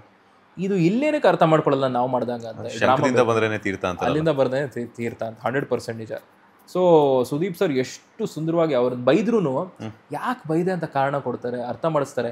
End of that conversation you won't feel like ತುಂಬ ಬರೀ ಬೈಸ್ಕೊಂಡೆ ಅನ್ಸಲ್ಲ, ಅರ್ಥ ಮಾಡ್ಕೊಂಡೆ ಅಂತ ಅನ್ಸುತ್ತೆ ಬೈದಾದ್ಮೇಲೆ. ಸೊ ಅದು ಇಂಪಾರ್ಟೆಂಟ್. ಆ ಥರದ ವ್ಯಕ್ತಿ ತುಂಬ ರೇರ್. ಐ ಥಿಂಕ್ ಈ ಶೋನ ಅವ್ರು ಬಿಟ್ಟು ಬೇರೆ ಯಾರು ಕರ್ನಾಟಕದಲ್ಲಿ ಹೋಸ್ಟ್ ಮಾಡೋಕ್ಕೆ ಆಗೋದೇ ಇಲ್ಲ. ನೋವೇ. ಸುದೀಪ್ ಸರ್ ಇಲ್ಲಾಂದ್ರೆ ಬಿದೋಗ್ಬಿಡುತ್ತೆ ಶೋ. ಏನು ಕಲ್ತ್ರಿ ಸುದೀಪ್ ಅವರಿಂದ 1 ವಾರದ ಮಟ್ಟಿಗೆ ಅಂತ? ಒಂದು ಕ್ರಿಟಿಸಿಸಮ್ನ ಹೇಗೆ ತಗೋಬೇಕು ಅಂತ ಕಲ್ತಿದ್ದು. ನಾನು ಇಮಿಡಿಯೇಟಾಗಿ ಹೋಗ್ಬಿಟ್ಟು ಅಂಥ ದೊಡ್ಡ ಶೋ, ಅದು 12 ಸೀಸನ್ ಮಾಡ್ಕೊಂಡು ಬಂದಿದ್ದಾರೆ, ಅವ್ರಿಗೆ ಹೋಗ್ಬಿಟ್ಟು ಇದು ಕ್ರಿಂಜ್ ಲೋ IQ ಶೋ ಅಂತ ಹೇಳ್ಬಿಟ್ರೆ ಎಷ್ಟು ಹೊಡೆದಿರ್ಬೋದು ಅದು. ಅದು ಸ್ಕ್ರಿಪ್ಟಲ್ಲಿ ಇರಲಿಲ್ಲ, ಎಲ್ಲೂ ಇರಲಿಲ್ಲ, ಸ್ಪಾಂಟೇನಿಯಸ್ ಆಗಿ ಅಲ್ಲಿ ಮಾತಾಡ್ತಾ ಹೇಳಿದ್ದು ಹಿಂಗೆ ನಾನು ಹೇಳಿದ್ದೆ ಅಂತ. ಇಮ್ಮಿಡಿಯೇಟಾಗಿ the way he reacted was wonderful. ಅಂದರೆ ಬೇರೆ ಯಾರಾದರೂ ಅಕಸ್ಮಾತ್ ಈಗೋಯಿಂದ ರಿಯಾಕ್ಟ್ ಮಾಡಿದ್ರೆ it would have been different, ನನ್ನ ಮೇಲೆ ಕೋಪ ಮಾಡ್ಕೊಂಡಿರ್ಬೋದಿತ್ತು. Sudeep sir we are open to all opinions, ನೀವು ಯಾವುದೇ ಒಪಿನಿಯನ್ ಕೊಡಿ we are open to it ಅಂತ ಹೇಳಿಬಿಟ್ಟು ತುಂಬ ಜೆಂಟಲ್ ಮ್ಯಾನ್ ಥರ ಹ್ಯಾಂಡಲ್ ಮಾಡಿದ್ರು ಪ್ರತಿಯೊಂದು ವಿಷಯ. Very sweet about him. ಅಂದರೆ ನಾನು ಸುಳ್ಳು ಹೇಳಿಲ್ಲ, ನಾನು ನಿಜಾನೇ ಹೇಳಿದ್ದೆ. ಬಟ್ ಆ ನಿಜಾನೂ ಎಷ್ಟು ಚೆನ್ನಾಗಿ ಹ್ಯಾಂಡಲ್ ಮಾಡಿದ್ರಲ್ವಾ, ನನಗೆ ಅರ್ಥ ಮಾಡಿಸ್ಬಿಟ್ಟು ವಾಪಸ್ ಕೊಡಬೇಕಾದ್ರೆ ಹೆಂಗೆ ಕೊಟ್ರಲ್ಲ ಅವ್ರು.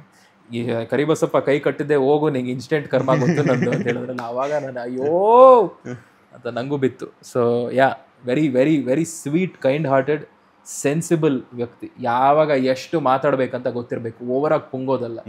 ಅವರಿಂದ ಕಲಿಬೇಕು ಎಷ್ಟು ಮಾತಾಡ್ಬೇಕು ಲಿಮಿಟಲ್ಲಿ ಅಂತ. ಅವ್ರು ಒಂದು ಆವಾಜ್ ಹಾಕಿದ್ರೆ ಎಷ್ಟೇ ಸುಳ್ಳು ಹೇಳಿರಿ ನೀವು ಮನೇಲಿ ಕಿತ್ತಾಡ್ಕೊಂಡು ಎಲ್ಲರೂ ನಿಜ ಒಪ್ಕೊತಾರೆ. ಅಂಥ ಟಫ್ ಪ್ರಿನ್ಸಿಪಲ್ ಅವರು. ಫೈನಲಿ ಒಂದು ವಾರದ ಮಟ್ಟಿಗೆ ಇದು ಬಂದಿದ್ದೀರಾ. ಎಷ್ಟೋ ಜನರ ಕನಸಾಗಿರುತ್ತೆ ಬಿಗ್ ಬಾಸ್ ಹೋಗ್ಬೇಕು ಅನ್ನುವಂಥದ್ದು. ಒಂದು ವಾರದ ಮಟ್ಟಿಗೆ ನಿಮ್ಗೆ ಆ ಒಂದು ಅವಕಾಶ ಸಿಕ್ಕಿರುವಂಥದ್ದು ಖುಷಿ ಕೊಟ್ಟಿದೆ ಅಂತ ಅನ್ಕೊಂಡಿದ್ದೀನಿ. ಖಂಡಿತ ಸರ್, ಖಂಡಿತ ಖುಷಿನೂ ಕೊಟ್ಟಿದೆ, ಸ್ವಲ್ಪ ಎಕ್ಸ್ಟ್ರಾ ದುಃಖ, ಆಕ್ರೋಶ, ದುಪ್ಪ, ಕೋಪ ಅದೆಲ್ಲ ಕೊಟ್ಟಿದೆ ಸ್ವಲ್ಪ. ನಿಮ್ಮ ಅಭಿಮಾನಿಗಳಿಗೆ ಏನು ಹೇಳ್ತೀರಾ? ಅಂಡ್ ಹಾಗೇನೆ ಟ್ರೋಲ್ ಪೇಜಸ್ ಏನಾದರೂ ಚೆಕ್ ಮಾಡಿದ್ರೆ ಬಂದಮೇಲೆ ಏನಾದರೂ ಫನ್ನಿ ಟ್ರೋಲ್ಸ್ ಅಥವಾ ತುಂಬ ಇಷ್ಟ ಆಗಿದ್ದು ಯಾವುದು, ತುಂಬ ಕೋಪ ಬಂದಿರುವಂಥ ಟ್ರೋಲ್ ಯಾವುದು? ಕೋಪ ಏನು ಬರ್ಸಿಲ್ಲ, ಅದೇ ಎಲ್ಲರೂ ಏನೋ ಹೋಗ್ಬಿಟ್ರು ಥರ. ನಂದು ಕರಿಬಸಪ್ಪ ಅವ್ರ ಫೋಟೋ ಹಾಕ್ಬಿಟ್ಟು ಸ್ಯಾಡ್ ಸಾಂಗ್ಸ್ ಎಲ್ಲ ಹಾಕ್ಬಿಟ್ಟು, ಹಾರ್ಟ್ ಬ್ರೇಕ್ ಎಲ್ಲ ಇದಾಕ್ಬಿಟ್ಟು ಫುಲ್ಲು ಸ್ಯಾಡ್ಸ್, ತಂದಾನಿ ತಾನೇ ಅಂತ ಸ್ಯಾಡ್ ತುಂಬ. ಇದು ನಾನು ಏನ್ರೋ ಶೋ ಬಿಟ್ಟು ಆಚೆ ಬಂದಿದ್ದು, ನಾವು ಹೋಗಿಲ್ಲ ಕಣೋ, ಜೀವ ಇದೆ ಇನ್ನು, ಯಾಕ್ರೋ ಹಿಂಗೆ ಮಾಡ್ತೀರಾ ಅಂತ ಅದೊಂದು. ಅದು ಬಿಟ್ರೆ ಈ ಕರಿಬಸಪ್ಪ ಅವ್ರ ಜೊತೆ ಹೆಂಗುರು ಇರ್ತಾನೆ ಇವನು ಅಂತ. ಸೊ ಅವ್ರು ಏನಾದ್ರು ಮಾತಾಡ್ತಾ ಇರ್ಬೇಕಾದ್ರೆ ನನ್ನ ರಿಯಾಕ್ಷನ್ನು, ನಾನು ಯಾವಾಗಲೂ ಹಿಂಗೇನಾದ್ರು ನೋಡೋದು ಇದೆಲ್ಲ ಮಾಡ್ತಾ ಇದ್ದೆ. ನಂಗೆ ಆಯ್ತಾ ಇಲ್ಲ ಕಣೋ ಅಂತ ಆ ಥರದ್ದೊಂದು ಝೂಮ್ ಕಟ್ ಹಾಕೋದು, ಇದು ಟ್ರೋಲ್ ಮಾಡೋದು. ಆಮೇಲೆ ಆ ಟೈಗರ್ ಬಂತು, ಒಂದು ಟೈಗರ್ದು ಒಂದು ವೈರಲ್ ಆಯಿತು. ಯಾವ ಊರು ಟೈಗರ್ ಅಂತ ಅವ್ರು ಹೇಳ್ತಾರೆ. ಲಾಸ್ಟಲ್ಲಿ ನಾನು ಆ ಟೈಗರ್ನ ನಾನೇ ಬೆಲ್ಟ್ಗೆ ಹಾಕೊಂಡ್ಬಂದಿರೋದು ಅಂತೇನೋ ಹೇಳಿದ್ದು, ಅದೊಂದು ವೈರಲ್ ಆಯ್ತು. ಸೊ ಕೆಲವೊಂದು ವಿಚಾರಗಳು ಈಗ ಸುದೀಪ್ ಸರ್ ಜೊತೆನೂ ಅಷ್ಟೇ, ವಾಪಸ್ ಬರ್ತಾ ಇರಬೇಕಾದ್ರೆ ಯಪ್ಪ ಕುಯ್ಯೋದು ನಿಲ್ಸಿಲ್ಲ, ನಾನು ಸುದೀಪ್ ಸರ್ ಸ್ಟೇಜ್ ಮೇಲೆ ಕೂತ್ಕೊಂಡ್ಬಿಟ್ವಿ. ಸೊ ಆ ಒಂದು ಫ್ರೇಮು ತುಂಬ ವೈರಲ್ ಆಯಿತು. ಅಂದರೆ ಆಚೆ ಕಡೆ ನಾವು ಇಷ್ಟು ಮಜಾ ಮಾಡಿಲ್ಲ, ಯಾವ ಸೀಸನಲ್ಲೂ ಇಷ್ಟು ಮಜಾ ನೋಡಿಲ್ಲ on the stage with Sudeep sir ಅಂತ. ಸೊ ಅದೊಂದು ತುಂಬ ಚೆನ್ನಾಗಿತ್ತು, ತುಂಬ ಚೆನ್ನಾಗಿ ವರ್ಕೌಟ್ ಆಯಿತು. ಸೊ ಅದೆಲ್ಲ ನೋಡಿದೆ, ಖುಷಿ ಆಯಿತು. ಅದು ಬಿಟ್ಟರೆ ಇದೇ ರೀತಿ ನಾನು ಮನೋರಂಜನೆ ಕೊಡೋಕ್ಕೆ ಬೇರೆ ಬೇರೆ ಪ್ಲ್ಯಾಟ್ಫಾರ್ಮ್ಗಳಲ್ಲೂ ಬರ್ತೀನಿ, ಬೇರೆ ಬೇರೆ ವಿಜುವಲ್ ಪ್ಲ್ಯಾಟ್ಫಾರ್ಮ್ಗಳಲ್ಲೂ ಬರ್ತೀನಿ. ಎಲ್ಲರ ಸಪೋರ್ಟ್ ಬೇಕು ಅಷ್ಟೇ ಸರ್. ನಾನು ತುಂಬ ಯೋಚನೆ ಮಾಡ್ತಾಯಿದ್ದೆ, ಈ ಶೋ ಮುಗಿಸ್ಕೊಂಬಂದು ಖುಷಿಯಾಗಿ ನಮಸ್ಕಾರ ಮಾಡಿಬಿಟ್ಟು, ನಮಸ್ಕಾರ ನಾನು RJ ಅಮಿತ್, ಕರ್ನಾಟಕ ಜನತೆಗೆ ನಮಸ್ಕಾರ, ನಾನು ನಿಮ್ಮ ಮನೆಯ ಮಗ ಅಂತ ಎಲ್ಲ ಹೇಳಿಬಿಟ್ಟು ಶುರು ಮಾಡೋಣ ಅಂತ. ಅವ್ರ ಮನೆಯ ಮಗ ಅಂದರೆ ಅವ್ರ ಮನೆಯವರೆಗೂ ಟೆಲಿಕಾಸ್ಟ್ ಆಗಿಲ್ಲ ಕೆಲವೊಂದು ವಿಚಾರಗಳು. ಬಟ್ ನಿಮ್ಮ ಮನೆಯ ಮಗ ಆಗ್ತೀನಿ, ಅವಕಾಶ ಕೊಡಿ, ಆ್ಯಂಡ್ ಬಂದಾಗ ಟಚ್ಚಲ್ಲಿರಿ, ಸಪೋರ್ಟ್ ಮಾಡಿ ಅಷ್ಟೇ ಅಂತ. ಅದೊಂದು ಕೇಳ್ಕೊತೀನಿ. Thank you. ನಾನು ಸಿಕ್ಕಾಪಟ್ಟೆ ಎಂಟರ್ಟೈನ್ ಮಾಡಬಲ್ಲೆ, ಮಾಡಿದ್ದೀನಿ ಮುಂಚೆ, ಈಗ ಇನ್ನೂ ಮಾಡ್ತೀನಿ. ಈಗ ಈ ಕಾರ್ಯಕ್ರಮ ತುಂಬ ದೊಡ್ಡ ಜೋಶ್ ಕೊಟ್ಟಿದೆ. ಸೊ ನಿಮ್ಮ ಹತ್ತಿರದ ಸ್ಕ್ರೀನ್ಗಳಲ್ಲಿ ಎಲ್ಲೇ ಸಿಕ್ಕಿದ್ರು ಹಾಯ್ ಹೇಳಿ, ಅಷ್ಟು ಸಾಕು, ನನಗೆ ಪ್ರೋತ್ಸಾಹಿಸಿ. Yes, thank you so much. Back to back interviews ಇದ್ರೂ ಕೂಡ ಒಂದಷ್ಟು ಸಮಯವನ್ನು ನಮಗೋಸ್ಕರ ಮೀಸಲಿರಿಸ್ಕೊಂಡು ಇದುವರೆಗೂ ಪೇಷನ್ಸಿಂದ ಎಲ್ಲದಕ್ಕೂ ಆನ್ಸರ್ ಮಾಡಿದ್ದಕ್ಕೆ ಒಳ್ಳೆಯದಾಗಲಿ. ಆ ನಿಮ್ಮ ಪೇಷನ್ಸ್ ನಿಮಗೆ ಒಂದೊಳ್ಳೆ ದಾರಿದೀಪ ತೋರಿಸ್ಕೊಡುತ್ತೆ ಅಂತ ನನ್ನ ಒಂದು ಒಪಿನಿಯನ್. All the best. ನೀವು ಅಂದ್ಕೊಂಡಿರುವಂಥ ಕನಸೆಲ್ಲನೂ ನನಸಾಗಲಿ. ಒಳ್ಳೆಯದು. Thank you sir. Thank you so much sir. ಖುಷಿ ಆಯ್ತು ನಿಮ್ಮ ಜೊತೆ ಮಾತಾಡಿಸಿ. Thank you. Thank you. ಇದಾಗಿತ್ತು RJ ಅಮಿತ್ ಅವರ ಒಂದು ಸ್ಪೆಷಲ್ ಇಂಟರ್ವ್ಯೂ. ಮತ್ತಷ್ಟು ಇಂಟ್ರೆಸ್ಟಿಂಗ್ ಇಂಟರ್ವ್ಯೂಸ್ಗಾಗಿ ಈ ಕೂಡಲೇ ಸಬ್ಸ್ಕ್ರೈಬ್ ಮಾಡಿ ಬಾಸ್ ಟಿವಿ ಕನ್ನಡ. ಧನ್ಯವಾದಗಳು. ಲೇಟೆಸ್ಟ್ ಹಾಗೂ ಇಂಟ್ರೆಸ್ಟಿಂಗ್ ಸುದ್ದಿಗಳಿಗಾಗಿ ಬಾಸ್ ಟಿವಿ ಕನ್ನಡ ಚಾನೆಲ್ನ ಸಬ್ಸ್ಕ್ರೈಬ್ ಮಾಡಿ. ಹಾಗೆಯೇ ಬೆಲ್ ಐಕಾನ್ ಪ್ರೆಸ್ ಮಾಡಿ. ಇದರ ಜೊತೆಗೆ ಫೇಸ್ಬುಕ್, ಇನ್ಸ್ಟಾಗ್ರಾಮ್, ಎಕ್ಸ್ನಲ್ಲೂ ಮಿಸ್ ಮಾಡದೆ ಫಾಲೋ ಮಾಡಿ.